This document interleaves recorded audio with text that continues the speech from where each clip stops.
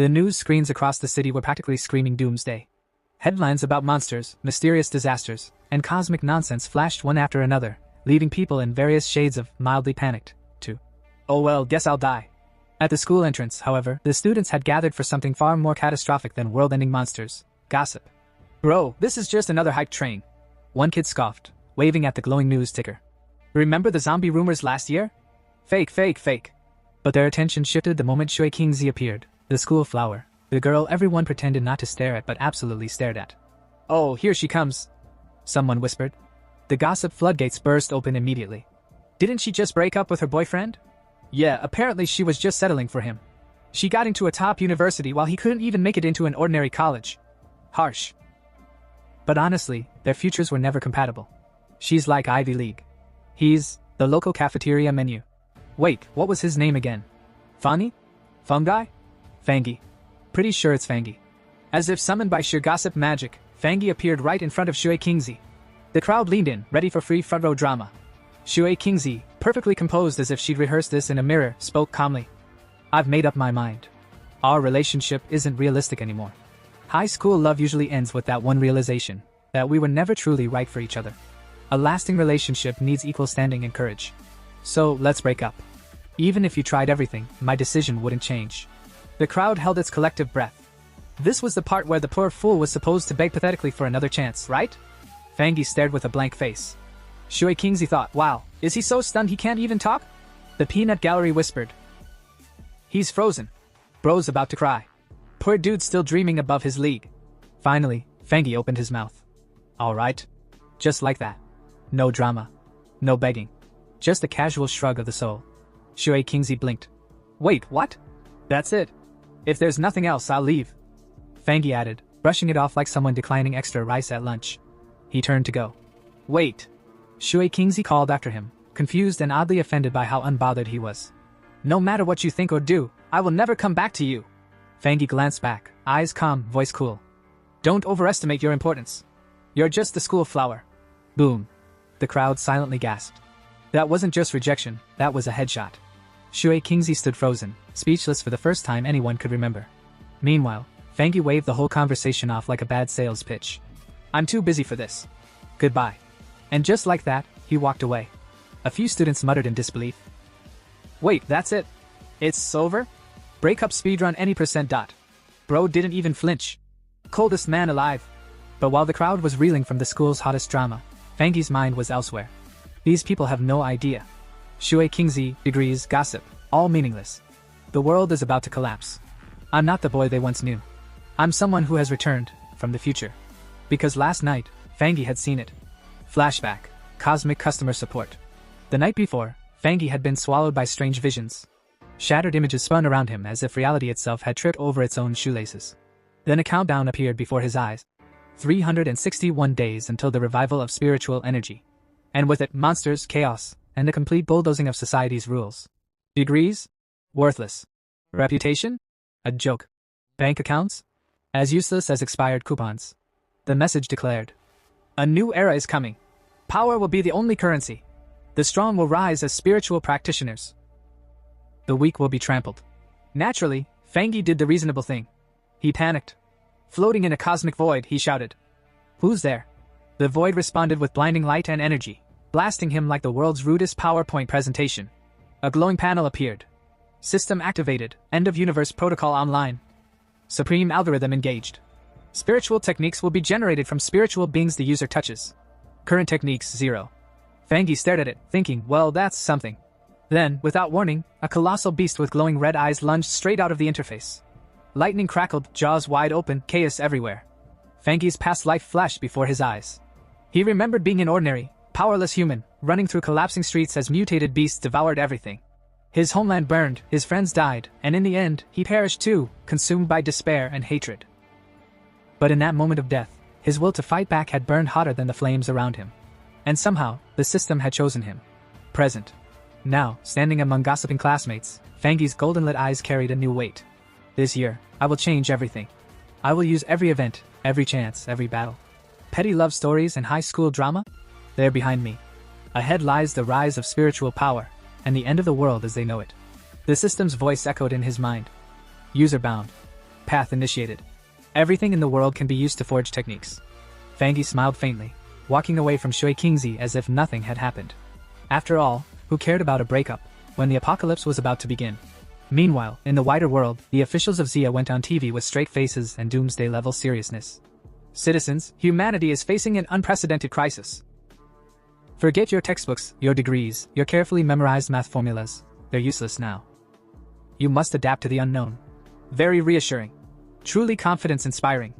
Fangi, standing among a crowd of half-bored students, thought, yep. This is it. The beginning. The officials weren't even pretending to calm the public. No, everything is under control. No, trust the government. Just good luck, don't die. Nearby, someone's phone buzzed with an emergency alert. The screen flashed bizarre images, distorted landscapes, twisted animals, a big red warning. People muttered uneasily. Strange. Fangi narrowed his eyes. In the old timeline, news like this would have been instantly censored. Zia's way was usually subtle. They didn't scream. We're all gonna die. They'd issue indirect warnings like, please wear sunscreen, and also maybe build an underground bunker just in case. It was slow. It was tiring. But at least it didn't evolve into rioting and looting like the neighboring countries. For Fangi though, every strange thing had a new meaning. The system had told him anything unusual could become a source of power. So when his phone flashed a new headline, highest UV levels in a century at King Chan University, freshmen please bring sunscreen, he didn't laugh it off like everyone else. The students around him chuckled. Wow, the university paid to trend, huh? Extreme UV?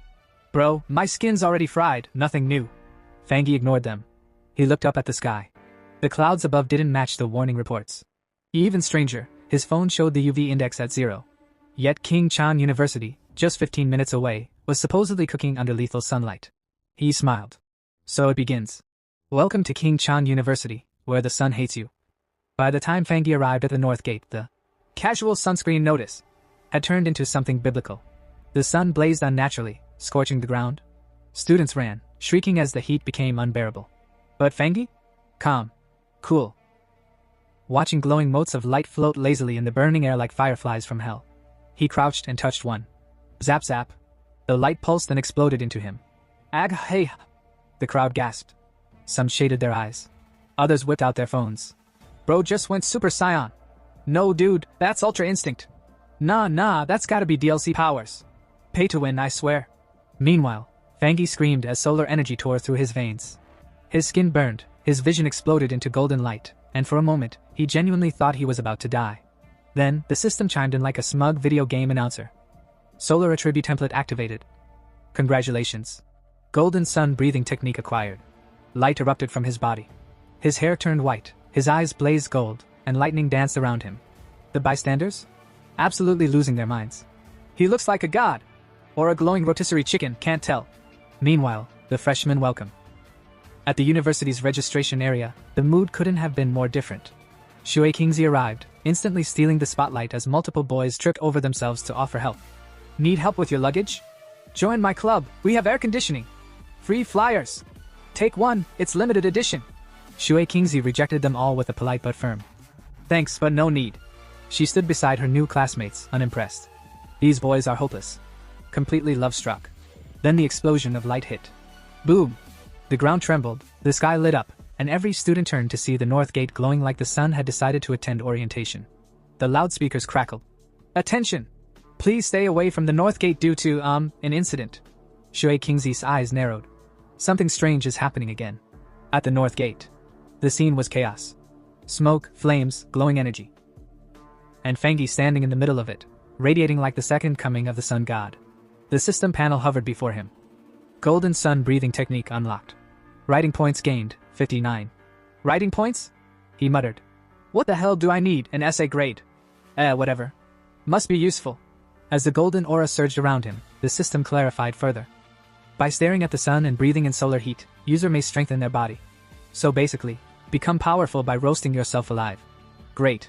The crowd formed quickly. Some students screamed. Some laughed nervously. Some swore they felt the temperature drop instead of rise. Then the president of King Chan University stormed in with security. Why are you all still here? Warnings were issued. Back to check-in or you lose points. A hooded officer barked. Seal the north gate immediately. Re-establish the perimeter. The president, sweaty but authoritative, nodded. Another system notification flashed in front of Fangi. Contaminated zone level 1 purified. He froze. Wait. Contaminated zones are officially recognized? The government already knows about spiritual energy? Before he could think further, a broadcast thundered. All unrelated individuals must evacuate the north gate immediately. Military forces rolled in, rifles raised, sealing the area. The crowd buzzed with fear and confusion. Are those soldiers? What's going on? Why does it feel like a sci-fi movie? Fangi clenched his fists. Too many eyes. Too much attention. Time to go. Without hesitation, his golden aura flared, and with a powerful leap, he launched himself skyward, leaving the stunned crowd behind. The hooded officer stepped through the smoke like he'd just come out of a video game cutscene.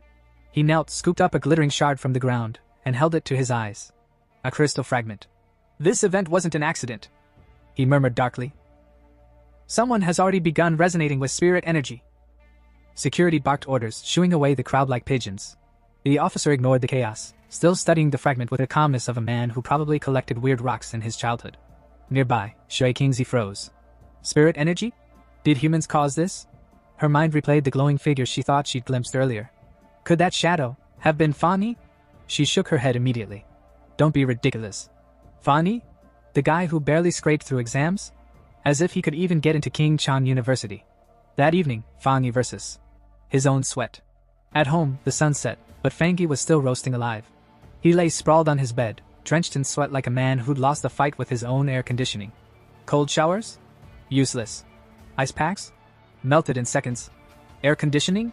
Might as well have been a hairdryer. He groaned. At this rate, I won't sleep tonight.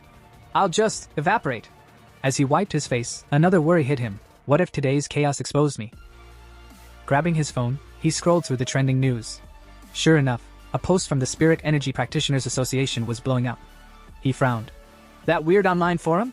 The one that used to post cultivation memes nobody took seriously? The announcement looked different now. Official formatting, government watermark, a full list of cultivation ranks. The Zia country seal gleamed at the bottom. It's real. In his past life, he'd never seen this. Back then, he was just an ordinary guy running for his life, not browsing online manuals. Now, it seemed the government was openly acknowledging early awakeners. Sitting cross-legged on the bed, he muttered. Fine. If the world's gone official with this, then I'd better get serious. He closed his eyes, inhaling deeply. The heat surged again, but he forced his breathing to steady. Flames of golden energy flickered, then swirled. Slowly, his body lifted off the mattress. Step 1. Strengthen the body into a vessel. Step 2. Become a living weapon. Form of the divine axe. He commanded. Energy roared. Golden light condensed. The system chimed. Congratulations. Breakthrough to Ghost Axe 1-star rank. Another notification popped up. 50 writing points available. Oh right, I forgot about those. The system explained. Writing points could forcibly embed power into anything. Fangi blinked. Anything? Like anything? To test, he picked up a mug. The system politely asked. Embed sun attribute into mug? Cost, 1 writing point. Why not? The mug glowed like the Holy Grail. Fangi smirked. So it works. Which means a sword, a gun, anything could become a divine weapon. His eyes drifted to the sheathed sword in his case. Soon. But I need to test more first. Midnight rabbit problem. Outside, under the moonlight, something stirred in the forest. A mutated beast crept closer, glowing red eyes glinting in the dark. Black feathers bristled along its body as it crouched low. Yes. A rabbit. A rabbit of nightmares. Inside his apartment, Fangi groaned, coughing. He shifted on his bed before suddenly sitting up. His ears twitched metaphorically, his new senses sharper than ever. Coughing. Not mine. Not normal. He stepped into the living room, listening. The sound echoed from the corridor. Opening the door a crack, he peered out. And there it was. The red-eyed, feathered mutant rabbit. Even with memories from his past life, the sight made his skin crawl.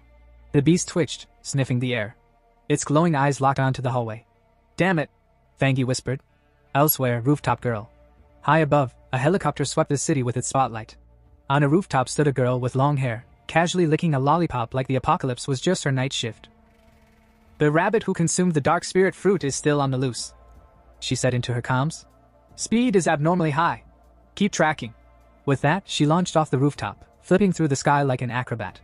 Midair, she stiffened. Her senses flared. I've detected the beast's dark energy again. It fled 20 kilometers to a residential area. Her voice sharpened. Immediate pursuit. Protect the residents. Stay cautious. The spirit fruit's effect isn't complete. It may still grow stronger. With a kick against the wall, she vanished into the night, streaking like a comet. Down below, a random pedestrian looked up, jaw hanging. Did I just see Sailor Moon? Inside the Central Channel manga department, one poor overworked editor rubs his eyes and mutters. Am I hallucinating from deadlines again? Or is there seriously someone jumping in front of the moon?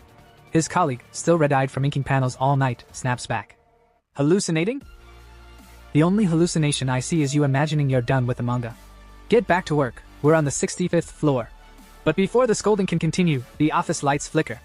Outside, framed against the glowing moon, a dark figure leaps, dramatic enough to put every shonen protagonist to shame. Meanwhile, on the streets below, the mutated beast roars and lunges at Fan Yi. Only this time, Fan Yi doesn't flinch. His golden eyes blaze as though he's powered by an ancient solar battery. Ever since his breakthrough, he thinks, my body moves sharper, faster. It's like the beast is charging at me in slow motion. Crackling golden energy coils around his hand, lighting up like he just grabbed hold of the sun itself. Already? Mutated beasts appearing this early? He mutters, half exasperated, half thrilled. He sidesteps the charge with ease, grabs the monster mid-swipe, and slams it into the pavement so hard the ground itself files for workers' compensation. The crowd in the distance might have expected screams of terror. Instead, the only thing heard is the crisp crack of bones and the ominous hum of energy. Golden light wreaths Fan Yi's body. His eyes narrow. The weak points the tail. He rockets upward like a golden cannonball, dragging a shockwave behind him. The earth splits beneath his feet, the beast flails midair. Too late. Fan Yi's fist glows like a miniature sun, and he unleashes a golden beam that burns across the night. The beast howls, writhes, and in a last act of desperation, tries to swallow the energy whole. Fan Yi smirks. Absorb this? You dare? That's solar-grade young energy, my friend. You're not snacking on the sun. The beast ignites from within. Boom! A blazing explosion tears the night apart. Up in his apartment, the poor manga editor nearly chokes on his instant noodles. Thunder? At midnight? He rushes to the window and blinks. Or maybe, I am hallucinating. Down below, Fan Yi lands lightly, shards of glowing energy scattering like golden fireflies around him. He dusts off his sleeves as though he hadn't just vaporized a nightmare rabbit monster. Fragments of a red eye roll to his feet. He stomps once, grinding it into the dirt with casual disdain. The beast was desperate. Reckless. Hungry. He mutters. Darkness-driven, but starving. If I hadn't awakened, I'd be dinner right now. His golden aura fades, and with it comes resolve. I need more spiritual techniques. Surviving what's ahead won't be possible with just this. Elsewhere, under the moonlight, a girl descends like a fallen star. She lands in the forest with enough force to crack branches and shake birds from their sleep. Kneeling by the charred corpse, she frowns. Torn apart already? She reaches for the remains but flinches back. Hot. Her eyes widen. This temperature. Young energy? And pure too. Exactly like the one reported at King Chang University. This is no coincidence. She presses her earpiece. HQ, the mutated rabbit is confirmed dead. But it wasn't me. Someone else did it. A pioneer. The calm line crackles. A pioneer? The one who purified King Chang University's northern gate. Yes. Not in the archives, strange. His elemental power is unusually pure. We need him. Contact immediately. Understood. She replies calmly, sealing the sample in her cloak. Her superior barks another order. Postpone everything else. Track him down. Persuade him. The association must have him. The girl pauses, unwrapping a lollipop with immaculate grace. She pops it into her mouth, chewing with all the seriousness of a top-tier spy. Got it, she says. But first, she takes a dramatic slurp. I want milk tea. Fan Yi couldn't help but wonder who this mysterious powerhouse was. Anyone who could release that much overwhelming energy definitely wasn't your average street cultivator. It had to be a true expert. He clenched his teeth and made a silent vow. No matter what, he'd meet this person one day. Meanwhile, somewhere else entirely, Funi stretched his arms wide in front of a giant window as golden sunlight poured into the room like it had been waiting all night just to spotlight him. The whole day starts in the morning. He announced to no one in particular, admiring the dazzling glow. Then, shirt off. Boom. Muscles out. If sunlight had feelings, it would have blushed. Waking up early helps with cultivation, he said, as if revealing a life hack no one on the internet had ever heard before. As he stood there basking in the warmth, glowing energy swirled around him. He activated the legendary golden sun breathing technique, guiding himself to feel the morning rays and absorb them like some oversized, shirtless solar panel. Fan Yi could sense it. Ever since he'd stepped into the Ghost Axe realm, the aura of the so-called mountain masterpiece became much clearer when using this technique. It felt like invisible golden threads were circling around the divine axe. Then, boom! A sudden explosion of light erupted. Wait, already? Fan Yi blinked. The breakthrough happened so fast it caught even him by surprise. Energy surged through his arm as he clenched his glowing fist. Lifting the golden axe, he realized it felt lighter. Much lighter. Swinging it experimentally, he mused. Cultivation is just like chopping wood. What really matters is persistence. Swoosh. His downward chop blasted radiant energy through his body, shaking the ground. Golden flames danced around him as he marveled at how much tougher his body had become. His eyes glowed like two molten suns. Still, he reminded himself, his fast progress wasn't just talent. It was thanks to leftover residual energy from his earlier breakthrough. Surrounded by blazing golden fire, he swore to take things one step at a time. No more flashy leaps. Well, hopefully. Then his eyes landed on a package conveniently stamped. Authentic goods. He frowned. Great. My breakthroughs are so loud, even my delivery parcels are embarrassed. I need to find a quieter spot. Elsewhere, at the association office. An old man, sipping tea and pretending to retire, suddenly froze. His phone pinged, solar energy fluctuations. His brow furrowed. Again? Is it that kid Fang Yi? Back in the mountains. Beside a quiet stream, Fang Yi sat cross-legged, pulling up his glowing screen interface like he was about to order takeout. A prompt asked, use code points to implant Yong attribute into weapon? Yes. He confirmed coolly. Golden energy wrapped around him in a swirl. He recalled his last attempt. He tried coding a figurine into a weapon. The result? It worked, until it exploded from the Yong attribute's sheer power. This time, however, was different. The new blade in his hand resonated with him deeply, as if it shared the same origin. His screen confirmed. Coding successful. He grinned. Perfect. Let's test it. Swish, boom. The swing unleashed so much energy he nearly started a forest fire. Coughing in relief, he muttered. Okay, maybe a little too perfect. Enter the girl. She dashed into the scene, smoke swirling around her. Seriously? I just went out for milk tea. 1 coupon. And now this? Damn Mercury retrograde. When she spotted the destruction, her jaw dropped. Her tear-filled eyes widened as she realized. Wait, last night his aura was only 1-star ghost axe. How is it now 2-star? And a spirit weapon? For reference, spirit weapons are rare. Legendary even. The association had only 2. And yet this random guy, Milk Tea Girl's least favorite headache, had 1? She laughed nervously. It must be a mistake. Totally a mistake. Yep. Definitely my imagination. Still, muttering under her breath, she got ready to clean the mess. Again. Meanwhile, Fang Yi kept walking through the forest. He mulled things over. His weapon now carried the Yong attribute, but who said you could only code 1 attribute? The system's words echoed in his mind. Anything in the world can become coding material.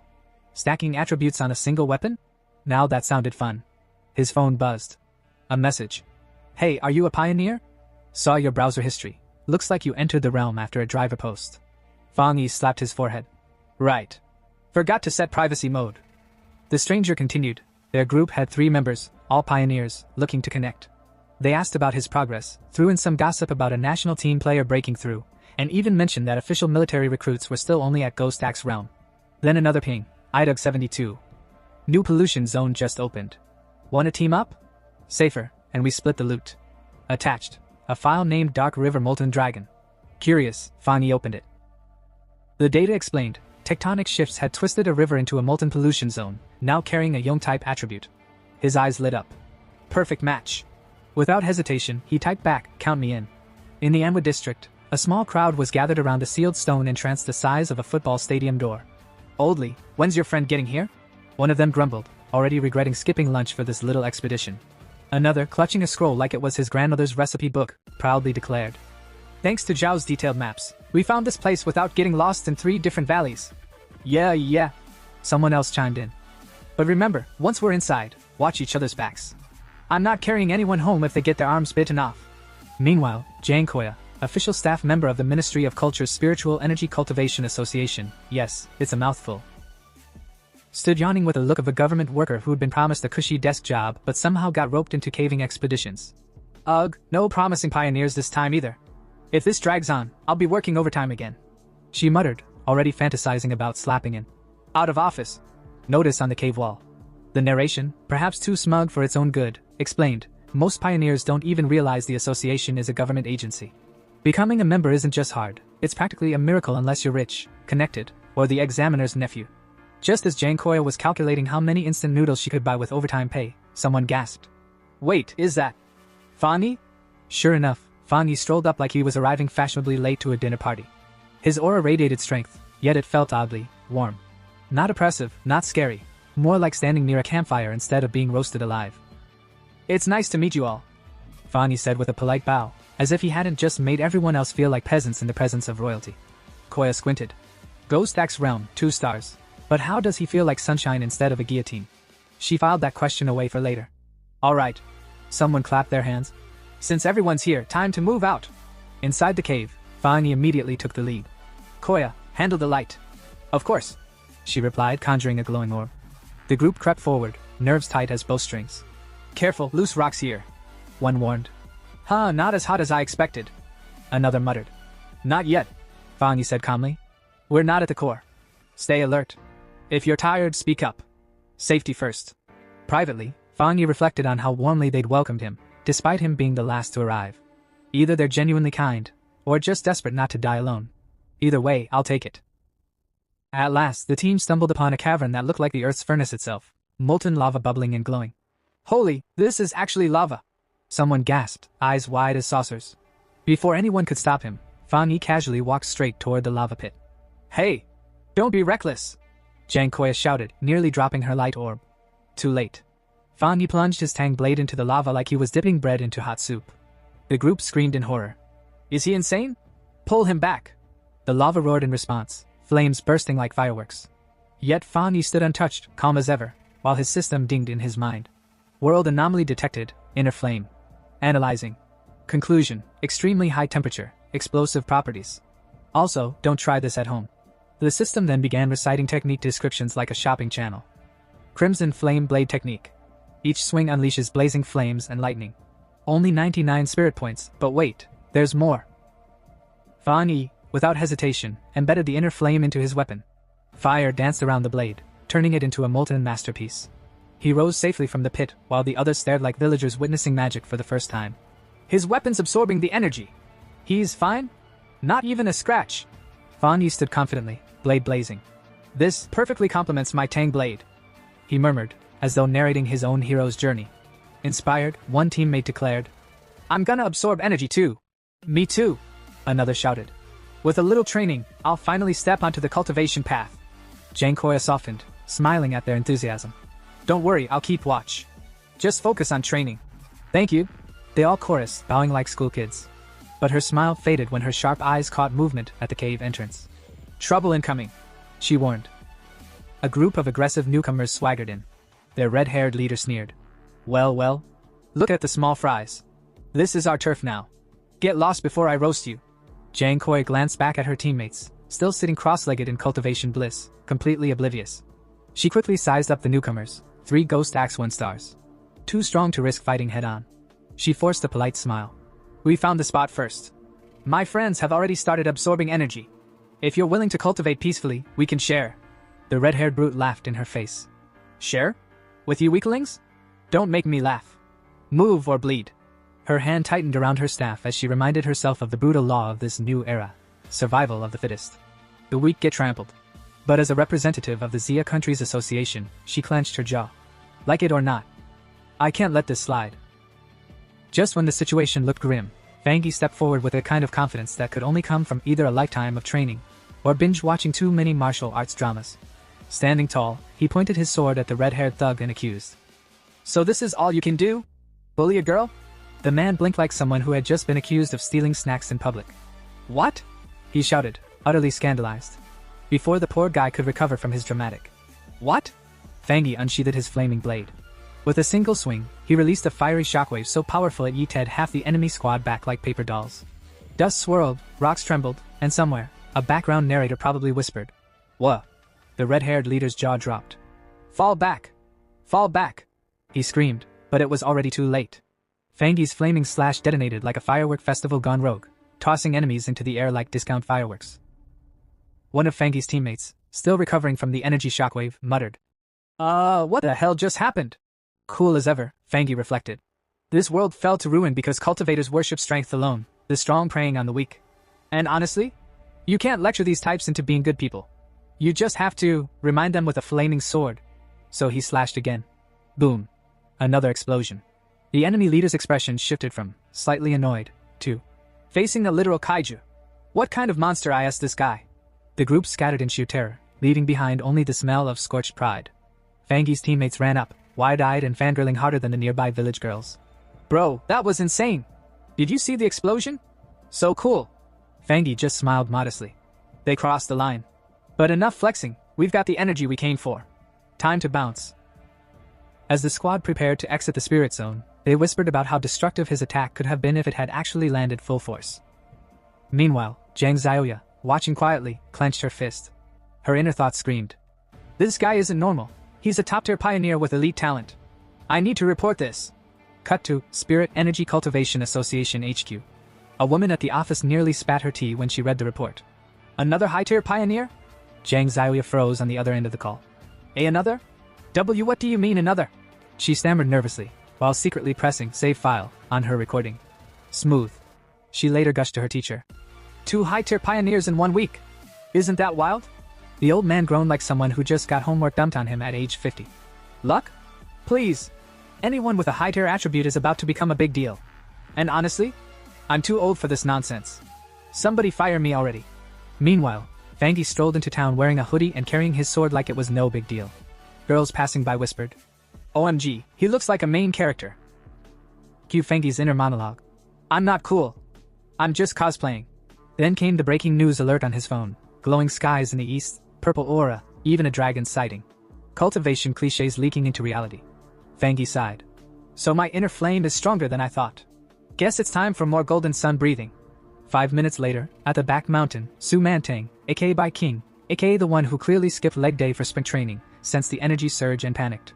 Wait, someone's breaking through to the 3-star Ghost AXE realm? Who even does that? She raced to the scene only to see Fangi in full anime protagonist mode, cross-legged, glowing eyes, golden flames, lightning crackling everywhere. Above him, energy condensed into the shape of a divine axe. Su Mantang nearly fainted. Is this guy for real? I nearly died vomiting blood last time I tried. And he's glowing like a walking thunder god. The divine axe pulsed with overwhelming energy. Fangi, calm as a monk on vacation, just sat there controlling it with precision that most cultivators would kill for. His aura screamed. Heaven's chosen one. Su Mantang's jaw on floor. Her inner monologue. He's not just a genius, he's a monster. A really handsome monster, but still a monster. Suddenly, boom. Fangi rose into the air, golden lightning erupting everywhere, breaking through to the 2nd star of the Ghost Axe realm. Su Mantang braced herself in the storm, hair whipping like a shampoo commercial gone wrong. 30 seconds and I already can't get close. This guy's ridiculous. She spotted the axe stopping by a giant glowing tree, realizing it hadn't fully awakened yet. But before she could collect herself, Fangi reappeared behind her like a ninja. Calmly, he said, keep my identity a secret for now. Su Mantang blinked then fumbled for her badge like it was an Uno reverse card.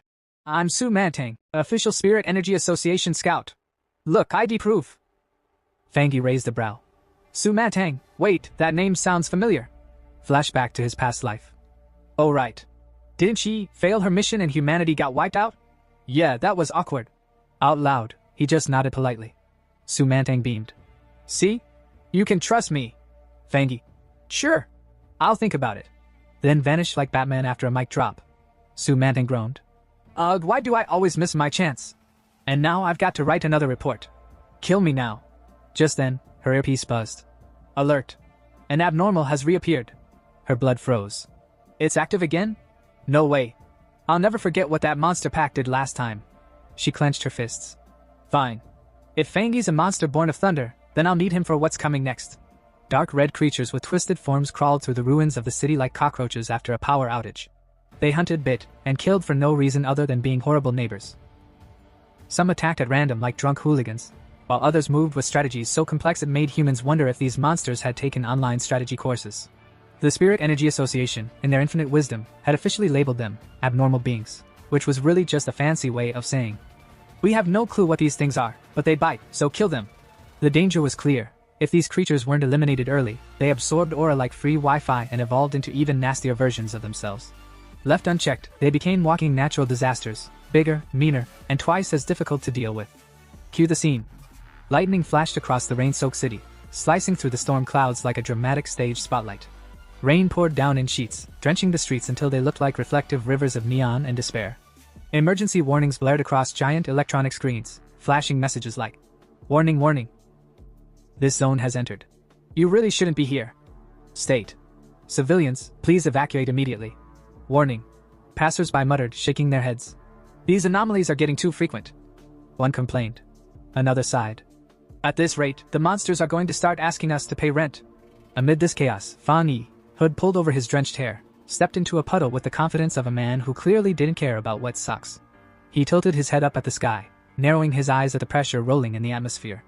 Lightning wasn't just striking, it was flexing. The center of the storm is still moving, he muttered, as if scolding a misbehaving dog. With that, Fan Yi darted up a flight of slick stone stairs, his boots splashing as he sprinted. He stopped briefly to glare at a mountain in the distance, now being struck repeatedly by purple lightning. The signal is coming from there, he whispered. And then, without hesitation, because hesitation was for the weak, he leapt forward into the storm. Meanwhile, at the Spirit Energy Association emergency meeting, a giant holographic screen flickered to life, showing Yu Huang Peak getting fried like a French fry in a fryer. The spiritual energy levels are rising, reported one nervous staffer. Danger level increasing rapidly. A man in a suit adjusted his glasses gravely. This is serious. Translation: we're all screwed, but I'll pretend I'm calm about it. Another official added. Even Ghost Axe Tier 3 elites would have a 100% fatality rate in that zone. Everyone gasped. Papers shuffled. Coffee was spilled. Bai King, the unfortunate soul tasked with explaining the mess, bowed slightly. In 1 hour, the zone will need a new emergency classification. And no one in our entire district has the ability to approach it safely. Lock it down, barked one officer. Seal it completely, shouted another. And so, with the speed only bureaucrats could muster, they declared the mountain off limits. Back at the mountain itself, the storm raged, lightning tearing into the earth. And who else but Fan Yi appeared, cloak whipping dramatically, muttering to himself like a lunatic in the rain. I will reclaim my memory, he whispered, as though the storm itself was listening. But Fan Yi knew the truth. If he wanted to absorb this level of spiritual energy, he had to go deeper into the mountain's core. The problem? Even ordinary monsters had been beefed up by this lightning buffet, and the danger level was rising fast, complete with space-time distortions. Basically, it was a buy one doom, get another free situation. Still, Fan Yi wasn't the type to run. He had mastered the golden sun breathing technique and the flame blade, but he also knew his body wasn't exactly built for unlimited overclocking. Too much strain, and he might snap like a cheap USB cable. So, naturally, he grinned and pushed forward anyway. Only by pushing my limits can I survive, he muttered, tightening his grip on his blade. If I miss this chance, I might as well wait for death under the heavens. And then lightning said, bet. A massive bolt of blue-white thunder came crashing down, lighting up the entire peak. Fan Yi braced, screaming through the pain as sparks and fire coiled around him. His clothes tore, blood streaked his lips, but he refused to fall. The system chimed in cheerily. High voltage notification, massive lightning energy detected. High voltage system recording progress. Fan Yi roared, flames bursting from his body as he leapt upward, clashing directly with the storm. His fire and the lightning tangled like rival lovers in a messy breakup. People in the city stared at the colossal explosion of light from their towers. Someone whispered, "Is that a human?" The system pinged again. White heavy checkmark achievement unlocked. Divine thunder tempering. Sparkle's heavenly thunder-drawn body refined into divinity. Award, plus 50 system points. When the storm cleared, Fan Yi floated above the mountain, glowing like an avenging deity. His aura warped the very weather around him. Lightning, he declared, voice echoing, is both my fangs and my shield. The system wasn't done. Skull new ability available, Pure Judgment Lightning. Effect, plus 300% damage to evil beings. Cost, system points. Purchase? Fan Yi tilted his head, eyeing his sword. He could embed the lightning into it, but if he did, the blade might snap under the weight of such absurd power. He smirked instead, flexing his hand. Put it in my right hand, he commanded. High voltage confirming command. High voltage embedding lightning attribute. Sparks gathered, thunder roared, and lightning coiled into Fan Yi's palm. His grin widened. Perfect, he whispered. And so, standing in the middle of heaven's wrath, he absorbed the storm itself, smiling like a madman who had just stolen candy from the gods. At dawn the next day, the storm-ravaged Yong Peak looked like a battlefield straight out of a bad apocalypse movie. Lightning scars across the mountainside, trees fried to charcoal sticks, and military personnel squinting into the mist like they expected the mountain to cough up an apology. Report, barked Major Hanli, who had the personality of an iron rod and the haircut to match. Sir, one officer snapped to attention. Someone entered the mountain before us. Hanli's brows twitched. A pioneer? Yes, sir. From behind, Bai King, who usually looked like she could stare down a thundercloud into apologizing, suddenly rushed forward, voice trembling. Did he survive? No one answered. The silence was dramatic enough for the background wind to kick in, fluttering her uniform like she was posing for a propaganda poster. Finally, she knelt to the ground and muttered, "I can't sense his attributes, or how long he's been gone. Yesterday's lightning storm scrambled everything." The officer cleared his throat and tried to sound less like he was reading off Google Translate. Well, it happened around 6 or 7 a.m. He slipped in just before we got here. Honestly, the timing was so tight, he might have dodged us before the sensors even updated." Hanli looked over the charred peak, unimpressed. The reading said pollution should have spiked to rank X, but instead, the density plummeted. Suspicious. Suspicious? Bai King frowned. Yes. Suspicious. The officer leaned in dramatically. The intruder may have lightning powers. Which means he didn't just survive, he feasted on that storm. Used it like a 5-star buffet. Too precise to be coincidence. Whoever he is, he's dangerous. Bai King folded her arms. Friend or foe? Hanli's lips tightened. If foe, then disaster greater than any anomaly. Dun dun dun. Meanwhile, across town, Fangdi was waking up on his couch. His sword lay beside him like an overworked roommate. His hair stuck up in 6 different directions, and his first heroic act of the day was rubbing his head like a hungover panda. Back at command, Hanli was already plotting damage control. Assign him a code name, he ordered. Tyrant. Yes, because nothing says let's stay subtle like calling someone Tyrant. The investigation at Yuang Mountain kicked off immediately. The military kept it hush-hush, spreading fake reports of natural disasters. On the Rain-Soaked Summit, the Spiritual Practitioners Association arrived. Their leader, who looked like he practiced stern frowning in the mirror every morning, told Hanli, "We've already dispatched a top pioneer to make contact." Then he turned dramatically to Su Qing. "Brief him." Su Qing's heart skipped a beat. "Me? Brief him?" She swallowed hard, stitched together half-truths with the skill of a panicked student bluffing an oral exam, and said, Yes sir. I believe it's the same pioneer who purified the contamination at the university. I've been trying to reach him, but he's elusive. Very elusive. Like a ninja rabbit. The rabbit part wasn't entirely wrong. She even mentioned the dead mutated bunny she'd stumbled upon, proof of Fangi's trail, and noted the traces of young flame energy at the scene. All technically true. Major Hanli studied her like she was an exam paper. Finally, he nodded. Gifted young pioneer. Well done. Su Qing saluted so sharply she nearly sprained her wrist. Inside, she screamed with relief. When the meeting wrapped, Hanli casually mentioned plans to cover everything up with natural disaster reports, and warned against putting spiritual data online. Su Qing exhaled, finally free of interrogation. Meanwhile, back at Casa Fangi, our tyrant hero was drying his hoodie with his golden sun breathing technique. Within seconds, the damp hoodie looked like it had been kissed by divine laundry service. He flexed his fingers, sparks dancing playfully between them. The once violent thunder energy now bowed to his will like a tame puppy. He grinned. 200% critical damage boost, huh? Oh, we're cooking now. Just then, ping! His phone buzzed. Fangi squinted. He'd set up special alerts for emergencies because, in his world, breaking news usually translated to, "Congratulations, you're now the unpaid intern for saving the city." The notification? A chemical plant explosion. Officials claimed no injuries. Fangi raised an eyebrow. Yeah, right. And I'm a vegan. Scrolling through forums, he read eyewitness accounts. Cold aura. Evil presence. Creepy vibes. The words triggered a horrifying memory. Blood, chaos, and a crimson monstrosity with too many eyes and not enough manners. A mutated creature.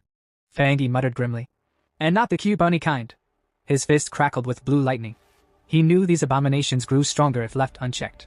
Tonight he'd hunt it down. Surrounded by a storm of electricity, Fangi smirked. Time to test my 200% critical damage boost. That same rainy night, the streets were empty and slick, reflecting the storm like a broken mirror. Blurred figures darted across rooftops, an elite squad cloaked in black, moving like shadows given legs. They were the Destroyer Squad, specialists in hunting things that went bump in the night, then tore people in half for dessert. Their current headache? A creature codenamed Candle Knight. One operative reported grimly. Target sighted earlier, but it slipped away. Not surprising. Candle Knight had the uncanny ability to melt into the dark. And unlike moody teenagers, it actually thrived there. Worse, it gave off a low, sinister sizzling sound, like bacon frying, except the bacon was human. High above the city, lightning split the sky as the squad regrouped on a rooftop. Their leader, silver hair, battle-scarred face, eyes that screamed, I haven't slept since the Cold War. Knew the storm tilted the odds in the monster's favor. Still, with grim determination, he growled. We stop it. Tonight. At Central Command, an operator filed the report. Priority level, red. Time frame, 12 hours. The extermination order was sealed and transmitted with all the urgency of an overworked bureaucrat slamming. Reply all. The squad got their orders: hunt it. Kill it. But don't die like amateurs. Red dots glowed ominously on their digital map, marking multiple threats across the nation. 12 hours wasn't ideal, but hey, national resources were stretched thin. Candle Knight would have to settle for being killed on a budget. But then came the snag. A warning buzzed across their comms. The area was currently under the jurisdiction of the Spiritual Energy Cultivation Association. A profile photo popped up: Su King, local prodigy and, according to every gossip forum, the one who outworks caffeine. The squad leader sighed, pinched the bridge of his nose, and requested her assistance. Her reputation was flawless, her attitude less so. Elsewhere, Su King raised an eyebrow. Since when am I this famous? Did my fan club pay for ad space? Minutes later, under pounding rain, Su and her cloak team arrived. Perching above like dramatic gargoyles, she smirked. So, you're the ones dragging me out for overtime? The silver-haired captain, who hadn't smiled since the invention of umbrellas, responded bluntly. Candle Knight is a man-eater. This isn't a casual favor. One of Su's teammates immediately bristled. Wow, who gave Mr. Personality the megaphone? Su pivoted with a mock bow. Well, if you're so capable, you clearly don't need me. She turned to leave, cloak swirling dramatically for emphasis. Her squad trailed after her, muttering. Does she always roast people this hard? One asked. Relax, it builds character. Another shrugged. Panic flickered across the destroyer captain's scarred face. He actually called out. Wait. And swallowing his pride, pleaded. We need you. Candle Knight is unlike anything else. If we fail tonight, innocent lives will be lost. That hit the right chord. Su sighed, rolled her eyes, and finally agreed, though she muttered something about extra pay or I walk. Just then, one squad member stiffened. Contact. The city seemed to inhale as a portal ripped open above. Shadows coiled like smoke. Then came the eyes, red, burning, unblinking. File number 7, Candle Knight. Likes darkness, dampness, chewing on pedestrians. Destroyer squad. The captain commanded. Begin operation. The beast lunged, faster than thought, a blur of claws and sizzling darkness. The squad's formation snapped into place like clockwork, north, east, west, south. A coordinated trap. Steel clashed with shadow. One operative struck true, drawing a shriek that rattled teeth. But Candle Knight responded with a swipe so brutal it carved a car in half. Red eyes blazing, it spun into a vortex of dark energy, screaming in fury. Dodge! Sound wave incoming! Su barked. Too late. The spiraling shockwave erupted, flinging fighters across rooftops like soggy ragdolls. Masonry cracked, sparks burst, and one soldier groaned. I think it dislocated my dignity. Their captain, bleeding from the arm, staggered upright. If I hadn't dodged, my bones would be dust. He spat blood and added. If it remains in the city, catastrophe is inevitable. Candle Knight howled, body glowing a sickly green. Dark energy pulsed outward, corroding the rooftop as though the world itself was melting. With startling speed, it began digging into the ground, carving a tunnel with acid breath. It's trying to burrow! A squad member shouted. Everything it touches corrodes instantly. We don't have a counter-element strong enough. One soldier quickly calmed them. It can't dig out instantly. Hold formation. We're intel support, not a marching band. Stay sharp. Then BM. Candle Knight burst from the ground, claws first, and sent another operative flying into a billboard, which ironically read, Think Positive. The squad leader roared. Don't let it escape. Chase it. They followed the glowing green energy trail through the storm until they reached another rooftop. A spike in spiritual energy nearly blinded their scanners. One member raised a hand. Careful. We wait outside. The target's inside, and it's not alone.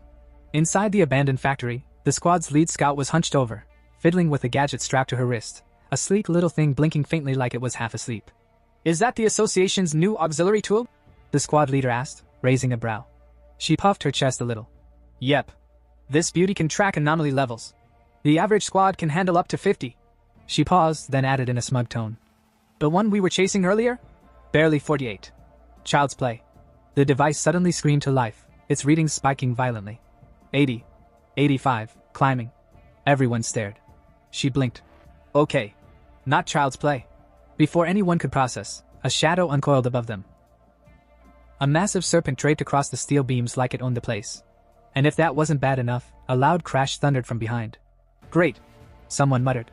2-for-1 special. Bai King clenched her jaw. We've been tricked. Candle Knight lured us here, and now the serpents joined the party. The leader barked an order. We're retreating. Straight to the door. If it wants to stop us, it'll have to show itself. Together, they blasted the rusted factory doors with spiritual firepower, forcing them open. They bolted. Almost made it. Almost. Something lashed out of the mist and slammed biking to the ground. Poison gas hissed through the air, seeping into her lungs. Her limbs weakened, her senses dulled. She gasped, clawing at her communicator. Guys! Silence. Only the eerie echo of the factory. Alone, choking in the haze, she pieced it together. Candle Knight is the bait. The serpent's the butcher. One lures, one harvests. The serpent's monstrous face emerged from the toxic fog. Unlike Candle Knight's creepy theatrics, this mist wasn't just for show. It was poison, pure and simple. Paralysis, energy drain, suffocation, the whole deadly package. Her body gave in. She collapsed. A faint shaft of light cut through the ceiling above, but she couldn't even lift a finger. Then, boom! A figure crashed down from above, landing with enough force to crack the concrete. Fangi. Calm, confident, and looking like someone who just jumped into a fight he'd been waiting for all day. The serpent lunged at him with jaws wide, but Fangi dodged effortlessly. And just as he steadied himself, wham! Candle Knight dove from above. Two anomalies, coordinated like hunting partners. Fangi growled but smirked. So that's the game. One lures, the other devours. Cute. Candle Knight, you bite a little too much. You must really enjoy it. Thunder crackled around him, his sword igniting with blazing lightning. With a sweeping strike, he scorched the serpent's body, flames tearing into its scales. The serpent reeled, screeching in agony, but its wounds closed almost instantly. Fangi wasn't surprised. Of course you regenerate. Figures. Then he unleashed his trump card, channeling his flame and thunder into one devastating blow. Fire seared, lightning purified. The serpent's body writhed, screaming until it finally collapsed into ash. Triple crit thunder finish. Fangi muttered, admiring his own handiwork. Not bad. Pretty sure I'm climbing the pioneer rankings. Just as he was basking in his victory, poison from a stray serpent's scale burned into his shoulder. His vision blurred. The serpent's last laugh. Gritting his teeth, he reminded himself, flame dissolves poison. Golden sun breathing heals. Thunder purifies. My body screams because it knows the danger, but at least I'm alive. Others wouldn't be so lucky. He steadied his breath, let the poison burn out, and watched the serpent's ashes scatter. That's when he noticed movement in the smoke. Su King, the scout, coughing miserably. Fangi raised a brow. Oh, you're still alive. What was your name again? He smirked. Don't bother pretending you're dead. Your acting needs work. Her face turned beet red. I wasn't pretending. I really did pass out. The smell woke me. Fangi chuckled. Strong willpower though. Your teammates fainted, yet you had just enough left to shield yourself. If you were out cold, you wouldn't have smelled blood or burnt flesh. Su King blinked stunned, then muttered a thanks. Inside, she thought, so he noticed I saved a sliver of energy. Just how strong is this guy? He waved it off. Doesn't matter. Promise you won't reveal my identity, and we're good. For a moment, he almost seemed friendly. Then he glanced at the gaping roof and sighed. I'm late. You're safe now. I'll leave the cleanup to you. Before she could protest, he leapt up through the hole. No need for more talking. Talking just complicates things. As he disappeared into the night, Su King whispered to herself. Enemies really do meet on narrow paths. Meanwhile, Fangi smirked privately.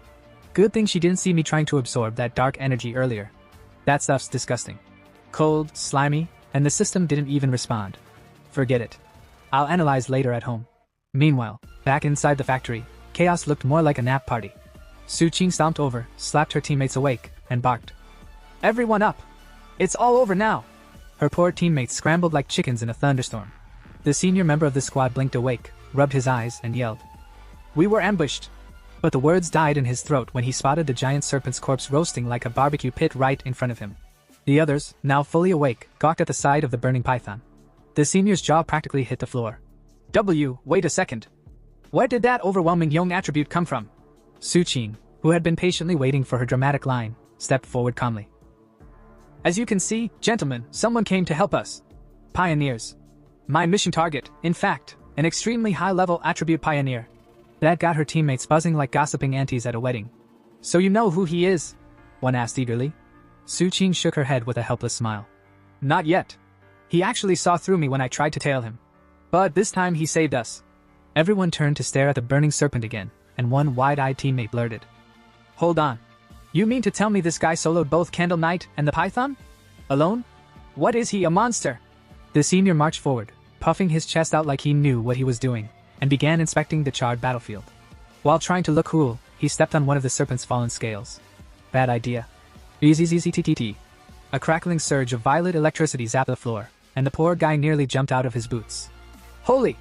Violet energy? He yelped. He spun to Su Qing like she owed him answers. Captain, didn't you say it was a young attribute? This is way too intense. Su Qing crouched down beside the remains, her expression serious. Candle Knight's thunder attribute. Very pure.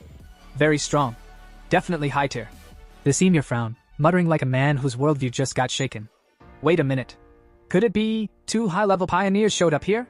One killed the Python, one killed Candle Knight, and they left together? But Su Qing didn't move.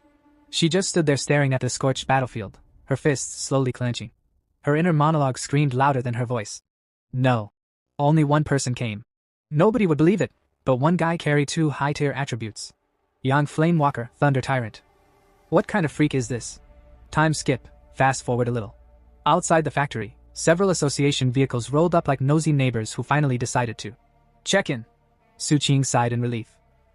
Good thing I stationed guards outside, or else they'd have sent a mop-up crew for our corpses. Inside, her teammates clung to her like overly emotional drama heroines. Boss, you're alive! I thought I'd lost you forever, sobbed one. If you had died, what would I do without you? Cried another. Su Qing stared blankly. What nonsense are you people spouting? Before she could shake them off, the association's reconnaissance team marched in with scanners and crystal devices, moving around like CSI investigators. Their job? Reconstruct the fight and make everyone else feel inadequate. One scanner stopped, checked his readings, and announced to the room. Captains, based on combat habits and kill patterns, there's a 99% chance one person killed both anomalies. The senior went stiff. So it really was one person. A dual high-tier attribute pioneer. Another teammate muttered. And here we are, Ghost Axe Realm, feeling proud of ourselves. The gap is ridiculous. Su Qing quickly stepped aside, pulled out her communicator, and reported to the higher-ups. My surveillance target appeared. Both Tyrant and the North Gate anomaly were my missions. Data's updated. On the other end, the association's chief listened, then sighed. I understand, Su Qing. Halt your mission for now. He saved you and wiped out the threats. He's not our enemy. Best not to annoy the man. Frankly, Old Han and I already disagree about this. Su Qing pressed her lips together, then added carefully. But Chief, back when Tyrant was about to advance at the back mountain, I sensed a very strong aura. At first, I thought it was a spiritual weapon. Now, knowing he's a dual high-tier pioneer, I'm beginning to wonder. The Chief's tone sharpened instantly. A spiritual weapon? Impossible. No one could have that without major backing. And besides, our scanners found no third attribute traces. Su Qing persisted. When I came in contact with him, the aura I felt was definitely Yong attribute. There was a pause. Then the chief muttered, half to himself, half in awe. If the weapon's aura really comes from his own Yong attribute, then if he's a spirit creation realm cultivator, it might be possible. Su Qing's breath hitched. Spirit creation realm? That's insanely rare. Globally, we barely have 2 of them alive. But the chief wasn't finished. His voice dropped low. And if he truly has a third attribute, it will shake the entire pioneer world to its core. Attributes clash violently in the human body. It's supposed to be impossible to hold 3. No confirmed pioneer has ever done it. Then, after a long silence, he added grimly. If he does have a spiritual weapon, the fact we couldn't detect a third attribute might actually be a blessing. Let's just hope this freak of nature never decides to turn against humanity. The story now shifts to our MC, who had just stepped out of the shower, steam still curling around him like he was about to star in some dramatic shampoo commercial. He towel-dried himself for about 2 seconds before lazily letting his fire attribute do the job. Instant hair dryer mode, no electricity bill. As he brushed the droplets from his shoulders, his mind wandered. Less than a year until the official spiritual energy revival, yet anomalies are already popping up like mushrooms after the rain. And not the tasty kind. The dangerous, explode-in-your-face kind. He muttered to himself as he got dressed, thoughts spinning faster than a washing machine on overdrive. Recently, pioneers everywhere had started cultivating solo. Crack open the interface between body and spiritual world, and suddenly you were sensitive to heaven and earth changes, like some kind of human antenna. He thought back to the people at the underground river, wild pioneers just like him. Most of us are already at 1-star ghost penetration realm, even without Zia country's official stamp of approval. Now that they're reaching out to the wild crowd, it means things are still peaceful-ish. Mutual exploration. No one stabbing each other yet. Still buttoning up his shirt, he frowned. But even if the government's association exists, it hasn't gone public yet. Rumors are everywhere. Instability, weird phenomena. It's obvious they're trying to protect people while also quietly yelling, guys, trouble's coming. He froze halfway, staring at the floor, memories flashing of his past life, buildings crumbling, cities burning like giant bonfires nobody asked for. His jaw tightened. That's the problem. I can feel it. The government doesn't have the guts to launch full-scale cultivation. Too many people. Once the truth gets out, order collapses faster than a bad Jenga tower. Panic, unrest, chaos. Even official pioneers won't stop it. Internal and external threats will crush everything. In that sense, their slow and careful approach isn't wrong. After all, human hearts? Way scarier than ghosts or gods. He sighed, but then his brow furrowed deeper. Still, anomalies are growing faster than I expected. As if on cue, a system notification blinked in front of him. Detected attribute reading, dark, subattribute, shadow. His eyes narrowed. The memory of black mist surged back, the contamination, the hunger inside it. Shadow attribute, the natural enemy of pioneers. These things weren't just brainless exotic beasts. No, they were clever. Too clever. They hunted pioneers specifically, bodies rich in spiritual nutrition. They even worked together sometimes, laying traps like seasoned assassins. And that was just a subattribute. The true dark types? He'd seen them before, the ones capable of wiping out entire nations. One of them alone was enough to ruin a continent's day. Even today. If I hadn't interfered, that squad and those recruiters would have been toast. Shadow is already that sinister. If that's just a branch. He let out a low laugh that wasn't entirely amused. Full dark attributes are going to be hell. Another notification blinked. Status, temporarily unabsorbable. RMC tilted his head. Temporarily, huh? So one day, I might actually absorb it. Maybe even flip it to our advantage. That could be the key. He mentally reviewed his arsenal like a gamer checking his skill tree. Golden Sun breathing, Yang attribute, check. Divine Thunder tempering, Thunder attribute, check. Crimson Flame blade technique, Yang subattribute, Inner Flame, check. Not just high-tier attributes, but perfectly matched techniques. At his current realm, 3-star Ghost Axe, and yeah, there weren't many pioneers out there who could seriously challenge him. He exhaled. But it's still not enough. Dramatic moment. Heavy thoughts. Then his phone rang. The ringtone? Not epic or ominous. Just the standard ding-ding tone that ruined the whole mood. He glanced at the caller ID and groaned. Auntie? Why is she calling all of a sudden? He picked up. Hello, how have you been? Auntie's cheerful voice flowed through the line. Listen, your cousin is coming to study near your place. I don't feel comfortable letting her stay in a hotel. Can she stay at your place for a few days? RMC blinked. Cousin? Right, the study-obsessed straight-A machine. What was her name again? Honestly, I don't even remember what she looks like. Out loud, he said casually. Just have her come over. Spare room's empty. When is she coming? He asked. No need to pick her up. I'll give her your address and she'll come on her own. Auntie replied. Then she chuckled warmly. She'll even bring you some cookies and snacks when she arrives. Should be there tomorrow afternoon. Sorry for the sudden trouble. RMC snorted. Auntie, what trouble? It's fine. A soft chuckle escaped him. I've got things to do, so I'll hang up now. Call ended. Silence fell again, his heavy thoughts still simmering under the mundane request. The universe was tossing anomalies at him one moment and family sleepovers the next. Truly, the balance of life. Meanwhile, at the aunt's house, a girl sat glued to her computer screen, eyes sparkling as she scrolled through one questionable article after another. Harnessing spiritual energy in just 10 steps. Beast challenges in public parks. Totally legal, not really. Death Town, top 5 places to definitely not visit. She was in deep. Like PhD level deep. Right then, her mom, the MC's aunt, pushed open the door. Did you finish packing? She asked, arms crossed in classic mom stance. The girl sighed dramatically. Yeah, everything's packed. But I really don't want to stay with cousin brother. The hotel was fine for me. No. Her mom's tone had the finality of a Supreme Court verdict. It's much safer staying with your cousin than being alone in a hotel. I trust him more than any random staff member. And don't cause trouble there. Help around the house, understood? Ugh, fine. I get it. The girl shoved her mom playfully out the door, shutting it before another lecture could load. Leaning against it, she muttered. One hurdle at a time. Whatever cousin's like, he can't be harder to handle than an anomaly. The next day, phone in hand, she followed the GPS voice like it was divine guidance. You've arrived at your destination. The robotic map announced. She looked up. In front of her stood a big, hotel-style building. This should be the place. She muttered more to herself than the building. Just then, the door opened. Out stepped our hero. The girl straightened and said, Hello? So your name is Linny? He said, pretending recognition. In his mind, I totally couldn't recognize her at all. He led her inside, playing the polite host. So, you came here for the summer camp? Yes. She replied with just enough sincerity to sell it. If you need anything, just call me. Thank you, cousin. He handed her a spare key. Your room's down the hall. I'll be in mine. Linny accepted it with a little bow. Sorry for the trouble these few days. No trouble. he waved it off. But as he walked away, he couldn't shake the feeling. Wait a sec. Is it just me, or is she not hiding her presence properly? Earlier, I definitely sensed a trace of spiritual energy. Could she already be a pioneer? Then that whole summer camp excuse, was it actually just a cover? Suspicion planted, he left. Meanwhile, Linny pulled out her phone and hopped on her secret group chat. Linny, cousin seems nice. Doesn't look like he'll interfere with my activities. When do we move? The group instantly lit up. Greater than 18-year-old sultry woman, don't rush. Keep a low profile. Chaos everywhere. Pollution zones are getting claimed fast. Scammed in online romance for 50 cents, true.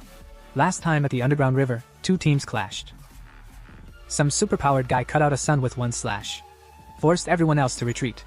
18-year-old sultry woman, 1 slash cut out the sun. Are you serious? Definitely an extreme young attribute. High-tier pioneer for sure. Scammed in online romance for 50 cents, it's real. I swear. Linny, that's why we must stay cautious. Spiritual energy revival isn't official yet. Everything's hidden. Who knows how many monster-level pioneers Zia country has. She closed the chat with a final note. Linny, alright, I'll wait for your signal. Then, thinking to herself. Forget it. I've just arrived. Better not cultivate right now.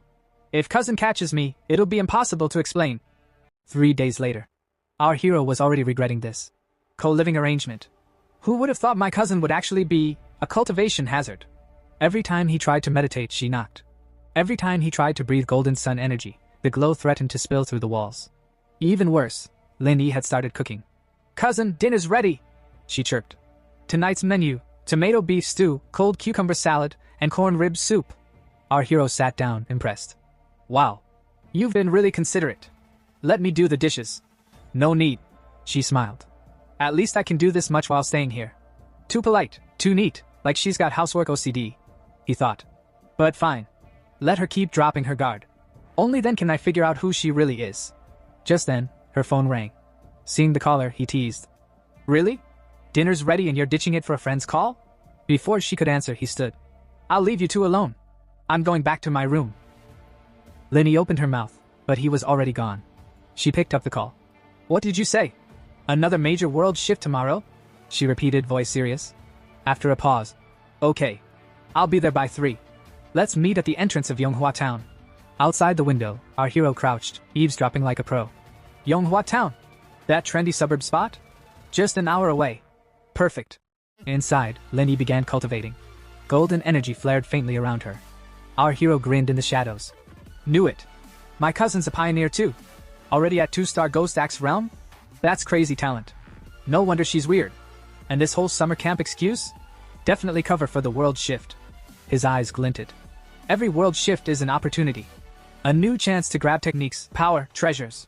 Whatever appears in Yonghua Town, it's all mine. With that, he dashed off at full speed, so quickly Linny's eyes snapped open. A faint unease lingered. That was strange. Was someone watching me just now? The scene shifts to Yonghua Town, where we find Linny. Beside her stands a girl with the most tragic username in the entire group chat. Scammed in online romance for 50 cents. She wastes no time, leaning toward Linny with a teasing grin. So, you've been crashing at your cousin's place these past few days, right? Tell me honestly, hot or not? Linny, thinking of our mysterious protagonist, replies with all the seriousness of a witness giving testimony. Honestly, he's a good guy. Looks wise. Well, he's nothing extraordinary. Definitely not the kind of impressive man you'd swoon over. More like a pretty boy. Hearing this, scammed in online romance for 50 cents looks crushed. Well, that's a letdown. She mutters, as if she just discovered her favorite K-drama star was secretly bald. Before Linny can say more, another group member strides over. A self-proclaimed 18-year-old sultry woman, the kind who probably adds sultry to her username unironically. She smirks and says, Don't forget, Linny once described herself as just an ordinary girl too. More members shuffle in, including a boy sitting a bit farther away who suddenly shouts like a bored dungeon master. Alright, since everyone's finally here, let's get down to the main issue. Linny interrupts, raising her hand like a schoolgirl in class. Wait. She's not coming again? The boy shakes his head, expression flat. Still only 6 of us. She's not coming. Sultry woman shrugs, already used to the absentee member's mystery. She's always been like this. Let's just move on. And so, the little band of pioneers heads off toward their destination, completely unaware that our true hero is lurking at a distance, watching quietly like a ninja stalker with better hair. As he observes, his spiritual sense picks up their energy. My cousin's team is pretty low-key. Weakest one's at 2-star Ghost Axe realm, that guy over there's at 3-star. And apparently they've got some powerful member who barely ever shows up. His gaze then shifts upward, to the mountain above Manhwa town, where something truly bizarre is happening. A massive vine is descending from the sky. Not a thunderstorm, not an earthquake, just a giant green noodle from the heavens. Think Jack and the Beanstalk, except this thing doesn't bring magic harps or golden geese. It just exists. The vine doesn't release thunder. No blazing light. No destruction. It simply drifts in and out of reality, as though it's buffering on bad Wi-Fi. Lin Yi's team arrives at the site, staring up at the anomaly. My god. If I hadn't seen it with my own eyes, I wouldn't have believed it. Sultry woman whispers, sounding less sultry and more terrified. Behind her, scammed an online romance for 50 cents bites her lip. Wait, maybe we shouldn't go any closer. Linny blinks. Why not? Because. The girl swallows hard. My whole body just went cold. You guys saw the internal forum rumors, right? Last time this vine showed up, a whole team tried to make contact. Strong pioneers, way above my level, but none of them came back. Not even bones left behind. The corrupted aura in the air presses down on them like a funeral dirge. Scammed an online romance for 50 cents clutches her head, spiraling into panic. This isn't just some random event. This is a high-level world anomaly. Unknown. Dangerous. Terrifying. I wanted to gamble like a pioneer, get rich or die trying, but the moment I saw this vine I know I'll die here. I want to withdraw. Her teammates sober up at her outburst. Lin Yi, ever the calm scholar, nods. You're right. We feel it too. This Wu-type vine, it's strange. It feels like it's been drowned in the river of time, like all life has perished, vitality stripped away. Instead of giving energy, it wants to devour ours. She grips her hand tightly and adds solemnly. But this is the path of martial pioneers. Meanwhile, our hero, still watching from the mountain, grimaces. Out of all the anomalies I've seen, besides the dark attribute ones, this vine is the worst. It's supposed to be a plant, a symbol of vitality. But it feels dead. Like a corpse pretending to be alive. Back below, Linny rallies her team. Friends, we don't have much time. Let's not get reckless. Spread out, sense the energy, but stay within sight of each other. Don't wander too far. Obediently, the group disperses. Linny perches atop a tree branch, beginning her cultivation. Our hero nods approvingly. Not bad. She chose the optimal range, cautious but efficient. Truly worthy of being a top student. Moments later, Lin Yi's energy surges, spiraling into the sky. She's about to break through. Already reaching 3-star? My cousin really is a genius. Down below, her teammates cheer. 3-star Ghost Realm. But celebration is short-lived. The vine suddenly stirs. Its roots slither forward, homing in on them like a predator. The boy leading them pales. This is bad. The vine sensed us from this far away. Sultry woman gasps, voice trembling. It's coming straight for us. In an instant, the vine lashes out, snaring some of them and draining their energy like a mosquito with a gym membership. Run! Run for your lives! Scammed an online romance for 50 cents screams. Lin Yi's breakthrough caused too much disturbance. If that vine grabs us, we'll be drained to nothing. The vine slams against Lin Yi's protective shield. Cracks spiderweb across it. Panic erupts. Most of the team bolts. But sultry woman grabs scammed an online romance's wrist. No! If we run, Lin Yi will die. And what do you expect me to do? Scammed an online romance snaps back. Donate my spiritual energy so she can level up while I get turned into compost? No thanks. Ignoring her, sultry woman turns to the group. We can't abandon her. The boy leading them glares, cold and pragmatic. Don't be naive. Life and death are fate. Wealth is heaven's will. We're all just casual teammates here. If we don't leave now, we'll all die. Before he can finish, smack. Sultry woman slaps him across the face so hard his dignity flies off into another realm. To hell with you. I won't abandon my comrade. And with that, she charges toward Lin Yi, while the rest of the group flees in the opposite direction. Up in the mountains, our hero stood dramatically at a cliff's edge, gazing down at the chaos below like some tragic opera performer. His brows furrowed, his eyes sharp with urgency. My cousin probably doesn't even realize the danger she's in. He muttered with that trademark heroic concern. She's still just a student, and that vine's power, TCH, even I'm not sure I can handle it with my current strength. But, he gripped his sword tighter, his aura sparking to life. A promise is a promise. I swore to Auntie I'd look after her daughter, and if I fail now, she'll never let me eat dinner at her place again. With that terrifying motivation, he drew his heavy sword. Determination blazed in his eyes like a cultivation novel cover illustration. Meanwhile, below, a sultry beauty had already dashed in to save Lin Yi. With elegance that could make even a demon blush, she hacked her way through the vine, until, of course, the vine got annoyed and wrapped her up too, At the same time, Lin Yi's little shield shattered like cheap glassware, leaving her exposed. And just as the vine was about to serve Cousin Yi as a leafy snack, whoosh! Our hero dropped in from above, sword infused with blazing yang energy, and struck. His strike burned the vine instantly, the flames of his yang power so fierce that the vine shrieked like a cat in bathwater, retreating at once. The two teammates who had been halfway through their cowardly escape froze mid-run. Their jaws dropped. Wait, it's retreating? Holy, look at that glow. Is he another pioneer? Indeed, the hero's yang energy lit up the cavern like a heavenly disco ball. His aura was so overwhelming that one of the fleeing boys started having an existential crisis right there. He thought bitterly, I'm considered a prodigy. 3-star Ghost Axe realm in record time. Barely anyone in the country compares. Even Lin Yi isn't that far ahead of me. But this guy crushed me. Crushed us all. What even are we compared to him? Stars trying to shine under a blazing sun? More like glow sticks under a supernova. Meanwhile, the sultry woman shaded her eyes against the brilliance. That's pure yang attribute, she whispered in awe. Only something that high tier could suppress a desolate vine. Of course it's him. And then, ding! A crisp system notification popped up in front of the hero. Detected extreme wood attribute. Initiating auto-writing. Processing complete. Before he could even sigh about how convenient the system was, wood energy surged into his body, filling him with vitality. A huge grin stretched across his face. Incredible! This wood attribute technique, it's basically a perpetual battery. As long as there's life nearby, I'll never run out of juice. Auntie, you can forget about me ever needing chicken soup again. The system wasn't done though. Another message flashed. Currently extracting secondary attribute, desolation. Warning, drains all surrounding life force. The hero's smile twitched.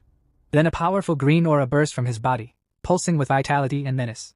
No wonder this vine grew here, he mused grimly. If it had sprouted in a village, it would have drained miles of land dry. Tyrannical. Terrifying. And now it's mine. As he admired his new loot, the sultry woman stumbled toward him, her eyes wide, her voice trembling with gratitude.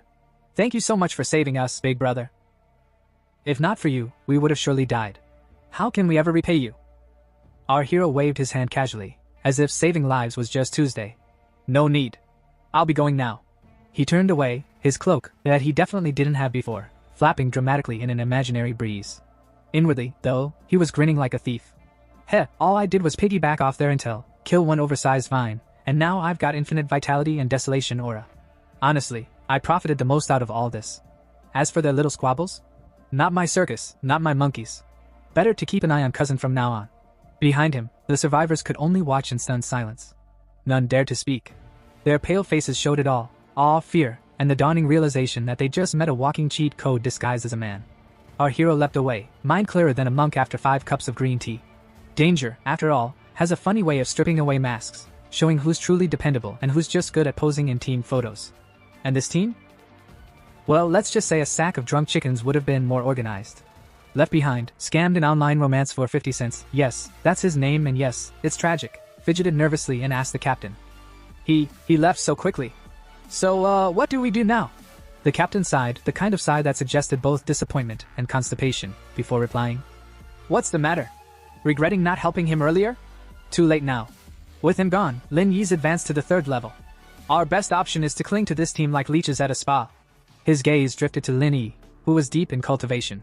She sat serene, wrapped in a faint shield of aura that looked sturdy enough to repel mosquitoes but already had a few cracks. Still, moments later, boom, breakthrough achieved. Energy surged around her like she just downed 3 cans of Red Bull. The 18-year-old sultry teammate practically launched herself forward, squealing. Lin Yi! You finally woke up! The captain gave her a glance, then leaned toward nervous 50 cents, whispering like a conspirator in a cheap drama. Now it depends on her. If she's rational, she won't burn bridges with us. But forget that for now. Focus on that mysterious man. He's the real problem. Lin Yi blinked groggy from her cultivation nap, and stared at the scene. Why are 2 of our teammates dead? And also, why do these vines look like they auditioned for a horror movie? Before anyone could answer, a wave of scorching yang energy blasted from behind. Even at a distance, it felt like someone had turned the spiritual thermostat to oven. The captain stepped up, looking all serious, and said, Allow me to explain. And explain he did.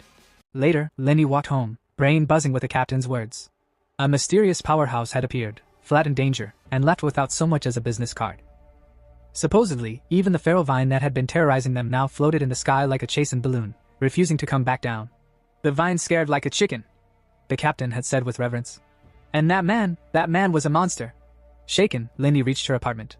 She opened the door and found, surprise, surprise, our hero waiting with a smile as casual as if he'd just come back from buying dumplings. "You're back," he said warmly. But spotting her pale face, he asked, "You okay? You look like you just binge-watched a tragedy marathon." Lindy quickly fibbed. "Just tired from studying." The hero nodded. "Good effort. Should we order takeout?" She agreed and scurried to her room, closing the door like she was hiding state secrets. Collapsing on her bed, she muttered, "Breakthroughs are exhausting. Wielding the divine axe takes more mental power than cramming a semester's worth of physics overnight." She scrolled her phone. Because naturally, enlightenment and doom didn't stop anyone from checking notifications. That's when a new message from Yahello appeared. "If any trace of that powerhouse appears, notify me immediately." Linny froze.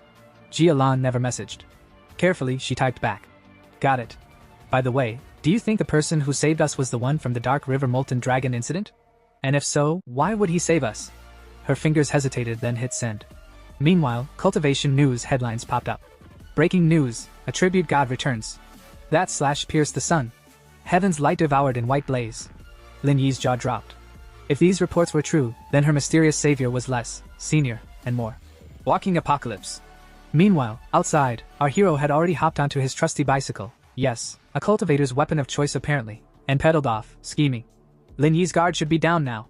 She won't suspect me watching her. Next step, the desolation attribute. He mused as he rode, narrowly dodging pedestrians.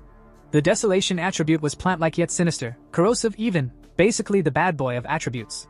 Jamming it straight into his body might turn him into spiritual Swiss cheese, especially since it clashed with the thunder attribute. No, the best way is through something like that ghost vine. It evolved on its own when the spiritual energy revived. That's what birthed desolation. His eyes gleamed. He knew exactly where to go. With a grin, he shifted gears and sped through the streets like a delivery rider on a mission. Destination, the city's forest park. He strolled into the park grinning like a man about to pull off a magic trick. Leaning close, he whispered to himself, "Time to pick a plant that vibes with my spiritual energy. Come on, lucky green soulmate, show yourself." With a flourish, he unleashed his wood attribute aura. A soft green glow burst from him, spreading out like an eager spotlight. Instantly, flowers, shrubs, and even a couple of old trees leaned toward him as though he just announced he was handing out free snacks. The plants weren't just reacting, they were begging. Leaves trembled, petals quivered, and the grass even looked like it wanted to crawl closer. Our hero raised an eyebrow. "So this is how plants flirt back with spiritual energy? Bold move, Mother Nature." "But," he frowned. Still not enough. Determined to turn up the volume, he poured out more energy. And then, bam, a tiny wildflower in the grass began glowing brighter than the rest, pulsing like a disco ball at a spiritual rave. Curious, he crouched down. Could it be the chosen one? He stretched out a finger, gently touching the flower. To his surprise, the little blossom curled around his fingertip, clinging like a clingy puppy. Our hero blinked. "Wait, it's nuzzling me? This is a flower, not a golden retriever." The flower shivered happily, like it couldn't get enough of his aura. Stroking it gently, he whispered, "Out of this entire forest, you're the one who loves me most. Perfect candidate to carry the desolation attribute." He grinned. "I'm ready. Are you ready?" The flower bobbed up and down like it was saying, "Heck yes." Closing his eyes, he funneled energy into it. Ding! System notification, embed desolation attribute into this object? Yes. The moment his power flowed in, the flower lit up like a firecracker. Leaves sprouted, its size swelled, and a frightening aura spilled out, rolling over the garden like a toxic wave. The lush green paradise shriveled instantly. Trees wilted, bushes withered, and within seconds the whole place looked like it had been fast-forwarded straight into post-apocalypse mode. Our hero gawked. 3 seconds. It only took 3 seconds for this thing to drain the whole park? That's way too overbearing. This isn't a flower, it's a demon in disguise. Panicking, he lunged forward to yank the thing out of the soil. But just as quickly, he froze. Wait, if I keep this up, the Spirit Energy Association will be on me faster than loan sharks on payday. This is the city center. Of course it's crawling with surveillance. Still, he ripped it out anyway. Yet even rootless, the flower refused to chill. It kept absorbing energy from everything around like a toddler with an endless juice box. He stared in disbelief. Even without soil, it's still eating? Can it survive like this? But now its greed was oddly tender, like gentle sipping instead of crazed slurping. He smiled faintly, stroking its leaves. Unbelievable. Just a wildflower before, but now, after embedding an attribute, it's evolving. Like I've unlocked its Pokemon evolution stage. Then, flash! Blinding light flooded the area, and a siren wailed. Warning, warning, abnormal value exceeded. Warning. Our hero's grin froze. Crap. He clenched his jaw. They noticed. Time to run before I end up as Exhibit A in some research lab. Without another thought, he bolted out of the park at full speed, clutching the overpowered flower like a man making off with stolen treasure. Meanwhile, alarms blared across the city. Inside the Reiki plant research department, chaos erupted. Scientists spilled their coffee, slapped on their wristbands, and scrambled into protective suits. Abnormal value skyrocketing, one technician shouted. What the heck happened out there? The head researcher slammed the desk, voice booming. Seal the park immediately. Nobody enters. Nobody leaves. Within minutes, a whole squad in white hazmat suits was charging toward the scene. The moment they arrived, one of the researchers checked his instrument, and his face turned the color of spoiled tofu. This is terrifying, he stammered. Earlier at King Cheng's North Gate, the readings had spiked at 810. When they encountered the Dark River Molten Dragon, it had barely hit 25. But here... Exactly! Another member cut in, his voice shaking. Once spiritual energy concentration hits 10, the military usually storms in with tanks and heavy artillery. And this park? It never even came close to 10 before today. Every member clutched a device that looked like a love child of a Geiger counter and a selfie stick. One of them jabbed a probe into the soil and muttered, bewildered. Strange. Humidity, normal. Ground moisture, normal. Sunlight, also normal. Radiation levels? Nothing unusual. But these plants. He bent down, staring at the shriveled grass. It's like their life force was vacuumed out in seconds. The group exchanged uneasy glances. Someone whispered the question that was sitting in everyone's throat. What kind of attribute could do this? Before anyone could answer, a man sprinted over like he'd just seen his ex with someone richer. His face was pale as death. Don't move forward. Don't touch it. This is the desolation attribute. The word detonated like a grenade. Faces blanched. Knees wobbled. One poor intern nearly fainted. Desolation attribute? Someone croaked. What's that supposed to mean? The team's old professor, beard flowing like he'd stepped straight out of a cultivation painting, cleared his throat dramatically. You've all heard the legends of the sky-hanging vines, haven't you? Every pair of eyes froze. Someone muttered in horror. You don't mean the demonic vine? The one that was classified as an A-level mutation? The professor nodded grimly. Yes. Because of its extreme danger, it was given A-rank status. Countless explorers entered its domain, only to vanish without leaving behind so much as a tooth. Its true terror lies in this attribute, desolation. It drains the life from everything around it. That is the nightmare we face. The word sank in like a bucket of ice water. One trembling rookie turned to the professor. Teacher, if I'd taken one more step earlier, would I already be, fertilizer? The old man's gaze hardened. Yes. Once a plant awakens the desolation attribute, it creates a death domain. Anyone inside will have their life force completely sucked dry. I've read the records. In Kong City's ancient tree zone, one decay tree corrupted the entire forest into a forbidden wasteland. Any creature that entered was instantly pierced through, drained, and spat out like yesterday's tea leaves. The group fell into grim silence. Even the wind seemed to hush in respect. But then, a hand clapped down on the professor's shoulder. He spun around, and nearly tripped on his own beard. Major Han! The man in question, dressed in military garb so crisp it could slice bread, stepped forward with ice in his eyes. All researchers, put on protective suits. Follow us into the contaminated zone. Soldiers rushed in, handing out masks and hazard suits like it was Black Friday at the Apocalypse Mall. They combed the forest, scanning every corner. No trace of the desolation source here, one soldier shouted. Could it be moving? Another muttered nervously. Weren't we told only the vine could? Before panic could spiral, another voice cried out. The desolation aura is decreasing. It's already dropped to 25. Meanwhile, at the forest's heart, Major Han and Su Qinging weren't wearing protective gear at all. Cool as cucumbers in a freezer, they knelt, pressing their palms to the soil. Their spiritual energy spread underground like a radar sweep. It led them to a single spot, then abruptly stopped. Both froze. Su Qinging's voice quivered. That place, that's where. Enough. Han cut her off, his tone grave. Someone dug it out. The researchers gasped. Someone whispered. Dig it out? Impossible. No one survives touching a desolation plant. Han's eyes narrowed. He whipped out a device, the screen glowing ominously. Big data analysis confirms this. The same person has appeared at both previous anomaly sites. The screen lit up with an image. A familiar face. Su Qinging stiffened. Her heart skipped. It was him. Han's voice dropped low. This man may be the pioneer you encountered before. His identity must be confirmed. Su Qinging stared at the image for a long, quiet moment, then murmured firmly. Good. That's how it should be. 2 hours later, our hero, blissfully ignorant of the military hunt, sat at home humming while potting a flower. The same flower. He stroked its leaves like a proud parent. My first time raising a flower, huh? Can't just let you sit in a plastic bag. Here's your own little pot. A proper home. The plant sat quietly, now branded with the terrifying desolation attribute. The hero chuckled. You're my most reliable helper now. And with that plain face of yours, nobody will ever suspect you're secretly the grim reaper of greenery. His expression turned sharp. In real battles, raw strength is one thing. But hidden trump cards? That's where you win. Ding! His phone buzzed. Caller ID, Old Wang. He blinked. Old Wang? That brat from next door? The one who joined the army 3 years ago and vanished? Memories surfaced. Desks shared since childhood, dumb pranks, fights over snacks. He grinned and picked up. So you finally remembered me, huh? On the other end, Old Wang's cheerful voice boomed. Meet me at the old place. Got a big secret for you. Don't faint when you hear it. Click. Call ended. The hero stared at his phone, scratching his head. What's that guy plotting now? Cut to Old Wang, very much not plotting pranks, standing stiffly at attention in front of Su Qinging and several officers. He reported crisply. Mission complete. He took the bait.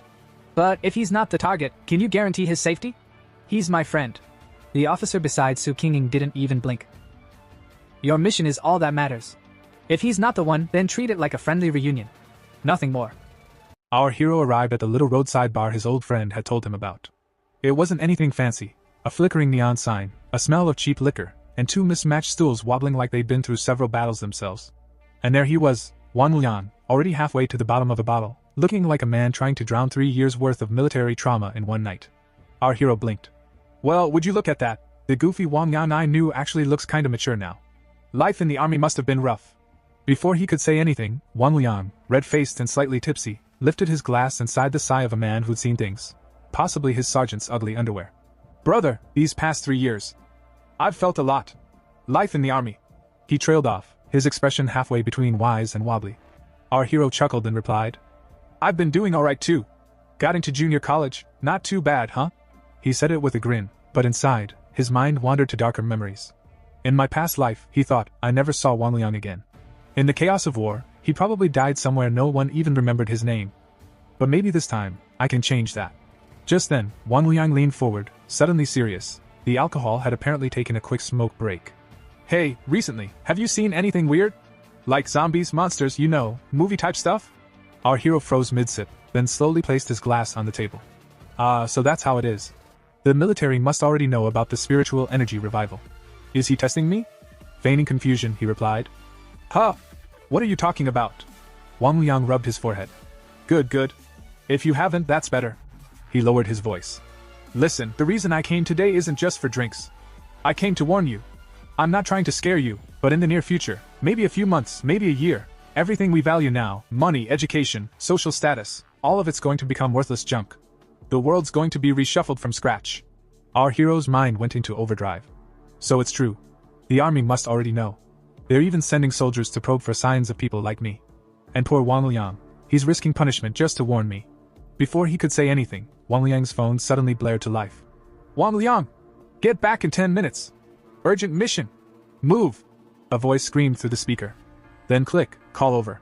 Wang Liang shoved his phone into his pocket, stood up so fast his chair almost saluted, and said hurriedly, Brother, I've got to go. Mission's urgent. I can't send you off. Our hero rose too, his expression suddenly serious. Is this about the revival of spiritual energy?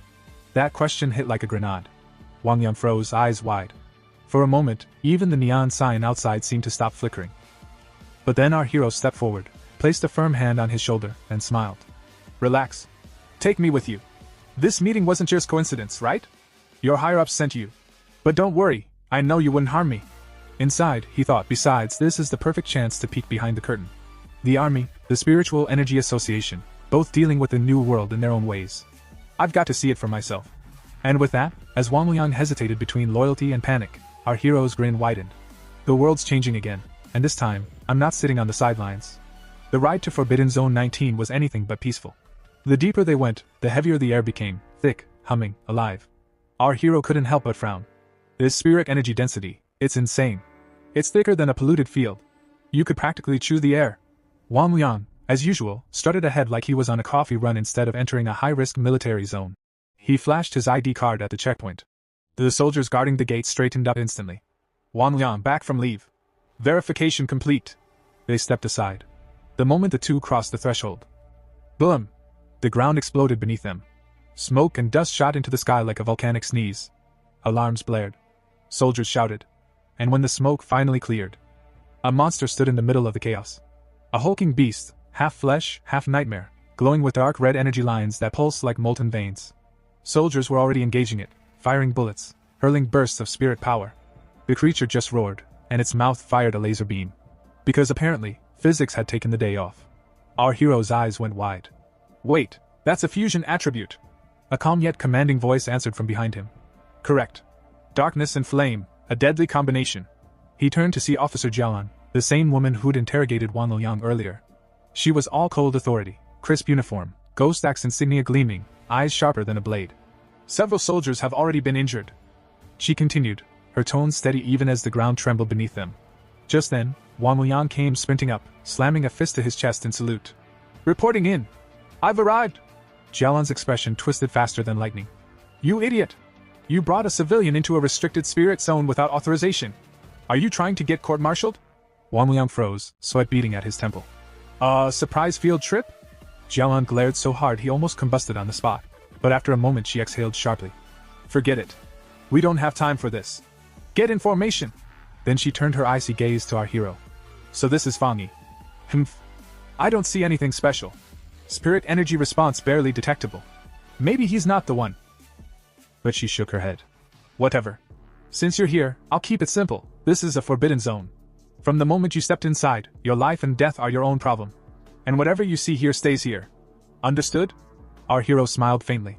Crystal clear. Good. Now stay out of the way. Jialan barked out orders. Soldiers moved with mechanical precision. Team Alpha, suppressive fire. Team Beta, spirit barrage on my mark. Two soldiers unleashed brilliant waves of spiritual energy that slammed into the beast. Jialan followed up, drawing her pistol with practiced grace. Bang bang bang.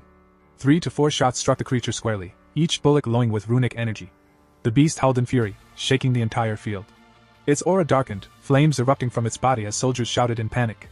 It's mutating! It's evolving again! Oh great! Our hero muttered.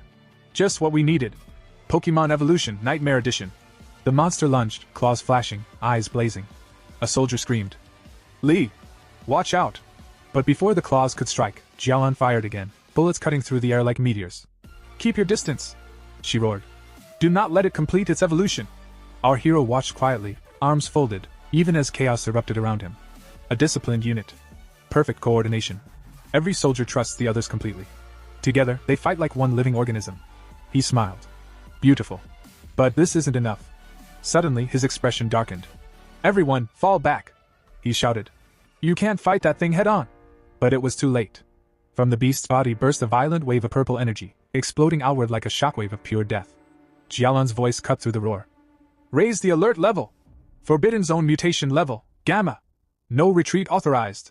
The soldiers braced themselves. The creature, now fully mutated, loomed like a demon out of legend. Jialan shouted.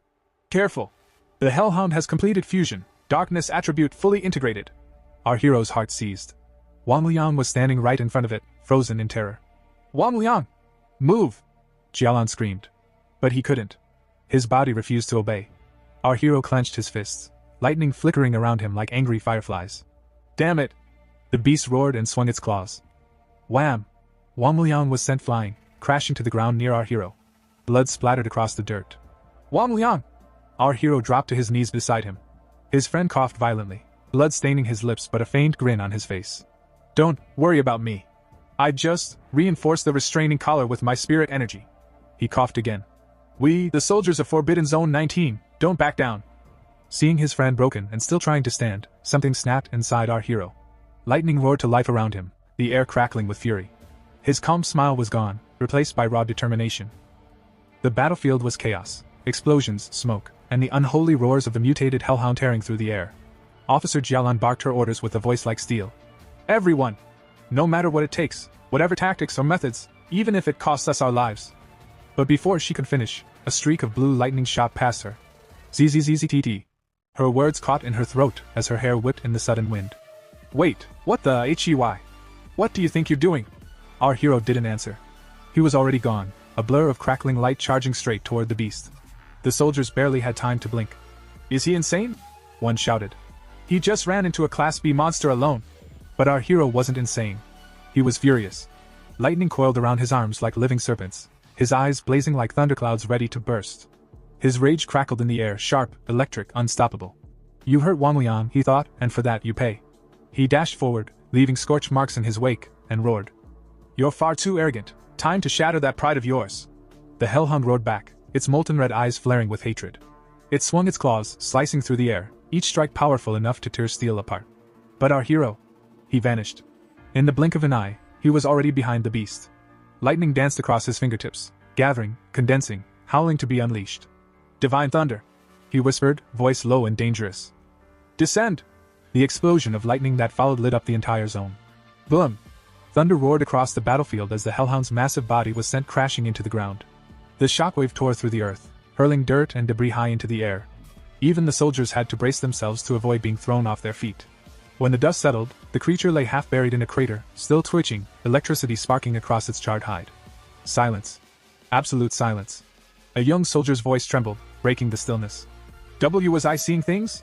That was a Class B mutation, right? Even Officer Jialan couldn't take it head-on." No one answered. Jialan herself stood frozen, standing beside the battered Wang Liang, her sharp eyes wide with disbelief. Wang Liang, half-conscious, managed a shaky grin. "Officer, don't tell me my brother is actually—" Jialan cut him off, her voice tense, almost reverent. "Yes, none of us saw wrong." She exhaled, eyes locked on the figure standing amidst the smoking crater, lightning still crackling around him like a god descended from the storm. "He truly is the tyrant we've been searching for." The battlefield was quiet now, eerily quiet. The massive beast that had terrorized Forbidden Zone 19 lay sprawled across the shattered ground, its charred body twitching weakly, refusing to accept its fate. Even half-dead, it tried to rise again. Our hero stared down at it, eyes cold, voice steady. "Still not dead? Then I guess we'll do it the hard way." He turned slightly. "Officer Jialan, Old Wang, both of you fall back." From a distance, Jialan's heart tightened. A B-level mutation, and he's handling it solo? Normally we need an entire formation, coordinated spirit cannons, and at least 3 noble sacrifices. Her jaw clenched as she watched. This isn't just power. This is mastery. The pinnacle of the thunder attribute, maybe even the top across the entire Xia kingdom. If spiritual energy ever fully revives, what kind of monster will he become? Up ahead, our hero slowly raised his right hand. The air trembled. The sky darkened, clouds twisting into a colossal vortex. Lightning gathered above like 1,000 dragons preparing to strike. Crack, boom! Thunder roared as a storm of blinding lightning tore through the heavens, slamming down onto the beast. The entire zone lit up like day. The creature shrieked once, and was no more. Jialan's breath caught. Her chest tightened with awe and dread. He truly lives up to the title. Tyrant. That name suits him perfectly. As the storm faded, the soldiers stood frozen, staring at the smoking crater where the hellhound had been. One soldier swallowed hard. I think my neck just went cold watching that." Another trembled. "Why does lightning feel 100 times scarier than darkness? I could handle corrosion, but that? Nope. I'm out." Then, slowly, the hero turned around, calm, unbothered, hands in his pockets like he hadn't just nuked a B-class monster. Wang Liang came running, face full of relief and disbelief. The hero grinned and gave him a thumbs up. "Wang Liang, I did it." Wang Liang let out a shaky laugh, eyes misty. "You bastard. You scared me half to death." He ran up and slapped his friend's shoulder. "I never imagined my big brother would turn out to be this much of a monster." The hero smirked, brushing off the hit. "Oh? I hit the dog and you hit me? That's how we're doing things now." Sorry." Wang Yang scratched his head, embarrassed. "I actually suspected you were a pioneer. Orders from the higher-ups. I had to bring you in."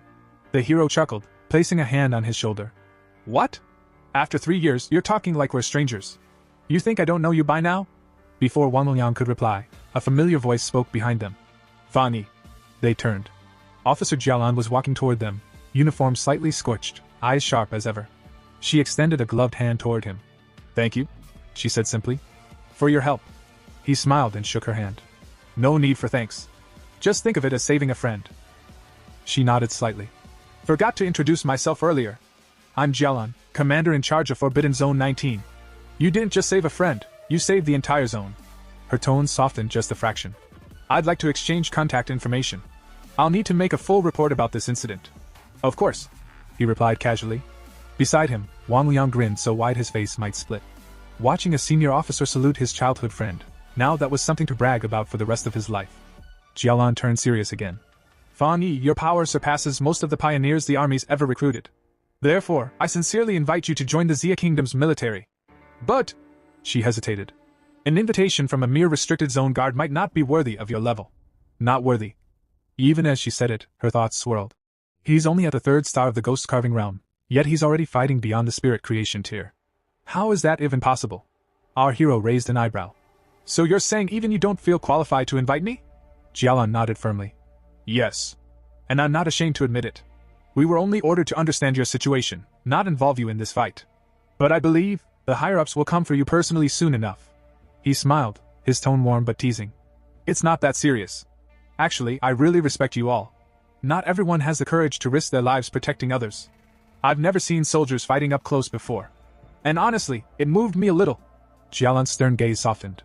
Thank you? He laughed lightly. So, if there's ever trouble in the future, feel free to call me. You protect civilians in peace. I'll protect you when things get messy. Deal? Then, with that mischievous glint in his eyes, he added. Of course, on one condition, no restrictions on my cultivation, and no one gets to boss me around. Jialan didn't argue. She simply nodded. Understood. Our hero stretched, glancing toward the smoking horizon. Well then, I should get going. Jialan returned his nod. All right. Wang Liang and I still need to process the Hellhound's corpse. I'll have someone escort you back. As he walked away, the cool breeze brushing past his face, our hero's thoughts grew quiet. So that's the army's true role, stationed in these dangerous, energy-rich regions. Both to train in the densest spirit zones, and to stand between humanity and the chaos beyond. He smiled faintly to himself. Not bad. The world really is changing. Meanwhile, Jialan turned toward Wang Liang, her expression thoughtful yet grave. Your friend, she said quietly, can no longer be described as just not simple. What we saw today, that was only the tip of his iceberg. And even that fragment alone was enough to leave the rest of us far behind. Her eyes lingered on the battlefield's remnants, scorched earth, lingering sparks of thunder essence still crackling faintly in the air. To rise as such a powerful pioneer in so little time, that takes more than talent. It's fate, courage, and an iron will. He lacks none of them. Beside her, Wang Liang chuckled, his usual grin returning. Officer, in that case, can't we just increase our offer? If you don't think you're the right one to recruit him, then let me, his childhood friend, handle it. Jialan smirked and pressed her palm against the top of his head. All right, you brat. Less talking, more cleaning. Come help me handle the aftermath. Yes, ma'am. Wang Liang replied cheerfully, already rolling up his sleeves. That night, the story shifted to our hero's apartment. He sat cross-legged in the dimly lit room, lightning-shaped sigils faintly pulsing along his arms. His breathing was calm, but within, spiritual energy surged like a rising storm. He reflected silently. My identity may have been exposed, but I only revealed my thunder attribute. Judging from their reaction, that might not be a bad thing. If anything, I've confirmed something important. Thunder is rare. Perhaps even unique. And it directly restrains the darkness attribute, the military's greatest concern. They won't suppress me. No, they'll try to win me over. Influence, access, resources, all the paths to power will open. Now I understand the balance between the army and the Spirit Kai Association. The Night Watchers, blades hidden in the dark, are the nation's shield. The association, though, are the quiet hands that sweep the cities clean, ensuring civilians can live peacefully. Both are necessary. He paused, his gaze steady. The restricted zones, they're not just defenses. They're also gateways, signs that the world's spiritual energy is awakening again. The government is buying humanity time. Time to adapt. Time to survive. As he cultivated, the air around him began to tremble. Spiritual energy poured into his body in torrents, converging into his core. A bright current of lightning surged through his veins. He clenched his fists, feeling the explosive power building within. A grin tugged at his lips. As expected of a spiritually rich forbidden zone. Even after absorbing the desolation attribute, I wasn't close to breaking through. But now, I can feel it. My core is overflowing. The moment's here. Outside, the night sky suddenly lit up. Across town, Linny was strolling through the market, arms full of groceries, humming to herself. Why hasn't my cousin come back yet? If he had, I'd definitely make him try my cooking. But her words died on her lips as she looked up. A blinding pillar of light was shooting skyward from the direction of her cousin's apartment. Spiritual pressure washed over the streets like a tidal wave, shaking the very air. Her eyes widened. That aura, someone's ascending! The realm of ghost carving, no, wait, this power. A thunderous boom echoed across the city. A colossal golden axe of pure energy tore through the clouds above the apartment, gleaming like a divine weapon. Gasps spread through the crowd as everyone turned toward the spectacle, shielding their eyes from the blinding glow. Linny stood frozen, heart pounding. It moved. The spiritual projection itself moved. Wait, that's not the Ghost Axe realm. This energy, it's the spirit creation realm. Her voice trembled with disbelief. To think, such a powerful pioneer was living right next to me this whole time. At that very moment, deep within the Xia Kingdom's military command center, alarms erupted in unison. Warning! Warning! Abnormal energy reading detected. Fluctuation levels, 99. Repeat, abnormal value has reached 99. Red lights flashed across every screen as holographic maps of the city lit up with pulsing crimson zones. Magnetic field detected, 5 kilometers southeast of the city, shouted a technician. The high-ranking officer stared in disbelief. What's going on down there? Barked one of the commanders. No one had an answer. The entire control room was a storm of movement, officers relaying data, soldiers shouting coordinates, analysts frantically trying to stabilize the readings. Elsewhere, at a nearby command post, Su King, leader of the observation corps, slammed her hands on the console. Such an overwhelming fluctuation! How could something this powerful have escaped detection? Her eyes darted over the glowing data streams. These readings, they're strong enough to wipe out an entire city. The atmosphere grew heavy. Across every military base, chatter filled the air. One officer stared at the map, voice trembling. Could this be the birth of a new spirit creation realm pioneer? Another muttered darkly. Or the prelude to a catastrophic disaster. Inside the chaos, a senior officer seized his communicator and shouted. Request reinforcements from headquarters immediately. Mobilize all advanced resources and weapon systems, everything except weapons of mass destruction. Before the order could even echo away, a soldier burst through the command room doors, panting. Major Han! The alert's been lifted. Everyone turned toward him at once. What? Han demanded. The soldier straightened, saluting sharply. The source of the anomaly has been confirmed. It's not a threat. A pioneer has just broken through to the spirit creation realm. A stunned silence swept through the room. The tension bled away, replaced by quiet awe. Back in the city, within his apartment, our hero slowly opened his eyes. Electric blue sparks flickered across his fingertips. The oppressive energy that had once filled the air faded into stillness. He had done it. He had stepped into the spirit creation realm, 1 star. As the lingering light faded, he exhaled, shoulders relaxing. Ha, so this is the spirit creation realm. Other than feeling lighter, it doesn't seem like much has changed. His expression softened with a wry smile as he picked up his phone. Notifications filled his screen, reports of abnormal energy surges, military alerts, and countless chat messages from the organization's network. Among them, a familiar name caught his eye. Lin Yi. She'd been posting in their group chat, her tone anxious. He scrolled through the messages, thinking to himself. Wang Liang was right. This is exactly why I've stayed cautious, both of the military and the Spirit Kai Association. Too much attention only brings trouble. That's why I've kept my Solar Flame attribute and the Scarlet Fire Sword technique hidden. He typed a short reply. Don't worry. I'll handle it. I still have a trump card left. It was signed simply, Fong. Just then, the door creaked open. Linny stepped in, carrying a food container. I'm back, she said brightly. Cousin, have you eaten? I brought you something. He looked up briefly from his phone. All right, just leave it there. I'll eat later. Linny sighed softly, setting the food on his desk. She gazed at him, lightning still faintly flickering in his eyes, and thought to herself. Cousin's so disciplined, no bad habits, no arrogance, but he's so lazy. She shook her head helplessly as he continued scrolling on his phone, completely absorbed.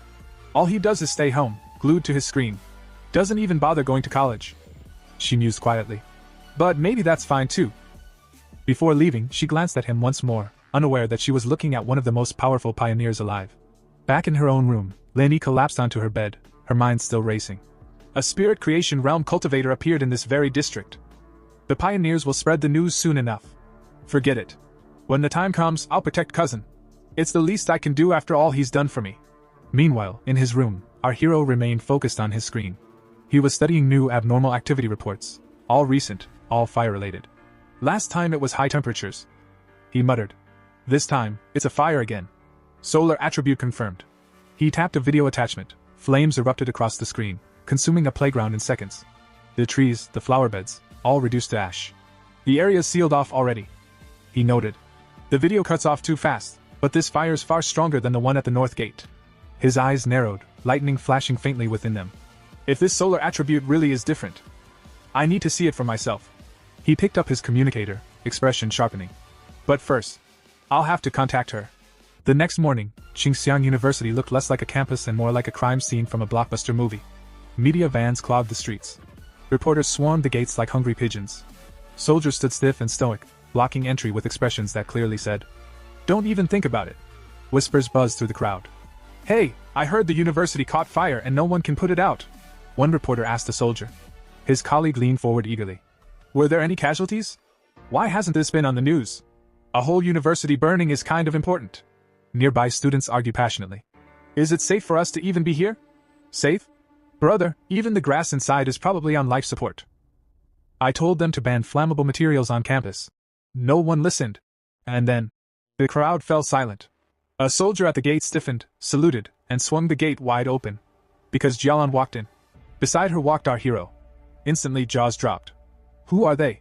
They look important. Why can't we go in, but that random guy can walk in like he owns the place? As the doors opened, the blazing inferno inside came into view. A swirling sea of golden flames devouring everything in its path. Our hero stared at the fire, eyes wide. Burning like this. Is this a fire from heaven? Jialan nodded, completely calm as if they were discussing the weather. Yes. That's the official classification. Appears without warning, impossible to extinguish, and it only stops once it's consumed whatever it desires. Very poetic, very deadly. Then she looked at him. Fan Yi, I need to meet the principal. Will you wait here or come with me? I'll stay here, he replied. Jialan gave him a meaningful look. Be careful. We'll regroup later. And with that, she left. The area was deserted, cordoned off with barricades and warning signs. Our hero crouched, touching the scorched ground. Cold. Completely cold. No lingering energy, no remnants of heavenly fire chi. I thought I might be able to collect some. Too optimistic. Just then, a startled voice rang out. Fan Yi? Is that really you? He turned. Chu Qingli. Beside her stood her friend, a girl with glasses, a pointed chin, and the personality of a malfunctioning loudspeaker. She jabbed a finger at him instantly. Hey, is that him? The ex-boyfriend you told me about? The guy who only made it into a community college? She burst out laughing, slapping Chu Qingli's shoulder like she was trying to dislocate it. Brother, I understand now. You still have feelings for Qingli, don't you? But please, look at reality. Look at yourself. Do you honestly think you stand a chance? Our hero blinked slowly. Lingering feelings? For her? More students gathered, sniffing drama like sharks sensing blood. Isn't that Chu Qingli? Who's that dude with her? Probably another desperate admirer. He doesn't even look like he's from our school. Security needs to do their job. Why are random people just walking in? The glasses girl marched right up to him, finger practically touching his nose. Qingli is our university's goddess. Defending angel. Campus belle. Whatever you people call it. She has suitors lined up from the gate to the cafeteria, all better than you. So leave. This place isn't for you. She huffed, eyes narrowing suspiciously. And we're under lockdown. So how did you get in? If you can't explain yourself, I'll report you to security. Chu Qingli looked conflicted. Didn't he swear he'd never regret breaking up? Then why is he here? Is he chasing me again? Before the drama could escalate, Jialan returned. Her presence hit the crowd like a pressure wave. Students fell silent. Even the loudspeaker girl's fingers slowly drifted downward like a defeated antenna. Jialan raised an eyebrow. Fan Yi, are these your friends? He shook his head calmly. No. Just high school classmates. Not friends. Jialan nodded, a faint smile playing at her lips. Ah. I see. Just classmates, not friends. She then turned her gaze to Chu Qingli and the glasses girl. Her expression became ice. The two girls froze instantly. One thought flashed in both their minds. This woman, who is she? Why is she speaking so casually with Fan Yi? Then Jialan stepped beside him. I finished speaking to the principal.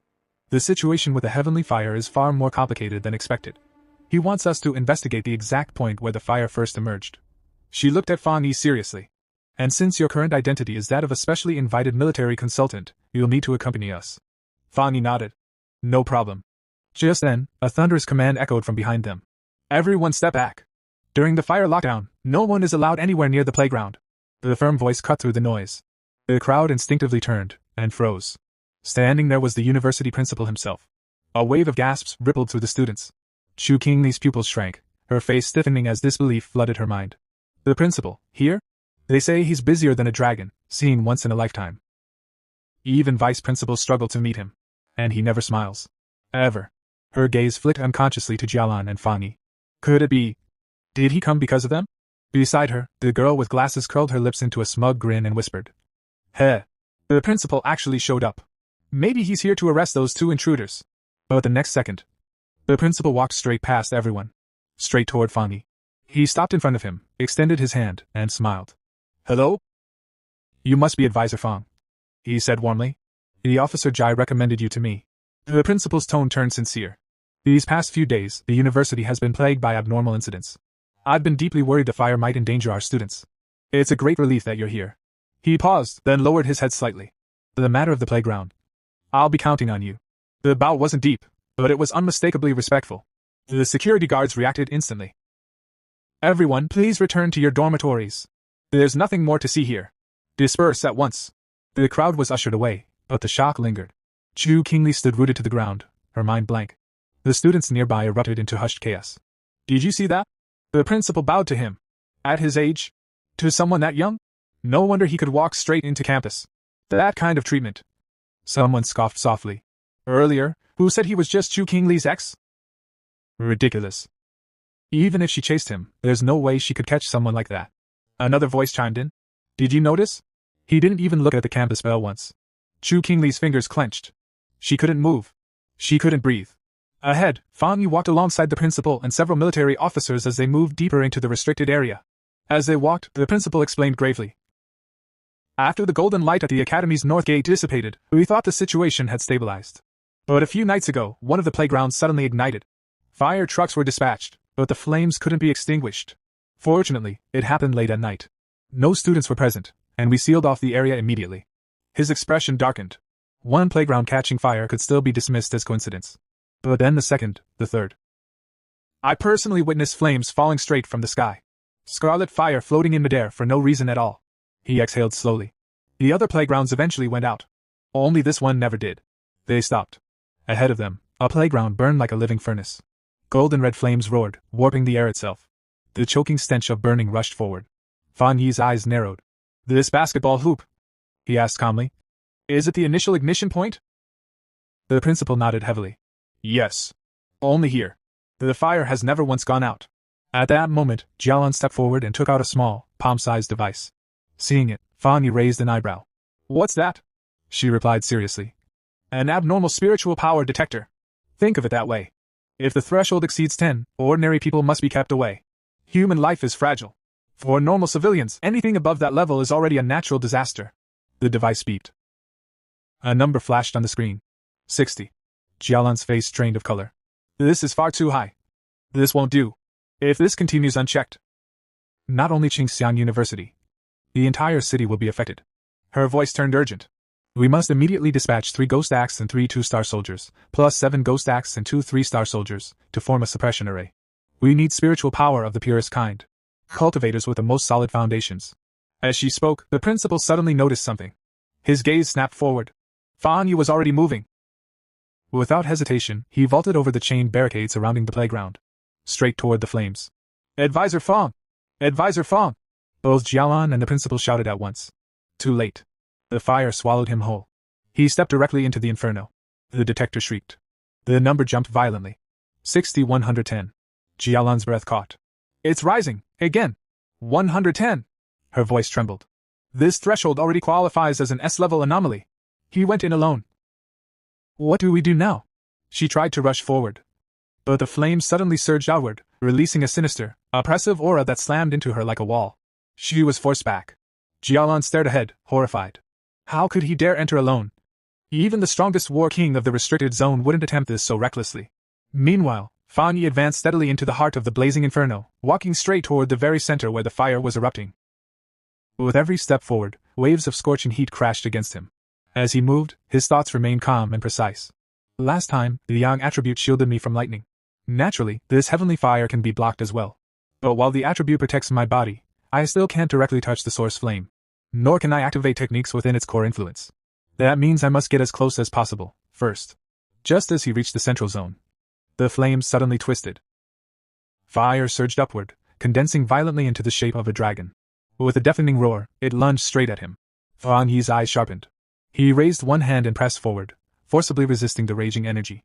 The moment contact was made, a system notification flashed before his eyes. Detected intense Skyfire attribute fluctuation. Fan Yi laughed. "Worthy of being Skyfire," he said calmly. "Even more violent than the desolate force of death."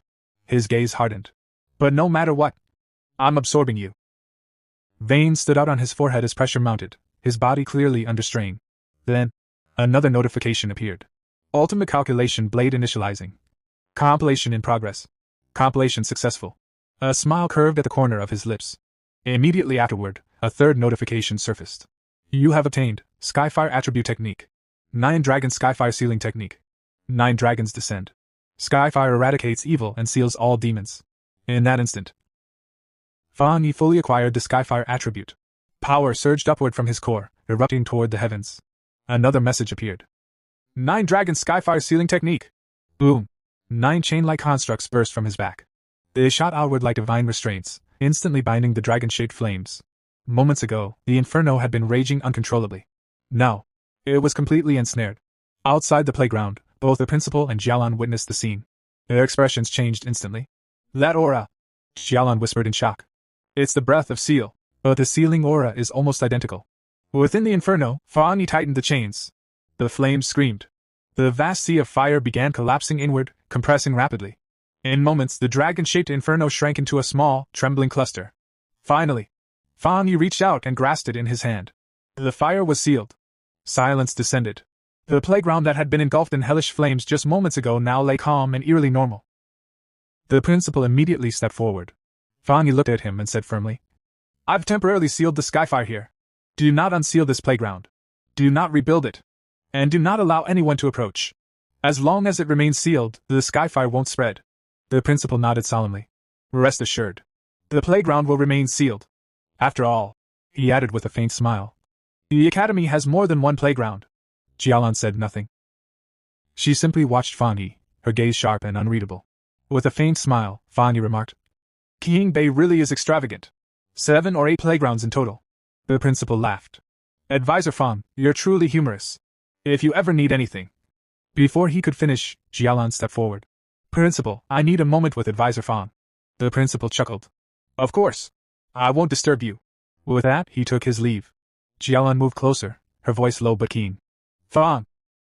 You've been hiding very deeply. Fan Yi smiled lightly. It was troublesome. Skyfire isn't easy to deal with. Her expression turned serious. Stop pretending. I'm talking about your talent. Your realm. She sighed softly. Forget it. Every pioneer has secrets, especially someone as strong as you. I don't have the right to demand anything from you. She continued. But I hope you'll listen to what I'm about to say. Fan Yi nodded calmly. At this critical turning point, Xia Nation desperately needs top-tier talents like you. Jialan said solemnly. When spiritual energy fully revives, someone like you will be the equivalent of nuclear deterrence today. Whether it's the military restricted zones or the Spiritual Energy Association, everyone will fight to recruit you. And foreign powers will do the same, offering unimaginable conditions. She met his gaze. I won't deny my own intentions. If you join the military, our restricted zones gain another pillar. That's why I suggest you start thinking about it now. When the time comes, don't let yourself be caught unprepared. Fan Yi asked curiously. Then why didn't you or Wang Liang try to pull me into your restricted zones? Why even say I wasn't worthy? Jialan sighed. Because there's a legendary military district. They are monstrous. That's why I thought you'd be more interested in them. Fan Yi smiled faintly. So there's an even higher level. Jialan nodded. Yes. Though I've never met them myself. I've only heard they've been extremely busy lately. Fan Yi fell silent.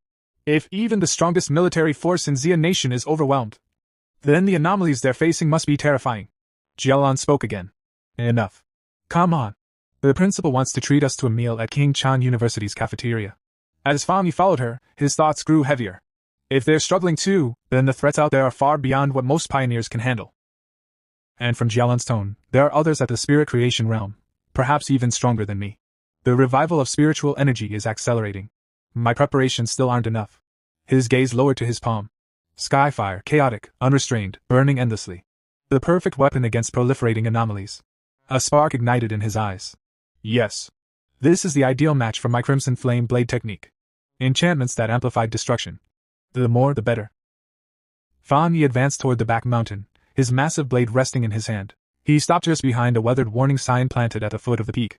Dangerous mountain beyond this point. Entry strictly prohibited. His eyes narrowed. No abnormal activity detected here, yet the area has been sealed. The military wouldn't have reacted this quickly. Which means... His thoughts sharpened. Only someone who knows this is where I train and experiment would block it off. The Spirit Association. A faint smile tugged at his lips. Did they give me this land to experiment freely? If that's the case, accepting their offer might not be a bad idea. Suddenly, his expression changed. He felt it. Something was behind him. Wait. Even trash has managed to sneak into the back mountain. An aura brushed against his senses. Cold. Foul. This presence. It's the same one I encountered at the factory, just weaker. High above, perched casually on a tree branch, sat a monkey-like monster, its crimson eyes watching him with unsettling intelligence. Faani slowly raised his blade. Flames began to coil along its edge. So, he murmured, you've learned to assess enemy strength before attacking. He lifted his gaze. Then watched carefully. A system notification appeared before him. Heavenly Fire, also known as Upper Flame. Attribute, Light. Nature, Righteous, Destructive, Eternal. Primary use. Slaying wicked entities. Do you wish to infuse Heavenly Fire into the Tang Blade? Yes/no. Faani selected yes without hesitation. The Heavenly Fire ignited instantly. Unquenchable. Relentless. Flames engulfed his eyes, reflecting a blazing gold-red glow. He smiled faintly. Let's test this sword on you. He swung. The blade howled. From the arc of the strike, 2 fire dragons erupted, pure heavenly fire given form. They roared as they surged forward. The monkey monster shrieked in terror. Barely escaping death, it leapt frantically from tree to tree, fleeing deeper into the forest. The ground behind it erupted into flames. Faani watched calmly. Excellent, he examined his blade. This firepower is at least twice as strong, no, far stronger than the original Crimson Flame blade. And most importantly, he flexed his fingers. This energy doesn't affect me at all. The air around him suddenly grew icy. The forest fell unnaturally silent. No other monsters revealed themselves. Faani narrowed his eyes. So where did that trash run off to? He stepped forward. Let's hunt it down. Meanwhile, high up in the mountains, a girl was live streaming. She laughed nervously into her phone. Guys, I swear I'm not a scammer, okay? I've been lucky since I was a kid. This is literally my first day streaming, and content just keeps finding me. As she spoke, a shadow loomed behind her. The monkey monster dropped silently from the trees. Her phone slipped from her hand and hit the ground. The live stream didn't stop. The monster grabbed her. The camera tilted, capturing everything. The chat exploded. Streamer? What was that? Did she just see a ghost? LOL, the acting started way too suddenly. These effects are so fake. They thought it was a skit. But the girl's tears were real. Fear crushed her chest. I'm going to die. Just as the monster raised its claws, 2 fire dragons burst through the forest. They slammed into the monster from behind. With a shrill scream, it released the girl and fled. The chat froze. Then exploded. What the hell? Was that a fire dragon? Bro, this CGI is insane. The live stream view count skyrocketed. Shaking, the girl scrambled to her feet, grabbed her phone, and aimed it at the flames. Through the roaring inferno, she saw a figure, standing calmly within the fire, sword in hand. To her, it looked as though a god had descended. An immortal walking through flames. The image streamed live across the world. The chat went insane. Blade lunge, instant light cuts through fire. An immortal descended to save people. Fire? That's nothing to him. The man who split the king of flames, one blade. The forest burns. The live stream shot to #1 worldwide trending. Views surged beyond imagination. Elsewhere, Chu Kingli sat with her bespectacled friend. Suddenly, her friend gasped at her laptop. Kingli, come quick. An immortal really descended to save someone. Cultivation experts are real. Heavenly fire is real. Without looking, Chu Kingli replied coldly. Don't believe that nonsense. It's all staged, special effects. Then her eyes drifted to the screen. She froze. Her breath caught. She recognized the figure instantly. Her friend, oblivious, clapped excitedly. See? I told you! This is insane! Chu Kingli forced her expression to remain calm. This video is fake, she said stiffly. All effects. But inside, fear crawled up her spine. Impossible. That can't be him. It just looks similar. If it really were him, he'd have been burned to ashes by now. Her fists clenched. And if it really is him, would he take this chance to get back at me? Her jaw tightened. No. I'll never bow my head. The scene shifted once again. This time, to the 81-year-old sultry woman and Lin Yi. Both of them were staring at the same live stream. Flames. A blade. A figure standing calmly within the inferno. The sultry woman narrowed her eyes, then turned toward Lin Yi. Doesn't he look familiar? She asked slowly. Like the pioneer who saved us from those vine creatures? Lin Yi's gaze darkened. I was thinking the same thing, she replied seriously. And recently, I found out that a top-tier expert who broke through to the spirit creation realm lives near my place. She paused, then added quietly. Could they be the same person? The live stream played endlessly across screens everywhere. In another place, a young girl leaned toward the boy beside her, eyes shining. Old lie, don't you think that's Fong? She whispered. He looks even stronger now. The boy swallowed hard and nodded. Damn right. That blade swing. It's exactly the same. He grinned with all. We really latched onto a monster-level big shot. The narrative shifted again. Inside the Spirit Association headquarters, a heavy silence filled the hall. Several seniors sat gathered around a long table, expressions grim.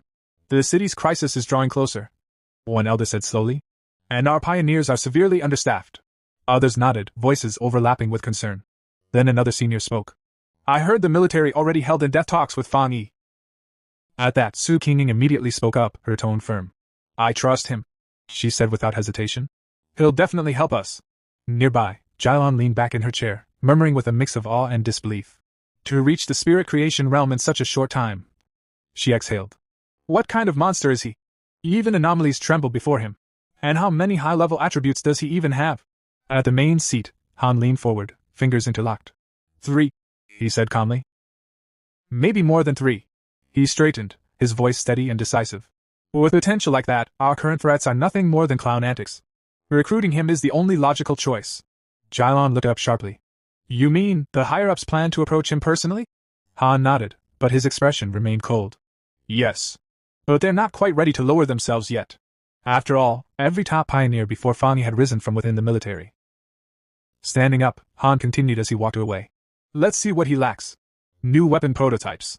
Specialized training environments. All of it can be provided. He paused. And handled the live stream. Every copy. Every trace. Su Qingning lowered her eyes slightly. The entire Spirit High Circle of Xian Nation is already focused on him. Jailon, meanwhile, smiled faintly. That kid. He really makes you look forward to what he'll do next. The scene shifted again. Inside a hospital room, a badly injured man lay unconscious on the bed. Beside him sat a young woman, holding his hand gently. Teacher, she whispered softly. Xian Nation has a new hope. With someone this powerful appearing. She smiled faintly. Your chances of waking up have improved again. 1 day passed. Morning sunlight filtered into Fang Yi's apartment. He sat at the table, eating breakfast, his thoughts still tangled in yesterday's chaos. That live stream. Who would have thought a streamer would sneak into the back mountain just for clout? What guts. And yet, the video had vanished completely. The live stream. The reposts. Every trace erased. Military, or the Spirit Association, he muttered. Then his eyes flicked toward the door. Wait. Lenny didn't come back last night. She didn't even send a message. His brow furrowed. Even if it was a mission. He grabbed his phone and tried calling her. No connection. Again. Nothing. Outside the service area. His expression darkened instantly. That girl wouldn't be this careless. Unease crept into his chest. This is bad. He stood up sharply. I need to find her, now. The scene shifted again. Deep within the forest. Lin Yi and the 81-year-old sultry woman were trapped. Blood stained their clothes. Their breaths were shallow. Trembling, Lin Yi asked quietly. 81, how long have we been stuck here? The sultry woman shook her head weakly. About 10 hours. I've lost track. Her voice cracked. I'm sorry. I dragged you into this. At first, I thought it was just an ordinary shadow wraith. Lin Yi shook her head firmly. No more apologies. Her gaze hardened. In the end, I'm still not strong enough. She steadied her breathing. Stay alert. Conserve energy. Her thoughts drifted unconsciously. I acted that day. Standing on the street. Looking up into the sky. Watching his breakthrough. That overwhelming presence. That power. If only I were that strong. But before the thought could finish, danger crept closer. A presence loomed behind them. Silent. Predatory. The monster appeared. The moment it saw them, it raised its claws. Lin Yi sensed it instantly. Behind us! She turned sharply. A laser-like beam burst from her hands, slicing through the darkness. One head fell. But then, they saw the truth. The creature's body was covered in heads. Twisted. Fused together. As if countless corpses had been stitched into one. The monster collapsed briefly. The sultry woman trembled. These, she whispered. Are these the people who got trapped here? Lin Yi's expression turned grave. They're no longer human. They've become abnormal walking corpses. She clenched her fists. It's playing with us. It wants to drag us down with it. The severed head dissolved into black fog. The sultry woman's voice grew heavy. Not only are our attacks ineffective, our spiritual energy is being drained rapidly. She looked around in despair. We don't even know where the real body is. It's waiting for us to exhaust ourselves. And then, her voice trembled, toying with us like rats. Black fog churned in all directions, sealing off the forest like a living prison. It swallowed sound, light, and distance alike. Within it, the monster could not be seen clearly, only felt, making it seem utterly invincible. Lin Yi and the 81-year-old sultry woman stood back to back, breathing heavily. Their nerves were stretched to the limit. Neither of them knew how to fight something they couldn't even properly perceive. Then, a red, circular eye opened within the fog. The moment it appeared, it began releasing bubbles that looked like coagulated blood. As they drifted outward, the bubbles burst one by one, transforming into countless tiny, liquid-like eyes that floated in the air, staring at them from every direction. Go to hell, damn creature! The sultry woman screamed, unleashing her attack in rage. Lin Yi's expression changed sharply. It's losing patience. Don't get careless. But the warning came too late. Behind Lin Yi, within the fog, a gigantic eye silently opened. In an instant, she felt it. Countless gazes locked onto her. Her vision warped. Reality fractured. Hallucinations flooded her mind, drowning out all other sensations. A bone-deep terror seized her heart, as if death itself had already decided her fate. From the fog, numerous blackened hands stretched outward, grabbing at her limbs, dragging her down into the darkness. I can't hear 81 anymore, Lin Yi thought hazily. So this is how it ends? Regret washed over her. I was too reckless, too confident. I thought the two of us could handle this mission alone. But the path of cultivation had always been cruel. She had known this day might come, disappearing in some nameless corner of the world. I wonder, what will the world look like after this? What role will the hidden pioneers play as spiritual revival surges forward? She would never see it. Her eyelids slowly grew heavy. She tried to lift her hand, but her body no longer obeyed. Then, boom! Lightning tore through the darkness. A blinding bolt ripped the fog apart, its radiance shredding the black mist like paper. From within the lightning, a figure emerged. Our hero stood there, smiling faintly as he looked down at her. You almost slipped right out of my hands, he said with a laugh. Lin Yi's eyes widened in shock. At that moment, he was already right in front of her. He stepped forward and slammed his lightning-charged hand into the ground. Crack!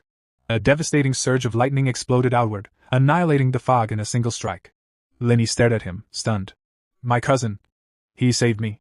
This wasn't an ordinary person. But before she could process it, the monster reformed. Its grotesque body of countless eyes and dark energy lunging toward him. Be careful! Lin Yi shouted desperately. The abnormal's true body is on your right rear side. Our hero merely chuckled. He drew his sword. Perfect, he said calmly. Let's see how heavenly fire handles darkness. With a single swing, flames erupted, condensing into a roaring fire dragon. The blazing dragon crashed into the monster. Roar! Darkness screamed as it burned. Fire engulfed the forest, purging the black fog completely until nothing remained. The abnormal was erased. Not long after, the sultry woman groaned and slowly regained consciousness. Yee, she muttered weakly. Are we already dead? Then her eyes flew open.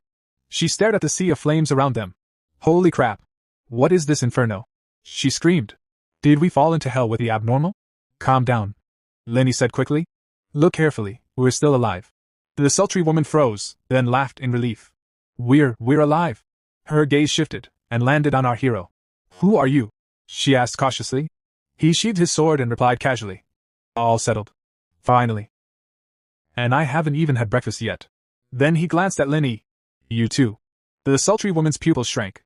She stepped closer, her voice trembling. It's you, isn't it? Back in Manhwa town, at the Death Vines. You were the one who saved us. Our hero smiled helplessly. Am I really that easy to recognize? Lin Yi suddenly stepped forward, stunned.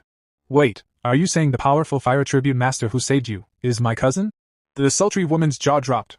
Oh my god! That super expert is your cousin? Didn't you always say he was ordinary? Our hero rubbed his forehead. Then the sultry woman grabbed Lin Yi's arm excitedly. This is the man who split the wasteland with one strike.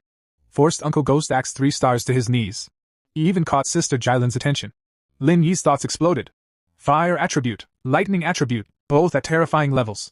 Could he be a dual attribute genius? Wait. Could the spirit creation master in our district actually be him? Our hero cut in. All right, enough. I have a question. He looked at them seriously. You know a dark attribute abnormal can't be handled like a normal one. So why did only the two of you come? Where are your teammates? The sultry woman sighed. Wu Mao fell seriously ill. His family locked him down. Uncle had a harder mission. The rest, we don't always act together. Linny added quietly. This time was my mistake. I thought breaking through to Ghost Axe 3 stars would be enough. Our hero nodded thoughtfully. This team won't last much longer. He looked at Linny. Back then, 81 wasn't satisfied with her teammates. Yet now she defends them. That's loyalty. And you've already sensed what's coming. He paused. Since you both know who I am and I trust you, how about we form a team? But this stays secret. The sultry woman's face lit up. Really? Of course. My lips are sealed. Linny smiled warmly. Thank you, cousin. Tonight I'll cook 2 extra dishes. Just then, her phone buzzed. Sister Gallon messaged me. Extreme Dark Zone mission notification. Collect required items. Dark attribute related. Think carefully before applying. Linny explained. The Extreme Dark Zone lies within the nation's forbidden dark borderlands. The dark attribute there is overwhelming. Even the government hasn't fully explored it. Our hero's expression turned solemn. Then we should try. Ask her what the objective is. 81 scoffed. Sister Gallon never explains. Another message arrived. Objective, withered bloom flower. Reward significantly increased. Danger extremely high. Team required. Then one final message appeared. This mission may involve an S-class abnormal. Death rate extremely high. Only register with strong, reliable pioneers. The story briefly shifted to Gallon. She was walking alongside several military personnel, her expression calm as she typed messages into her communicator. As her fingers moved, she murmured softly to herself. That's enough. A faint smile flickered across her lips. Now let's see whether he chooses to come. Back on the other end, our hero raised an eyebrow as he read the message. Strong and reliable pioneers. That's pretty direct. He muttered. It almost sounded like a provocation. I know you. I know someone like you would be interested. Do you dare to come? He turned toward Linny and laughed lightly. Cousin, looks like she's pointing straight at me. A spark lit up in his eyes. Interesting. This extreme dark zone. He grinned. I'd definitely want to take a trip there. I'll swear, Jailon was typing when 2 young women, clearly her escorts, stepped closer behind her. Sister Jailon. One of them began carefully. Their team. Before she could finish, Jailon raised a hand, stopping her cold. It's fine, she said calmly. If he's a pioneer worthy of Zine Nation's trust, he will come.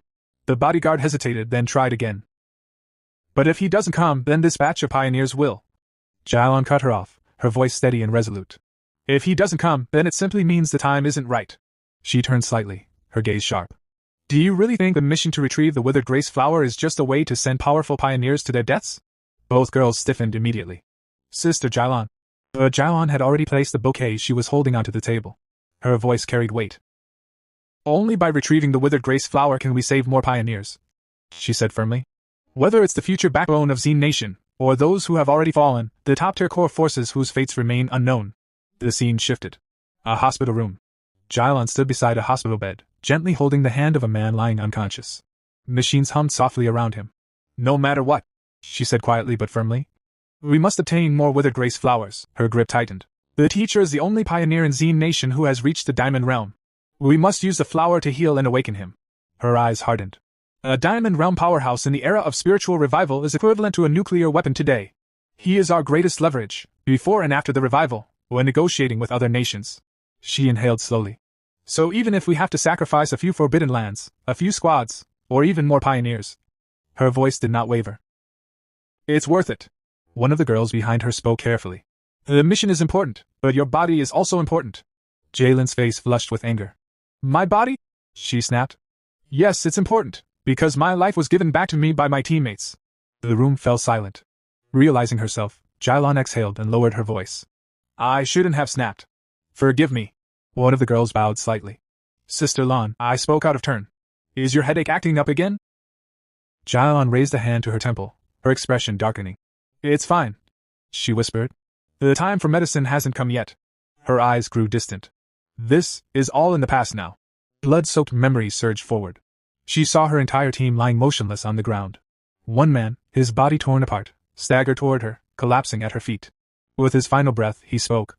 The pitch-black zone truly is terrifying. He coughed violently, blood spilling from his lips. Zolan. The withered grace flower mission. His voice trembled. We're counting on you alone now. For the teacher. For Zine Nation. For everyone. No! Jailon screamed. I'm not going, Captain. The captain raised his trembling hand, releasing the last of his spiritual power. These are our specialties, he said weakly. We hope you can use them. His eyes met hers. You must come back alive. The memories shattered. Tears streamed down Jalen's face as she whispered hoarsely. They gave me their spirit power. Her shoulders trembled. But they didn't know if it's tainted by blood, or if the withered grace flower isn't harvested completely. Her voice broke. Then it's useless. The story shifted 1 hour and 45 minutes later. Our hero, Lin Yai, and the 81-year-old sultry woman had already traveled a considerable distance. The long march had clearly taken its toll. Panting, the sultry woman complained in a weary voice. How many more kilometers do we have to walk? Hey, I'm talking to you, bossy. You people are so strong, can't you just fly a little? Linny replied calmly. Spirit Kai hasn't developed to the point where humans can fly freely. Even pioneers can't. So they continued on foot. After another long stretch of walking, the world ahead of them gradually darkened until a pitch-black zone appeared on the horizon. Our hero narrowed his eyes and pointed forward. We're close. Look ahead. As he spoke, his expression grew heavy. Even from this distance, the dark attribute aura pressed down on them like invisible weight. Layers of natural barriers surrounded the area, yet the unsettling presence still seeped through. The sultry woman shivered. What a disgusting aura. It's hundreds of times scarier than the anomaly we faced last night. No, thousands. Linny herself felt fear clawing at her chest, but she forced a steady tone. Stay calm. We've already come this far. When they moved closer, they realized they were not alone. Numerous pioneer teams had already gathered near the border of the zone. Seeing the crowd, our hero let out a quiet breath. It's not as bad as I thought. Look. There are so many people here. Linny observed thoughtfully. I don't think it's just about the generous rewards. Dark attributes are tricky, violent, and hostile to humans. But lately, dark attribute anomalies have been erupting inside cities more and more often. Our hero nodded. You're right. I've faced 2 dark anomalies before. One was a mutated rabbit beast. Calling it a rabbit is being kind. It was more like a giant rodent. The other was a serpent working alongside a candle knight in an abandoned factory. That one was far more intelligent. They cooperated, set ambushes. Even a Spirit Kai Association squad was nearly wiped out. He paused, his gaze sharpening. The worst part is how cunning they are. They deliberately avoid military border defenses. We don't know how they're doing it, but now anomalies are appearing inside cities more frequently. It's becoming uncontrollable. With that, he stepped forward without hesitation. This journey was no longer optional, it was necessary. As they entered the gathering area, Su Qinging was already there. The moment she noticed our hero approaching, she stiffened and muttered nervously. He came too, and he even brought 2 girls with him. The girl beside her blinked in confusion. Boss, what are you talking about? Su Qinging quickly clasped her hands together and whispered. Amipa. Buddha, please don't let him notice me. Too late. Our hero had already walked up behind her. Captain Su. It's you, right? She turned, forcing a bright smile. Ah, yes. You came to the pitch-black zone too? That's great news. Suddenly, the sultry woman cut in with wide eyes. Great? Who's this girl? Don't tell me she's Yi's sister-in-law. Both she and Lin Yi had completely misunderstood the situation. Su Qinging panicked, waving her hands. No, that's a huge misunderstanding. Our hero sighed. Of course not. She just helps me with errands. Captain Su from the Spirit Kai Association. While they were still talking, another team approached. Their captain looked them over and scoffed loudly. A bunch of bratty kids talking big. Pioneers these days are all so young. No manners. Still joking around here. Do you even know what kind of place this is? I hope you can actually rely on each other once you're inside. The sultry woman immediately flared up and stormed forward. Hey! Watch your mouth, old man. Do you even know who these people are? Before she could continue, our hero gave her a single look. She froze, then instantly calmed down. Walking up to the opposing captain with icy composure, she said, Uncle, mind your own business. Later, it might be you who dies of fright. Just then, a car pulled up. Inside sat Jailon. Whispers rippled through the crowd. Is that Sister Jailon? When she stepped out, the murmurs turned into certainty. Without sparing anyone a glance, Jailon strode straight toward the entrance. The sultry woman whispered, Who is she? Such a grand entrance. Our hero answered quietly. She's the one who will open the gate for us. Jailon walked directly to the portal. In her hand was a crystal. Raising it high, she channeled her power into the structure. A thunderous surge erupted. The sealed gateway burst open, releasing a violent wave of dark energy. The crowd erupted in excited shouts. The gate's open! It's open! From within the portal, thick, sinister energy poured outward, heavy, oppressive, and lethal. Jalen's voice rang out clearly over the commotion. You may now enter. A special reminder, the withered grace flower you collect must be complete and uncontaminated by human blood. If it does not meet the requirements, you will receive no reward. Her eyes swept across the assembled pioneers. If there are no questions, you may begin. Everyone had been waiting for this very moment. The instant the order was given, pioneers began entering the portal one after another. As they stepped through, a few muttered bitterly under their breath. Damn it, she won't go herself, but sends us in to die. Not even compensation if we die. What kind of attitude is that? Another man beside him whispered. Old Deng, keep your voice down. If we die, it'll only be reported as missing. Then the officials will quietly pay your family a large sum of money. Isn't that basically admitting they sent us to our deaths? Nearby, Su Qinging, who was preparing to enter as well, turned to our hero and spoke in a low voice. That middle-aged man earlier, he should be in the same realm as you. First star creation spirit realm.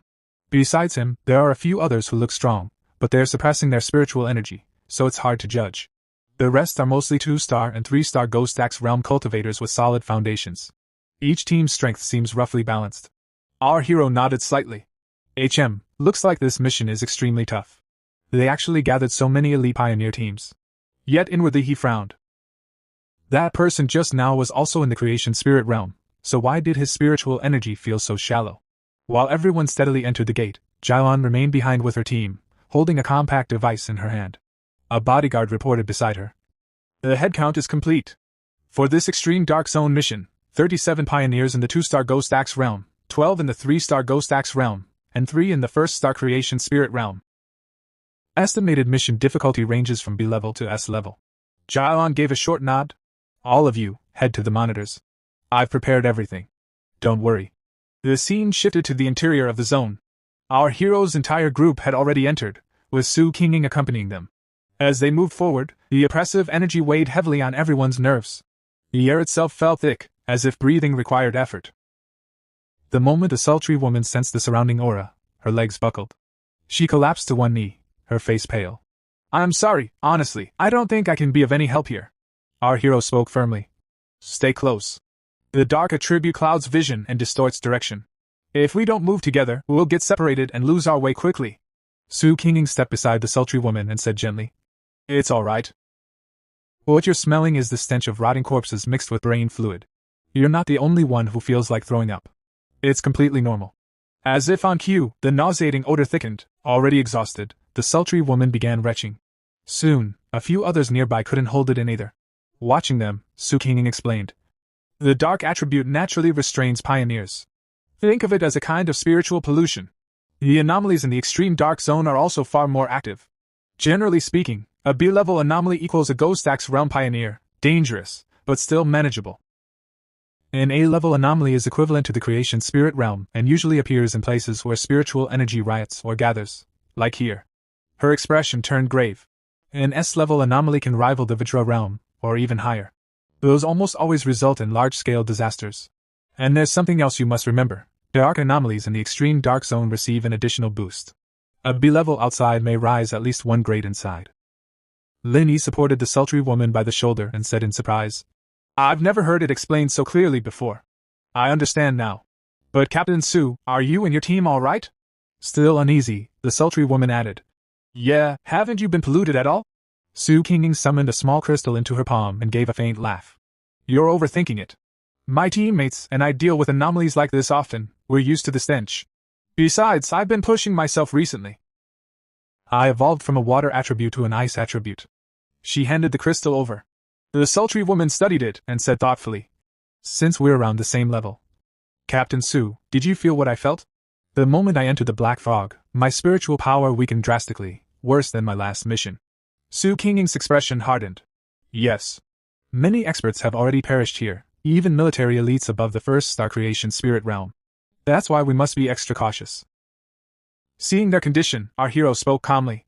I'll move ahead. Hurry and follow. This mission is too important. Lin Yi quickly added.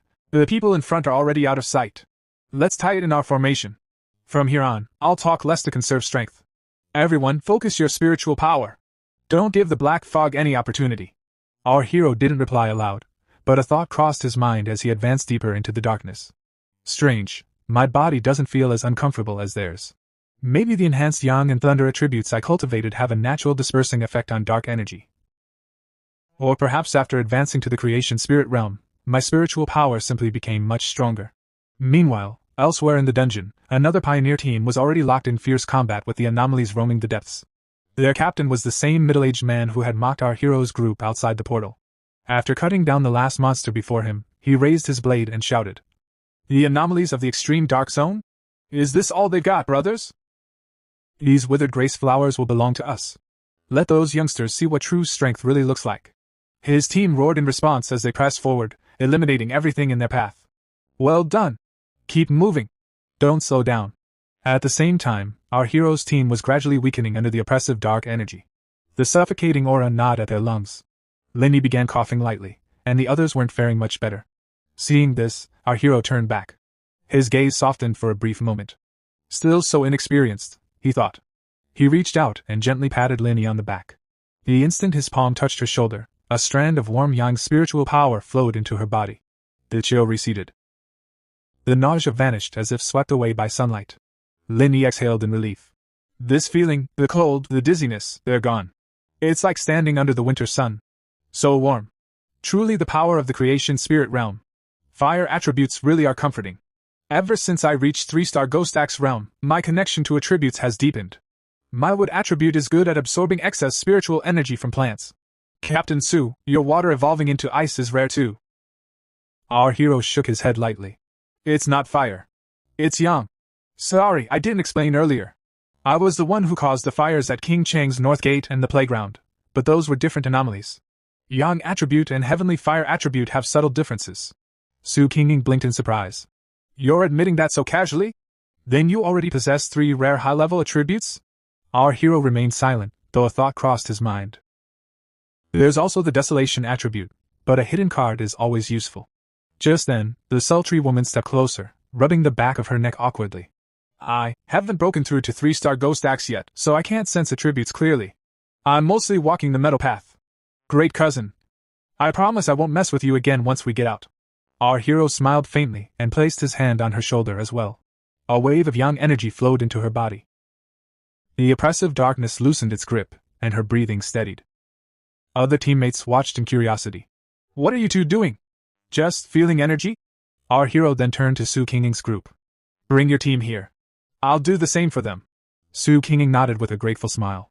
One by one, he infused them with yang spiritual energy. The group's complexion gradually improved, their shoulders no longer weighed down by the suffocating gloom. Just as the last transfer ended, a ripple stirred in the darkness behind them. Our hero's eyes sharpened. Careful! An anomaly's approaching. Su Qinging reacted instantly, striking toward the rear. Dust exploded outward from the force of her blow.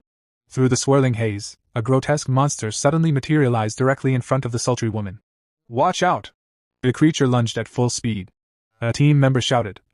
Class A anomaly! Su Qinging unleashed another heavy strike. The blow landed, but the monster dissolved into shadow, vanishing through a dark element skill. Her expression tightened. This was not an easy opponent. Before they could reorganize, zombie-like anomalies began emerging from every direction, surrounding the entire group. Our hero drew his sword in one smooth motion. Watch your footing. Don't scatter. He stepped forward and roared. Move aside! Flames surged along his blade as he executed 3 swift slashes. Arcs of fire cut through the swarm. The zombies ignited instantly, writhing in silent agony before collapsing into ash. When the last ember faded, he turned back. Temporary safety. That wave's gone. Don't be fooled by the number of eyes, you're only dealing with 2 real bodies. His tone darkened slightly. But I didn't expect this. The anomalies here have already evolved to mimic human language. Su Qinging replied grimly. They've devoured too many humans. Learning speech isn't surprising. Even the weakest among them are nourished by the extreme dark zone. Without creation spirit realm strength, facing them head-on is suicide.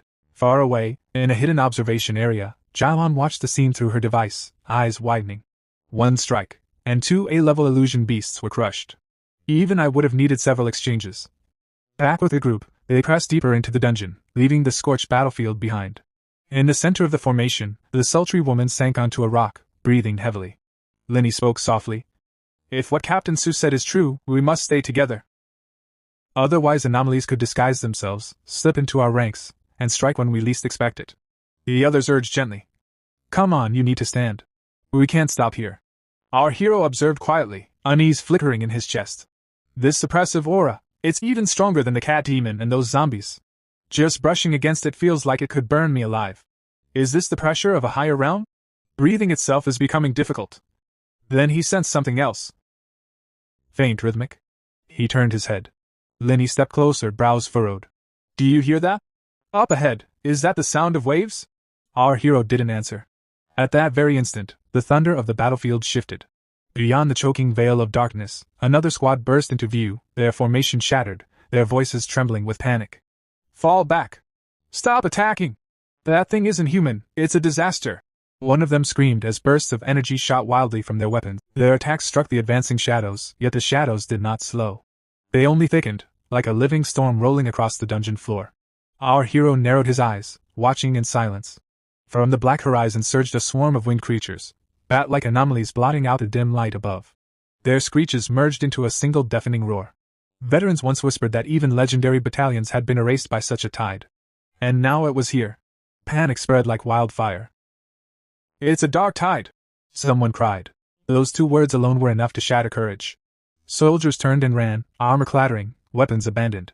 Whoever the darkness touched was crushed instantly, body and spirit erased in a single heartbeat. Among the fleeing crowd stood the same warrior who had once crossed blades with our hero at the dungeon's entrance. Pride still burned in his eyes. He drew his sword, a shimmering shield igniting around him. A dark tide? Just because the regular troops failed doesn't mean I will! He roared. Everything here will be mine. The darkness answered. It swallowed him whole. His barrier shattered like glass under a hammer. Claws and fangs emerged from the black current, tearing into him from every direction. His scream echoed, warped and distant, as if the tide itself was devouring his voice. Something's wrong, it's stronger than A-level. His words dissolved into the roaring abyss. The dark tide rolled onward like an ocean of night, grinding everything in its path into nothingness. From afar, our hero's team watched, dread tightening their throats. Our hero turned to Captain Su, his gaze sharp. What exactly is the dark tide? Captain Su's voice was low, almost reverent. The ultimate manifestation of the dark attribute. Corruption given form. It devours everything, humans, anomalies, even energy itself. But this shouldn't be its day to appear. Behind them, Lingy whispered. They say it can erase an entire city. Brother, can we still retreat? Instead of answering, our hero raised a hand. Lightning erupted from his palm, weaving into a radiant dome that enveloped the entire team. Arcs of blue electricity danced across the barrier's surface, crackling like living serpents. Don't panic, he said firmly. This spirit barrier restrains dark energy. If needed, combine your strength and maintain it. You'll survive the tide's impact. Captain Su stared stunned. What are you planning? Even a spirit creation expert was swallowed whole. We can't stop that thing. Lightning gathered in one of his hands. Flames ignited in the other. He stepped beyond the barrier, wind whipping his coat, eyes blazing with exhilaration rather than fear. So what if it's condensed? He declared. Then I'll shatter it. And with that, he launched himself straight into the heart of the dark tide. Darkness closed around him like jaws. Monsters swarmed from every direction, fused together into grotesque composite forms. Yet instead of terror, excitement flashed across his face. Just as I thought, he muttered. Not merely evolved anomalies, but upgraded amalgamations. From B level to A, from A to S, this entire tide might as well be an SSS-class entity. Lightning exploded outward. Fire followed in sweeping arcs. Each strike carved luminous scars through the darkness. Composite beasts disintegrated, their shrieks drowned by thunder. Where he moved, the tide parted, burned, torn, and electrified. Memories flickered through his mind. Once, a single B-level serpent had pushed him to his limits. Now, A-level constructs fell like brittle leaves before a storm. He pressed deeper. Amid the chaos, he spotted a familiar figure, the hunter who had once quarreled with him. The man was half submerged in shadow, his body slowly dissolving into the tide. Only faint pulses of spirit energy remained. Our hero crouched beside him, eyes narrowing. There's still a reaction. His spirit foundation isn't completely gone. With a fierce surge of lightning, he cleaved the surrounding darkness and dragged the hunter free. The man collapsed unconscious onto the cracked ground, barely breathing. Our hero looked down at him, voice calm yet resolute. You're not finished yet. There's still hope, even if it's only a sliver. Just then, as his gaze locked once more onto the writhing mass of shadow, a suffocating aura descended like a collapsing sky. The pressure was immense. Ancient, endless, as if the darkness itself had awakened. Instead of fear, our hero's eyes gleamed with exhilaration. Infinite multiplication, he murmured. So this is the special nature of an anomaly above my rank? Then, let's experiment. He raised his hand. A translucent interface flashed before him. System notification. Dark attribute detected.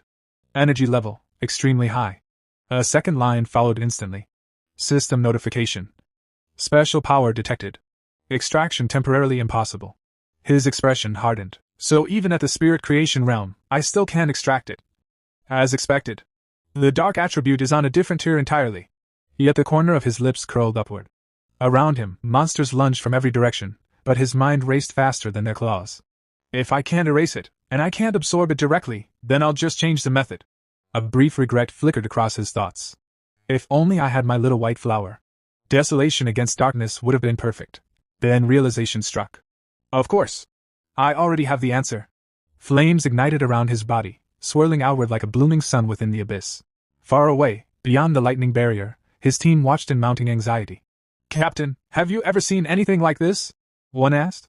Captain Sue shook her head slowly. My experience is limited, but nothing on this scale. Can the dark tide even be calmed down? Before them, the darkness had swallowed their hero completely. Not a spark of him remained visible.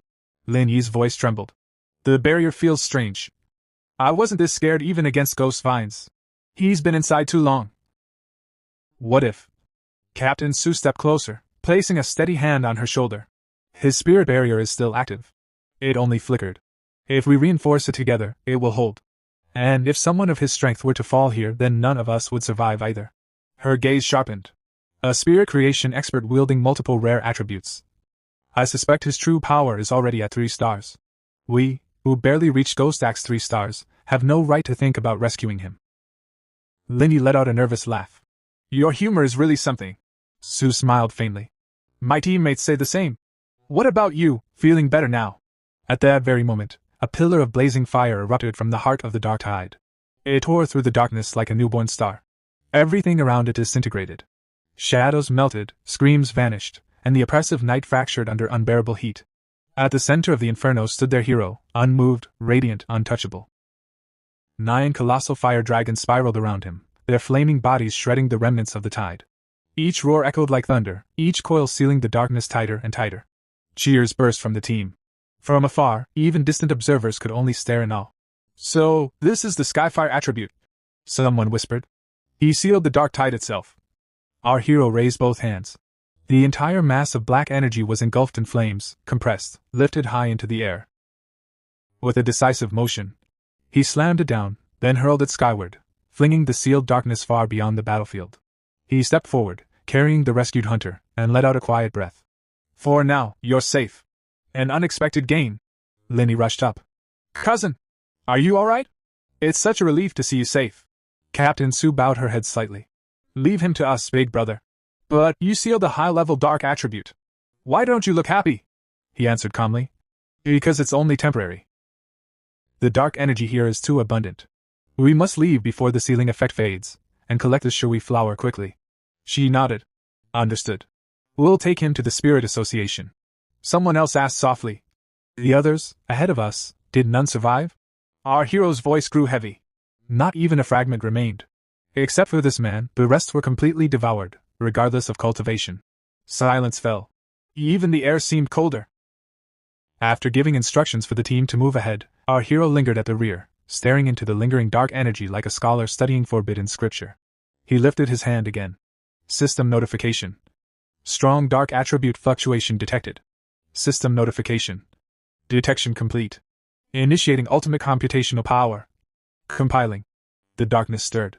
Instead of resisting, it began to flow toward him, thin streams of black mist threading into his veins. A cold aura spread across his body, neither painful nor comforting, merely vast, like standing alone beneath an endless night sky. Seconds passed.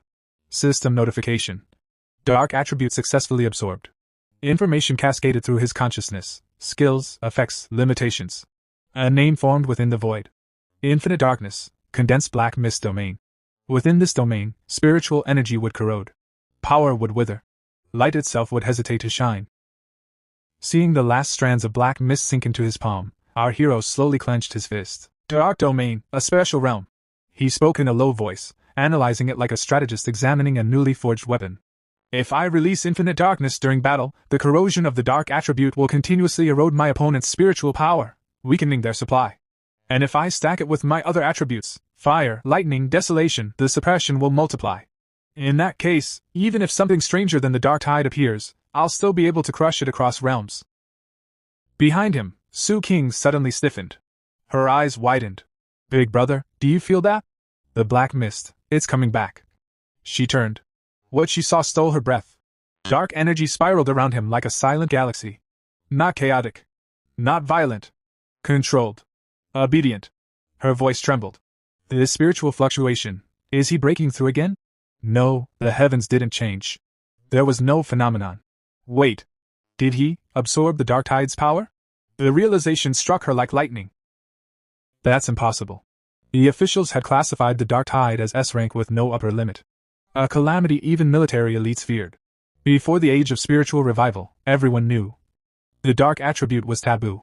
It was said to be born from negative emotions, hatred, despair, and hidden malice buried deep within every living being. Attempts to purify it had once cost entire research divisions their lives. Since then, dark anomalies were isolated and forbidden. She remembered the old case. A Ghost Axe Realm 3-star pioneer, who absorbed only a wisp from a C-rank anomaly. His skin rotted. His mind shattered. He never recovered. Yet here he stood. Calm. Stable. Uncorrupted. Her heartbeat quickened. Come out, our hero said coldly without turning. You've been watching long enough. Footsteps echoed from the shadows.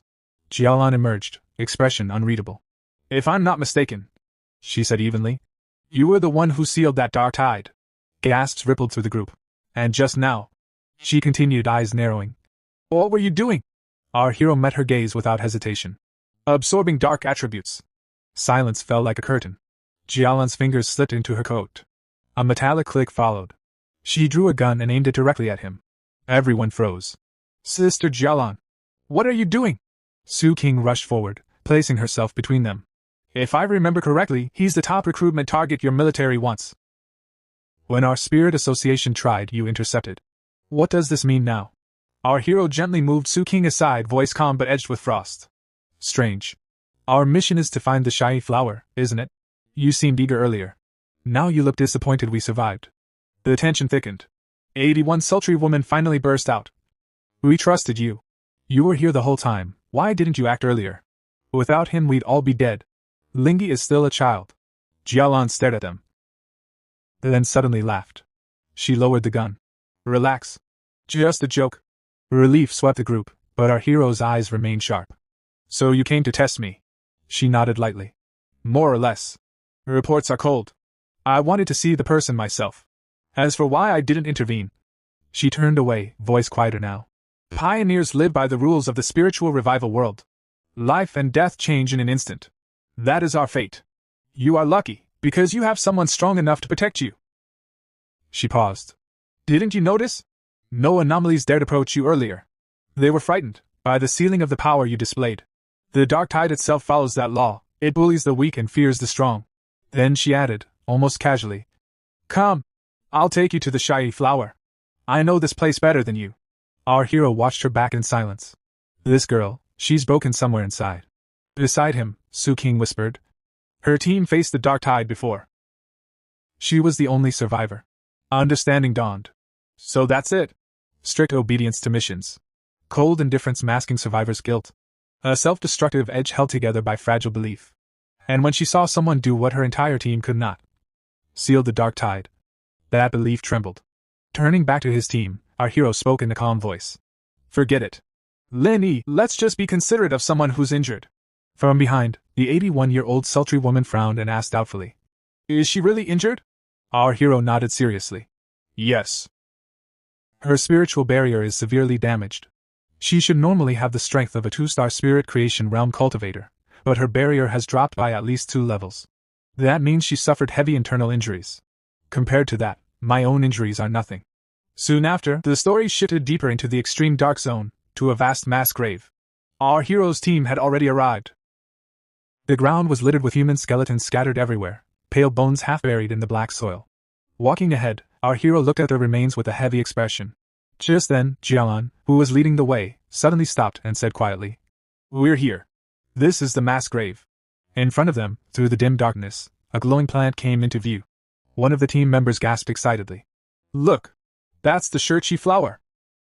Floating beside the flower was a dark attribute elemental spirit guarding it like a silent sentinel. The moment Jialan saw the flower, her composure shattered. Her eyes widened with obsession as she muttered almost madly, Finally I found you." Without thinking, she rushed forward toward it. Seeing her reckless behavior, our hero's expression darkened. As soon as Jialan stepped closer, she seemed to fall into a trance, walking as if under a spell. Realizing something was wrong, our hero instantly understood. She had been enchanted by the dark attribute surrounding the flower. Without hesitation, he formed a blazing fireball and hurled it toward her to stop her advance. Feeling the powerful energy rushing toward her back, Jialan suddenly snapped out of it. The pressure of the incoming attack made her immediately recognize the rare and powerful yang attribute within it. She spun around and struck the fireball, dispersing it in midair. Looking at our hero with a serious expression, she silently realized what had just happened. So, even with all my preparations, it still wasn't enough. At that moment, Linny hurried over and asked worriedly, "Sister Jialan, are you alright?" Standing beside her, Su King said firmly, "You're heavily influenced by the dark attribute. It's better if you stay here with us." Jialan said nothing more and simply nodded quietly. Someone from behind muttered, "As long as he goes, that's enough." Ignoring their words, our hero stepped alone into the dense fog surrounding the flower. The dark mist swallowed him almost immediately, making it impossible to see anything from outside. Step by step he moved deeper until the glowing Shirchi flower finally appeared clearly before him. But just as he approached, cracks suddenly spread across the ground beneath his feet. From those fissures, a grotesque dark attribute monster crawled out and lunged toward him. Countless twisted screams echoed from within its body, as if many devoured souls were trapped inside it. The moment he saw it, our hero raised his hand and unleashed divine thunder. Lightning exploded from his palm and struck the monster directly, severely injuring it in a single blow. The creature twisted violently in agony. Watching it carefully, our hero thought, "This fox demon, just how many anomalies has it devoured to mutate like this? Another S rank?" His expression hardened. "I must finish this quickly. Take the Shirchi flower and return. The seal on the dark tide won't last forever." Raising his hand again, he laughed faintly. "So you're still alive? Good. Then let me test something on you." As he spoke, he activated the dark attribute power he had recently obtained. A thick black domain spread outward, trapping the monster inside. The moment it was engulfed by the dark energy, the fox demon fell into chaotic illusions and began thrashing violently. Horrifying screams echoed as its mind collapsed under the pressure. At that very moment, a system notification appeared before our hero. System notification: due to the influence of the special dark attribute from the infinite dark realm, the level 5 abnormal half-corrupted fox demon has been downgraded to C rank. Seeing the result, our hero narrowed his eyes slightly. After fully restraining the monster, he drew his sword. 2 ranks dropped in a single strike. Looks like the so-called S-rank anomalies in this extreme darkness aren't that stable after all. Infusing yang attribute energy into his blade, he swung it down, releasing a blazing slash of fire straight toward the trapped monster. Meanwhile, outside the dark sphere, our hero's teammates could see nothing of the battle. The dark-colored sphere completely blocked their view. Feeling the energy radiating from it, Su Qing's expression grew serious. "What is this? This dark aura, it feels like the dark attribute, but not exactly the same." Standing beside her, Linny also spoke thoughtfully. "Yes, it doesn't carry that usual disgusting, cold, oppressive feeling." At that moment, Jialan, who had been standing quietly behind them, said in a calm yet serious voice, "That's because this is Fang Yi's domain. He has mastered the dark attribute, and without any teacher, created his own domain." As she said this, she was thinking to herself, "Using spiritual power to form a domain is extremely difficult. Until now, the only person capable of creating a domain with their spiritual attribute was my teacher. Aside from him, perhaps only 3 people in the entire world possessed such an ability. The other 2 were unknown, though it was rumored they belonged to Country M. Back then, when the capital was predicted to face a catastrophic disaster, her teacher had once tried to suppress it using his domain, but the result had been disastrous." While they were still talking, the dark sphere before them slowly began to dissipate. The black mist gradually faded away. From within it, a figure emerged. Someone shouted excitedly, "Someone's coming out!" Everyone immediately looked forward. There he was, our hero. When he saw them, he casually waved his hand and said, "All right. There shouldn't be any more trouble in this graveyard ahead." Then he walked over to the glowing flower, plucked it carefully, and held it in his hand while thinking, this should be fine. It's in perfect condition. Seeing this, Jialan was stunned. Despite all her previous attempts, she had never succeeded in retrieving the flower. Yet our hero had done it on his very first try. Our hero then walked over and handed the flower to her. Task complete. We should leave immediately. The dark tide isn't like ordinary dark attribute anomalies. It could cause trouble again at any moment. Jialan accepted the flower with a small smile. All right. Thank you, Fangyi. Without your help in turning the tide, this mission would have been impossible to complete. Thanks to everyone. Let's head out. The group began moving back toward the portal. As they walked, Jialan looked at our hero and said sincerely, Fangyi, I truly thank you. Elder Wu, the only Vajra realm master in Xia Nation, is currently on the verge of death. The Shikui flower is the only medicine that can save him. You've saved his life. Hearing this, our hero simply glanced at her quietly without saying anything. Soon the entire team reached the portal gate. When they saw the portal glowing ahead, everyone felt overwhelming relief. Finally! We see the light. We can escape alive! As they stepped through the portal and emerged outside, they were shocked to see countless military soldiers waiting there. The soldiers immediately shouted in excitement. The Shikui flower? You actually obtained the Shikui flower? When Sister Lan said it had been retrieved, they hadn't even dared to believe it. Everyone looked around in shock, wondering who had accomplished such a feat. In front of them stood a large military truck. Someone muttered in disbelief. That's the vehicle of the Star God War Zone. The Star God War Zone was the most powerful military force in Xia Nation, known throughout the entire country. Everyone suddenly realized something. So Sister Lan is actually a high-ranking officer of the Star God War Zone. Even before the era of spiritual revival, the Star God War Zone had been famous nationwide. It was the strongest elite force, gathering the most outstanding talents both physically and intellectually. After spiritual energy revived, their advantages became even greater. They possessed vast resources, and the restricted zones they guarded were also rare cultivation grounds filled with immense spiritual energy. The soldiers were overjoyed upon seeing the flower. A senior military officer stepped forward carefully and placed the Shikui flower into a secure container. Afterward, he turned to look at everyone, his gaze eventually landing on our hero. At that moment, all the soldiers suddenly saluted him with deep respect. The officer then turned to Jialan and said respectfully, I'll immediately send the flower to the hospital. Please don't worry. Jialan nodded. All right. I'll come later. The military truck soon departed.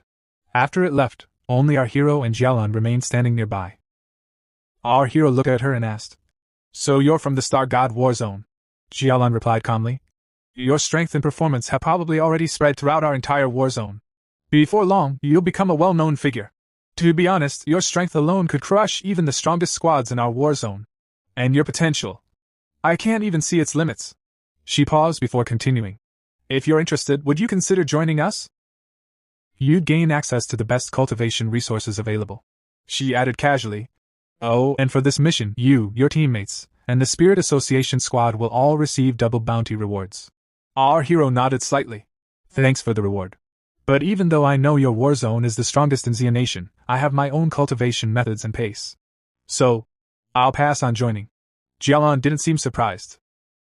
Instead, she explained patiently. Fangyi, the world is changing rapidly. What our nation fears most are dark attribute anomalies. Their numbers are increasing quickly, and in the future the situation will only become worse. Their influence spreads like malignant tumors capable of causing disasters at any moment. That's why we must give everything to stop them. Restricted zones must be established to hold them back. Meanwhile, the Spirit Association continues guarding the cities. She looked at him seriously. I'm not telling you this to pressure you or bind you with responsibility. I simply believe someone as exceptional as you deserves to know the truth about what's happening. Hearing this, our hero laughed lightly. I understand. If I encounter anomalies again in the future, even if strangers are involved, I won't stand by and watch. Jialan smiled softly at his answer. Then she took out a small token and handed it to him. It was good meeting you, Fangyi. Please accept this token. With it, you can freely enter and leave any restricted zone for cultivation. The doors of the Star God War Zone will always remain open to you, she added gently. And one more thing. Would you like to meet Elder Wu? Someone nearby gasped. You mean the Vajra Realm Venerable? Jialan nodded. Yes. He's my teacher. I think the two of you should meet. I don't know if you're willing, but it's just my personal wish. I really want to be friends with you. Our hero smiled, slipped the token into his pocket, and raised his hand. Activating his thunder power, he said with a laugh. All right. More friends mean more paths ahead. I'll go with you this time. And this, consider it a gift between friends. As he spoke, lightning suddenly flowed from his hand and struck Jialan. Everyone was shocked, but the lightning didn't harm her. Instead, it began healing her body. Jialan immediately felt the changes within herself. This thunder attribute, it has a healing effect. Her entire body tingled. The cold pain that had once filled her limbs vanished. Warmth spread through her body. The wounds corroded by the black mist began healing rapidly. Her damaged organs recovered, and her meridians were cleansed and restored. The toxins inside her body were completely destroyed by the rare thunder attribute. Unbelievable, it feels like being reborn. After a while, the lightning faded. Our hero looked at her and asked casually, "How do you feel now?" Jialan examined herself and smiled. "I'm completely fine now. All the remaining dark attribute energy in my body has been eliminated. No, more accurately, it's been shattered." Meanwhile, on the other side, inside the ambulance, doctors were examining the injured warrior. After a thorough check, one of them said in shock, "Even someone at the first stage of the spirit creation realm was injured like this. Can he even be saved?" Standing outside the ambulance was Su Qinging. She turned to look toward our hero and Jialan, then walked over. First, she asked Jialan, "You're still here?" But after observing her closely, her expression changed. "Wait, something feels different about you." Jialan smiled faintly. "Yes. A rare and pure thunder attribute. It completely cleansed all the dark energy in my body." Hearing this, Su Qinging looked at our hero with a hint of awe. "So this is the thunder attribute of the tyrant. It destroys enemies above and saves lives below." Our hero chuckled lightly. "Hey, what are you staring at?" Snapping back, Su Qinging quickly waved at the doctors, calling them over. Then she turned back to him with an innocent tone. "I just wanted to ask, could we work with you?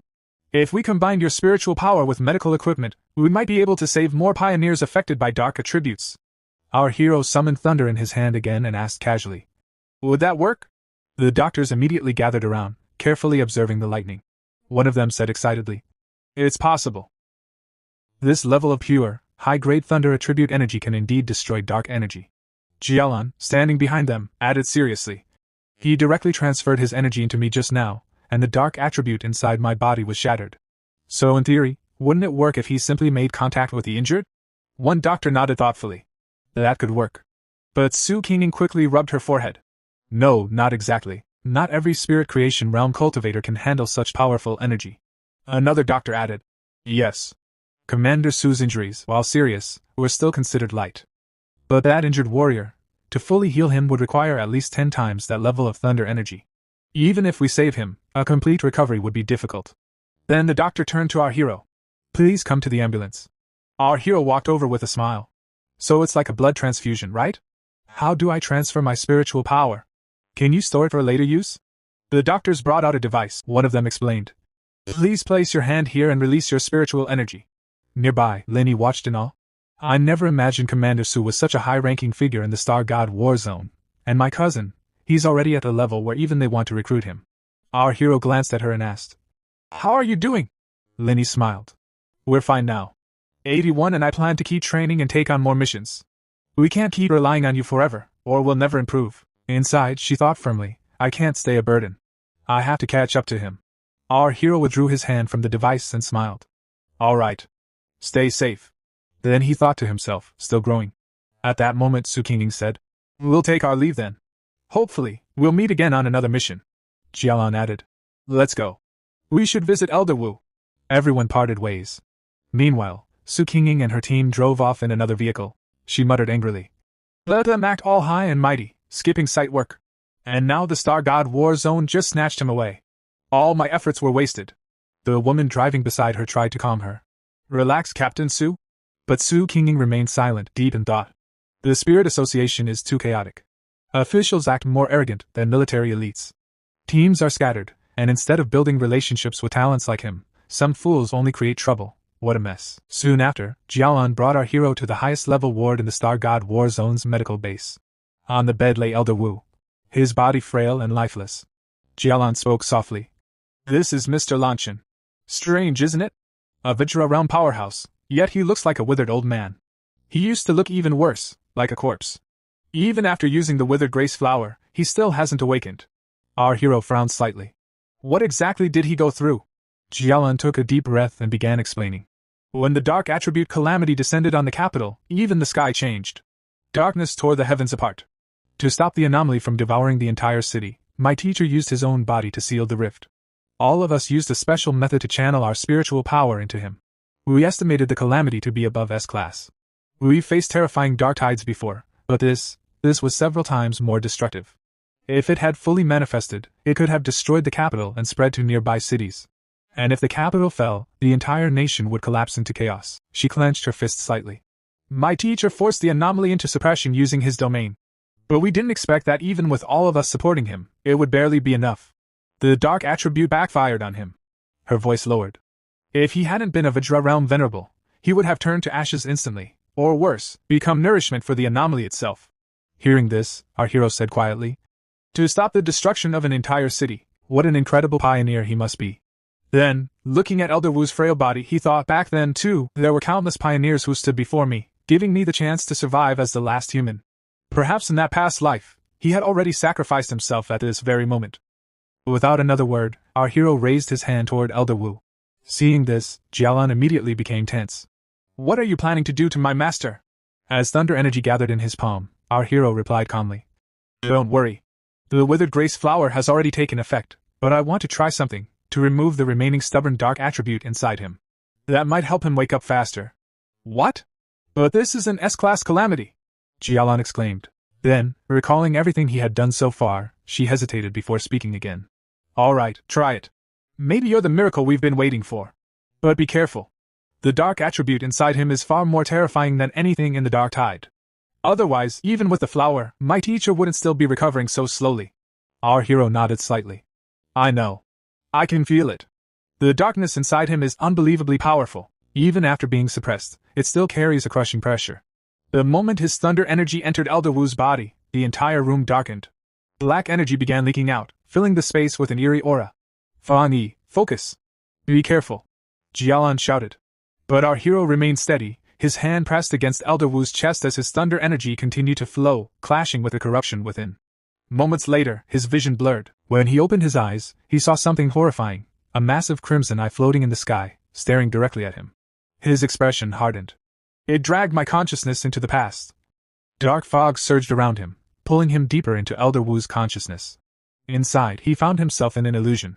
The enormous eye was still there, alive, glaring at him. Who are you? It roared. Our hero paused, then smirked. Just by touching the dark attribute inside him, I've been pulled into this illusion. Activating his lightning attribute, he said calmly. It doesn't matter. I'm here to erase you. The creature instantly launched a violent dark attack. How is this happening? Our hero muttered, dodging rapidly as he moved through the assault. After gaining some distance, he stopped, surprised. This lightning, it's not weaker than the divine thunder I absorbed on Yuhuan Peak. And there are so many of these dark insect-like anomalies. The creature continued multiplying, creating countless monsters. Seeing them, our hero said, even if this is just an illusion, each one is as strong as the anomalies from the dark tide, and there are thousands. Drawing his sword, he infused it with his yang attribute. Flames burst from the blade. The creature suddenly merged into a single massive entity. So, a swarm control technique, he said calmly, then charged forward, slashing through them relentlessly. As he fought, he thought, this must be an S-level aggregate anomaly, but maybe because of the illusion, or the effect of the withered grace flower, its strength is weakened, around A-level perhaps. Then his thoughts deepened. Are these the same creatures Elder Wu faced? The ones capable of destroying an entire city? After a pause, he corrected himself. No, probably even worse. Countless creatures continued flooding the space. Seeing their overwhelming numbers, our hero raised his hand and activated his dark attribute. Sensing the power, the creatures cried out in fear. You can't be human! Our hero laughed. Too late to realize that. He unleashed his power, forming a pitch-black domain that began pulling everything toward its center. The dark entity roared in fury. We will meet again, very soon! As its voice faded, all the creatures were dragged into the domain and completely erased. Hearing those words, our hero thought, so this is the lingering consciousness of the calamity, it said we. Does that mean there are more? Will other disasters descend? With a determined expression, he continued destroying everything with lightning and flames until nothing remained. Moments later, he exited Elder Wu's consciousness. Back in reality, he extracted the remaining corrupted energy from Elder Wu's body and sealed it using the 9-Dragon Skyfire technique. A mass of black energy floated in his hand. Jialan stared at it in shock. So, this is the dark attribute that remained inside my master? Our hero nodded. Yes. It's the residue of the calamity. Even now, it still holds immense power. But after being weakened by the flower and suppressed by Elder Wu himself, it's no longer as overwhelming. He looked at Elder Wu with respect. He truly deserves the title of Xia Nation's greatest pioneer. He used his own body as a vessel to suppress this darkness for so long. Anyone else would have died countless times over. Jialan lowered her head slightly. You really saved him. Our hero gave a faint smile. Not entirely. Without the withered grace flower weakening it first, I wouldn't have been able to remove the remaining dark attribute at all. Meanwhile, back at the medical ward, Jialan spoke softly. The losing temper flower may have preserved his life, but your power gave him the chance to truly recover. Our hero looked at the black energy in his hand, clenched his fist, and crushed it completely. The dark remnant shattered into nothingness as he said calmly. All right, now it's completely gone. Then he turned to Jialan, his tone growing serious. But there's something you need to know. Inside that spiritual illusion, the dark attribute remnant of the calamity hinted that it will return. We need to be ready. Next time, we can't let a recovering old man stand on the front line again. Jialan nodded. Yes. I've heard that rumor. Rumor? He raised an eyebrow. She explained. The military and the Spirit Association constantly monitor abnormal spiritual energy fluctuations. Their data is strictly classified. But there's a rumor. Based on current projections, Xia Nation might not even survive the first year of the spiritual energy revival. Our hero fell silent for a moment. Could my rebirth have changed the future? In his previous life, humanity had survived until the third year, barely. By then, the world had already been pushed to the brink of destruction. Placing a reassuring hand on her shoulder, he said gently. Don't overthink it. Elder Wu will wake up soon. And if that calamity returns, I'll fight alongside you. His gaze sharpened with determination. This time, I'll change everything. Later, back at his apartment, our hero sat cross-legged, immersed in cultivation. Waves of spiritual energy flowed through his body as he sensed a breakthrough approaching. After facing two S-class anomalies. I'm close. Spirit Creation Realm, 2nd star. Dark energy flickered faintly around him before settling back into calm. When he opened his eyes, his gaze fell on a small plant nearby, the strange little life form he had brought back earlier. It swayed gently, almost as if it were aware of him. Smiling, he walked over. So, it's you. Not bringing you last time was my mistake, though you're not exactly easy to carry around. A spark of excitement lit up his eyes. Come on. Let's go for a walk. Soon, he arrived at the mountain behind his apartment. The forest had already begun to regenerate, lush and vibrant once more. The Spirit Association's botanical department really knows what they're doing. He muttered. Nature's recovering fast, but this is still impressive. He gently removed the plant from its pot. Remember, don't absorb too much. With your appetite, you could drain half the planet. The moment its roots touched the soil, a violent surge of energy erupted. In seconds, the surrounding vegetation withered. Grass turned brittle, trees dried up, and life itself seemed to be drained away. Our hero frowned. You've already taken too much. He quickly pulled the plant out, shaking his head with a small laugh. All right, we'll find you another place. Looking at it thoughtfully, he added. Among all wood-type evolvers, you'd rank pretty high. With that desolation attribute, you're at least A-class. He glanced around. The mountain felt eerily silent. No animals at all. They must be avoiding your aura. Just then, his expression changed. A low, distant sound echoed through the forest. Wolves? Moments later, howls rose from every direction. One after another, they overlapped, forming a chilling chorus that echoed across the mountain. Soon, glowing eyes appeared in the darkness. Dozens, then hundreds. The entire ridge was surrounded. Under a blood-red full moon, a massive wolf stood atop a rocky outcrop, its presence overwhelming. Our hero narrowed his eyes. The Wolf King. Its aura was unstable, yet powerful, on the verge of completing its evolution. The surrounding wolves growled, slowly closing in. This pressure, it's about to reach A-class.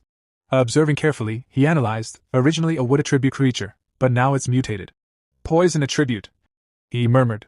Corrosive, likely from absorbing dark energy. A faint smile appeared on his face as he stepped forward.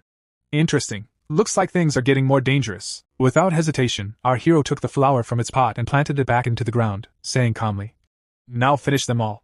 In his mind, he analyzed the situation. Even if the Wolf King is only an A-level anomaly, the real problem is their numbers.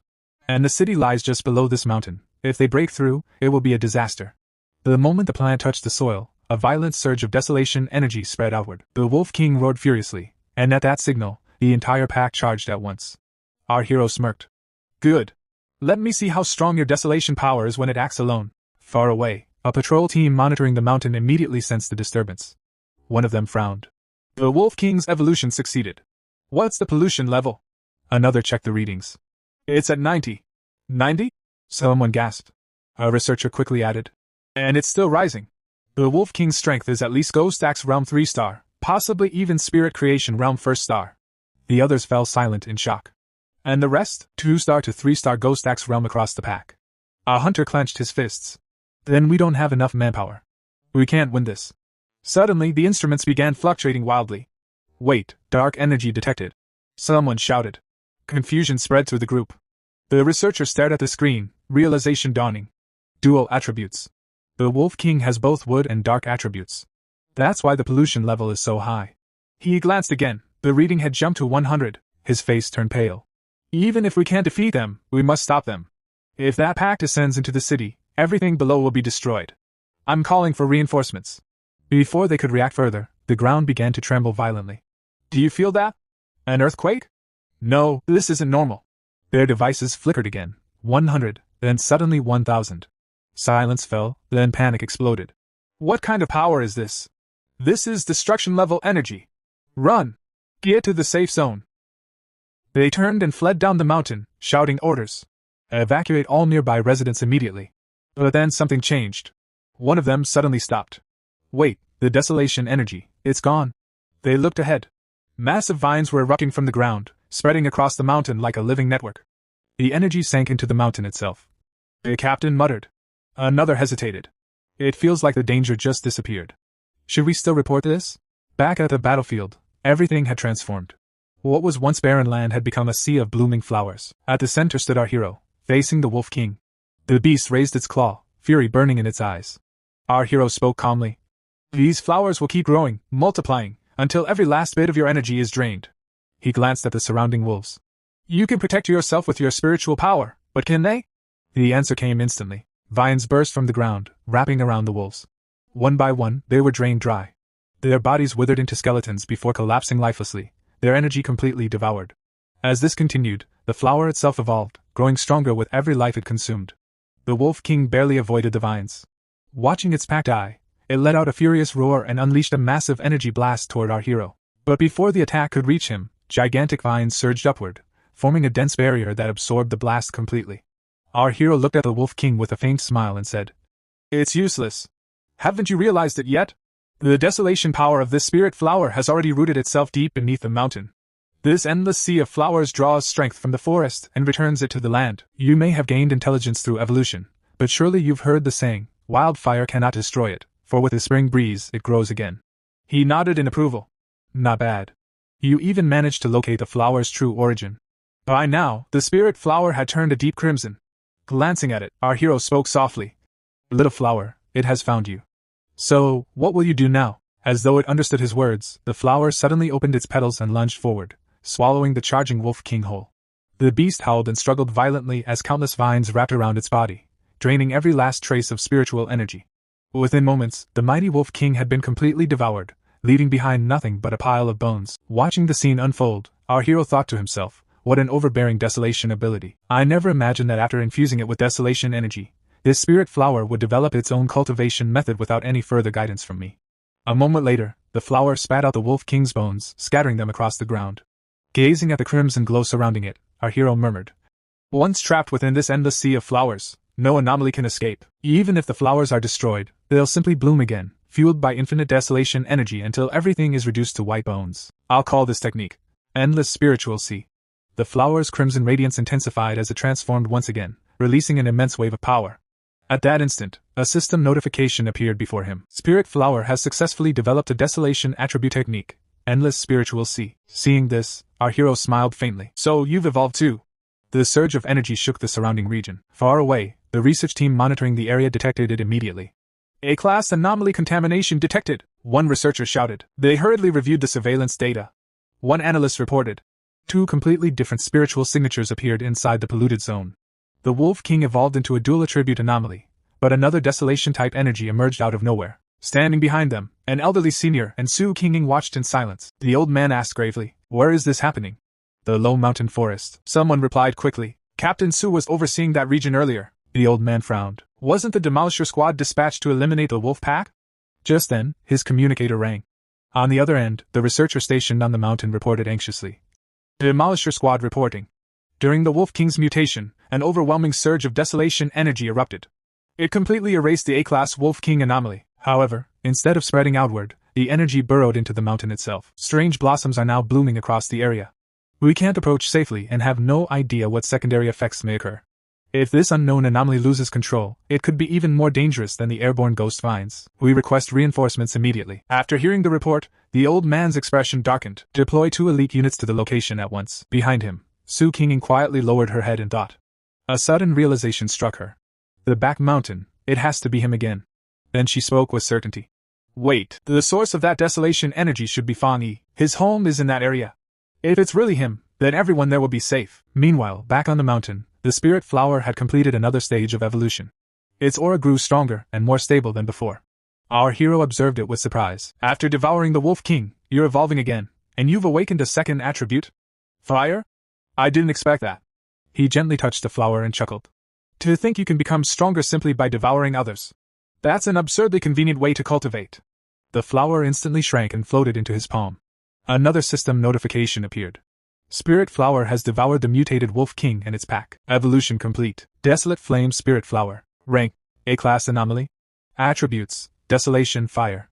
Description: The evolved Desolate Flame Spirit Flower possesses an overwhelming hunger for spiritual energy, and can be nurtured within the boundless dark realm. Reading the notification, our hero murmured, "The boundless dark realm." A sphere of dark energy formed in his palm as inspiration struck him. I can't believe I overlooked something so obvious. If I cultivate the spirit flower inside the boundless dark realm, where the soil and anomalies are saturated with dark energy, it may evolve yet again and awaken a dark attribute as well. With that thought, he placed the flower into the dark realm. The instant it disappeared inside, the sky above began to change. Looking upward, our hero smiled. So, I'm breaking through already. Spirit Forging Realm, 2nd star. Without hesitation, he sat down, crossed his legs, and entered a cultivation state, allowing the surging spiritual energy around him to carry him toward his next breakthrough. Meanwhile, as heavenly energy descended and merged into his body, an equally powerful force surged outward from within him, resonating with heaven and earth. Our hero slowly opened his eyes and thought, I can feel it. Controlling my spiritual power has become effortless. The spiritual chi of heaven and earth flows into me as though we are one. Far away, another figure silently watched his breakthrough from the shadows. Narrowing his eyes, the man muttered coldly, I finally found you. So this is where you've been. Memories flashed through his mind, the moment our hero had first awakened his yang attribute. Watching the old recording back then, he had sneered. A fire attribute pioneer. Fine. I'll crush that pride of yours. I'll prove to everyone that I'm the #1 fire attribute pioneer. The story returned to the present. Suddenly, our hero sensed someone's presence nearby. Who's there? He shouted. The next instant, a blazing fireball shot straight toward him. Our hero swiftly dodged the attack and frowned. A fire attribute awakener. He immediately summoned his dark attribute, creating a black vortex that swallowed the incoming flames whole. Narrowing his eyes, he thought. So you've finally shown yourself. You were hiding there all along without even concealing your spiritual chi. A newly advanced spirit forging realm cultivator, no organization, no backing, just a wild pioneer obsessed with fighting. Seeing his attack fail, the stranger finally stepped out. With a confident smirk, he introduced himself. You're interesting. I can feel tremendous spiritual pressure from you. How did you dodge my flowing flame burst? Our hero remained silent, staring at him coldly. The man laughed. Right. I forgot to introduce myself. My name is Zhongli. You'll remember it very soon. Without another word, Zhongli charged forward and unleashed another blazing attack. Our hero calmly raised his hand. A bolt of divine thunder crashed down from the sky. The terrifying lightning struck Zhongli before he could react. His eyes widened in disbelief. What is this? Boom! The lightning slammed into him, sending him crashing to the ground. When the flash disappeared, Zhongli knelt there, his body covered in burns. Trembling, he muttered, What just happened? Isn't he a fire attribute pioneer? Before he could recover, our hero instantly appeared before him. Grabbing Zhongli by the head, he slammed him into the ground. Didn't catch that. What did you say your name was? Zhongli's face twisted with shock and rage. Impossible. How can this happen? I'm already a 1-star spirit forging realm cultivator, the fastest among the younger generation. I even possess one of the rarest high-tier attributes, fire. With my talent and cultivation, I should be unmatched. Everyone should admire me. Before he could finish thinking, our hero released another surge of thunder directly into his head. Zhongli screamed in agony. It hurts. It hurts so much. His mind filled with panic. Wait. He's supposed to be a fire attribute user. Then why does he also have lightning? My flames were completely suppressed. I can't even stand. Looking down at him, our hero said coldly. Is this all you've got? Kids these days are far too overconfident. Zhongli trembled uncontrollably. He hasn't even reached 2-star spirit forging realm. So why does his pressure feel stronger than mine by 2 entire realms? No, maybe 3. Fear completely overwhelmed him. No. I don't want to die. Am I really going to die here? Our hero placed his hand on Jongle's head once more, preparing another thunder strike. Seeing this, Jongle completely broke down. No! Please, don't kill me! He begged desperately, shaking with fear. Our hero watched him silently for a few moments. Then he slowly withdrew his hand. Turning around, he said calmly, "Let me give you one piece of advice. Power isn't meant to be used recklessly against people. If you have time to challenge others, go eliminate the anomalies threatening innocent lives instead." Jongle remained speechless. He could only watch our hero walk away. As his figure disappeared into the distance, Jongle lowered his head and thought, just what kind of person is he? Is his ability simply that overwhelming, or am I the one who's far too weak? Meanwhile, the scene shifted back to the city, where Jongle entered an apartment. Inside, 2 people were already waiting for him. One of them looked at his new haircut and laughed. "You're back. That new haircut actually looks pretty good." The other man, who had been sitting quietly, sighed. "Young Master Jongle, I've told you before. Constantly provoking people is never a good idea." The first man walked over and continued. "Even if you get angry again, I still have to say it. The spiritual chi revival hasn't even fully begun yet, and we're still as insignificant as dust. Yet you keep making enemies everywhere. That's far too reckless.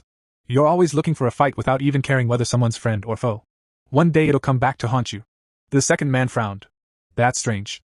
We've been talking to you this whole time, but you haven't argued back once." Ignoring both of them, Jongle quietly walked over and sat down. The 2 exchanged puzzled looks. "What's going on?" One of them walked over, placed a hand on Jongle's shoulder, and asked, "Are you possessed or something? Are you really the same Jongle who picks fights and throws punches at the slightest provocation?" The first man added, "Weren't you going to challenge that heavenly fire slash today? What happened?" After a long silence, Jongle finally spoke. I lost, in a single strike." Before he could continue, the second man jumped up in shock. "What did you just say? 1 strike?" Jongle's eyes suddenly turned red. Tears streamed down his face as he said, "I lost, with just 1 move." His voice trembled. "I should have realized something was wrong. If I'd backed down then, I wouldn't have suffered such humiliation." The first man stared at him in disbelief. "That person was really that powerful? You're a high-level fire attribute genius. You reached the spirit creation realm within a month of awakening.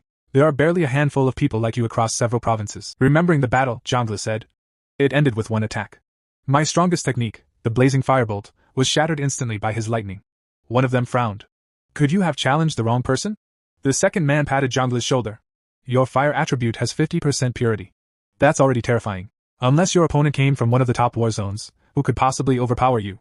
The first man added, "You awakened late, yet after joining us to compete for cultivation resources, you defeated 2 wild pioneers with the same attribute, both at Ghost Axe Realm 3 stars. Is it possible that the heavenly fire slash wasn't even a pioneer? We estimated his strength shouldn't have exceeded yours." Suddenly, Jongle grabbed him by the collar. Still crying, he shouted, "How could I mistake him? That's exactly where the heavenly fire slash appeared. It was definitely his territory." His whole body trembled. "You weren't there. You didn't see it. He's a complete monster." Taking a deep breath, he continued, "That terrifying thunder attribute, it felt like countless heavenly lightning bolts were exploding beside my ears. My head almost burst from the pressure. I'm certain it was him. A dual fire and thunder attribute spirit creation realm pioneer of the highest class. His lightning is several times stronger than my fire. He must have been hiding his true strength. He's at least a 3-star spirit creation realm expert." The room fell silent. The 2 men looked at each other with pale faces. After a long pause, one finally spoke. "A 3-star wild pioneer? That's impossible." The other slowly nodded. "If everything you said is true, then he'll become the greatest nightmare of every top pioneer." Either of them spoke again. Trying to capture someone with that level of talent would be almost impossible. Lowering his head, Jongle wiped away his tears. "He defeated me with a single move." After a brief silence, he looked up and asked seriously, "Do you think I should ask him to become my master?" Meanwhile, the story shifted back to our hero, who was quietly cultivating in his room. As he circulated his spiritual energy, he frowned. "Strange. I was clearly on the verge of breaking through to 2-star spirit creation realm. Why did that opportunity suddenly disappear?" After checking himself carefully, he shook his head. "It's not a problem with my body." He slowly stood up and walked outside. "For some reason, the current spiritual chi can't gather or resonate. Without that resonance, I can't form the heavenly phenomena needed for a breakthrough." His expression gradually became serious. Could something major be about to happen? Is the spiritual chi revival accelerating in my city? Just then, his communicator lit up. It was a call from Jylon, but the signal showed unavailable. Our hero frowned. Has the military already moved to the front lines? He immediately shook his head. No. If a major anomaly had appeared, they would have contacted me directly. At that moment, another call came in. This time, it was Su Qinging. He answered immediately. Through heavy static, Su Qinging's trembling voice came through. Fanny, the situation, we're requesting backup. Before he could reply, a loud bang echoed through the room. A bat had crashed straight into his window. He glanced at it briefly before focusing back on the call. Your signal is terrible. Have that many anomalies appeared inside the city? Su Qingying's broken voice struggled through the interference. No, it's much worse. I'm still inside the city. Hello. The transmission was abruptly cut off. At that very moment, the bat outside the broken window suddenly twitched. It wasn't dead. Slowly, it began cracking the remaining glass, forcing its way into the room. The instant it lunged forward, our hero stood up, his eyes turning cold. You're overestimating yourself. In a flash, divine thunder erupted from his hand, instantly reducing the bat to ashes. Just then, Lin Yi burst into the room. Cousin! There are so many bat-type anomalies flying around outside. Her eyes widened as she noticed the shattered window. Looking around, she frowned. Something's definitely wrong. Anomalies usually appear only once in a while, but now they're attacking people's homes, and there are so many of them. Our hero nodded seriously. You're right. If we're lucky, the situation is still under control. But if we're unlucky, this city may undergo the same kind of disaster we've seen in the news. Two-star Ghost Axe realm anomalies normally hide in the darkness. They never run through crowded cities, much less attack a pioneer's home. A difficult battle is coming. We just don't know what's about to happen. He looked at Lin Yi. Contact every pioneer you can reach. Tell them to gather at the house. Lin Yi nodded immediately. Got it. Our hero continued. You're already close to breaking through to the spirit creation realm, aren't you? Then I'll leave the safety of the house to you. Guard this window. Don't let a single anomaly get inside. Can you do that? Lin Yi clenched her fists confidently. Leave it to me. Meanwhile, the story shifted to Su Qingying and her team. One of her teammates reported anxiously. Captain, the signal interference is getting worse. Fanny couldn't hear our exact location. Su Qingying's expression became grim. If a major catastrophe really begins, we'll have to deal with it ourselves. Another teammate asked nervously. Captain, could it just be a malfunction in the equipment? I can't even imagine what an unclassified anomaly would look like. Su Qingying remained calm, though worry filled her eyes. I hope it's just a false alarm. She immediately activated her communicator. Report the patrol status of every unit. A voice answered through the communication channel. Area 8 contamination level 4. All units remain on high alert. Report any changes in contamination readings immediately. Before anyone could continue, the sky suddenly twisted violently. A massive vortex appeared overhead. From within the swirling darkness, countless bat-type anomalies poured into the city. Everyone looked up in horror as the sky turned black with flapping wings. Someone shouted. Anomaly swarm! A massive anomaly swarm has appeared! At the same time, emergency broadcasts echoed throughout the city. The city is expected to experience its heaviest rainfall in 50 years. Multiple red alerts have been issued. Due to the severe weather, all public activities have been suspended. Citizens are advised to remain indoors and take all necessary safety precautions. Elsewhere, an ordinary man stepped outside on his way to work. Looking at the dark sky, he muttered uneasily. It feels like the heavens themselves are changing. This is terrifying. Standing by the doorway, his wife called out anxiously. What if something really terrible happens? Could it actually be the end of the world? What's been happening lately? Elsewhere, a group of bikers raced through the torrential rain. Leading them was Zhonglu. His teammates shouted through the storm. This weather is seriously messed up. We can't be that unlucky, right? Should we keep going or turn back? Zhonglu, say something. Just then, a bad anomaly shot toward Zhonglu at incredible speed. The moment he noticed it, flames burst from his hand. Looking for death? With a single attack, he engulfed the bat in fire. One of his teammates laughed. What's wrong with that thing? Normally, small anomalies don't even dare get close when Zhonglu uses his fire attribute. However, something unexpected happened. One of the burning bats suddenly flew back out of the flames. Zhonglu's expression immediately changed. What? His teammates stared in disbelief. How is that possible? Why didn't it burn to death?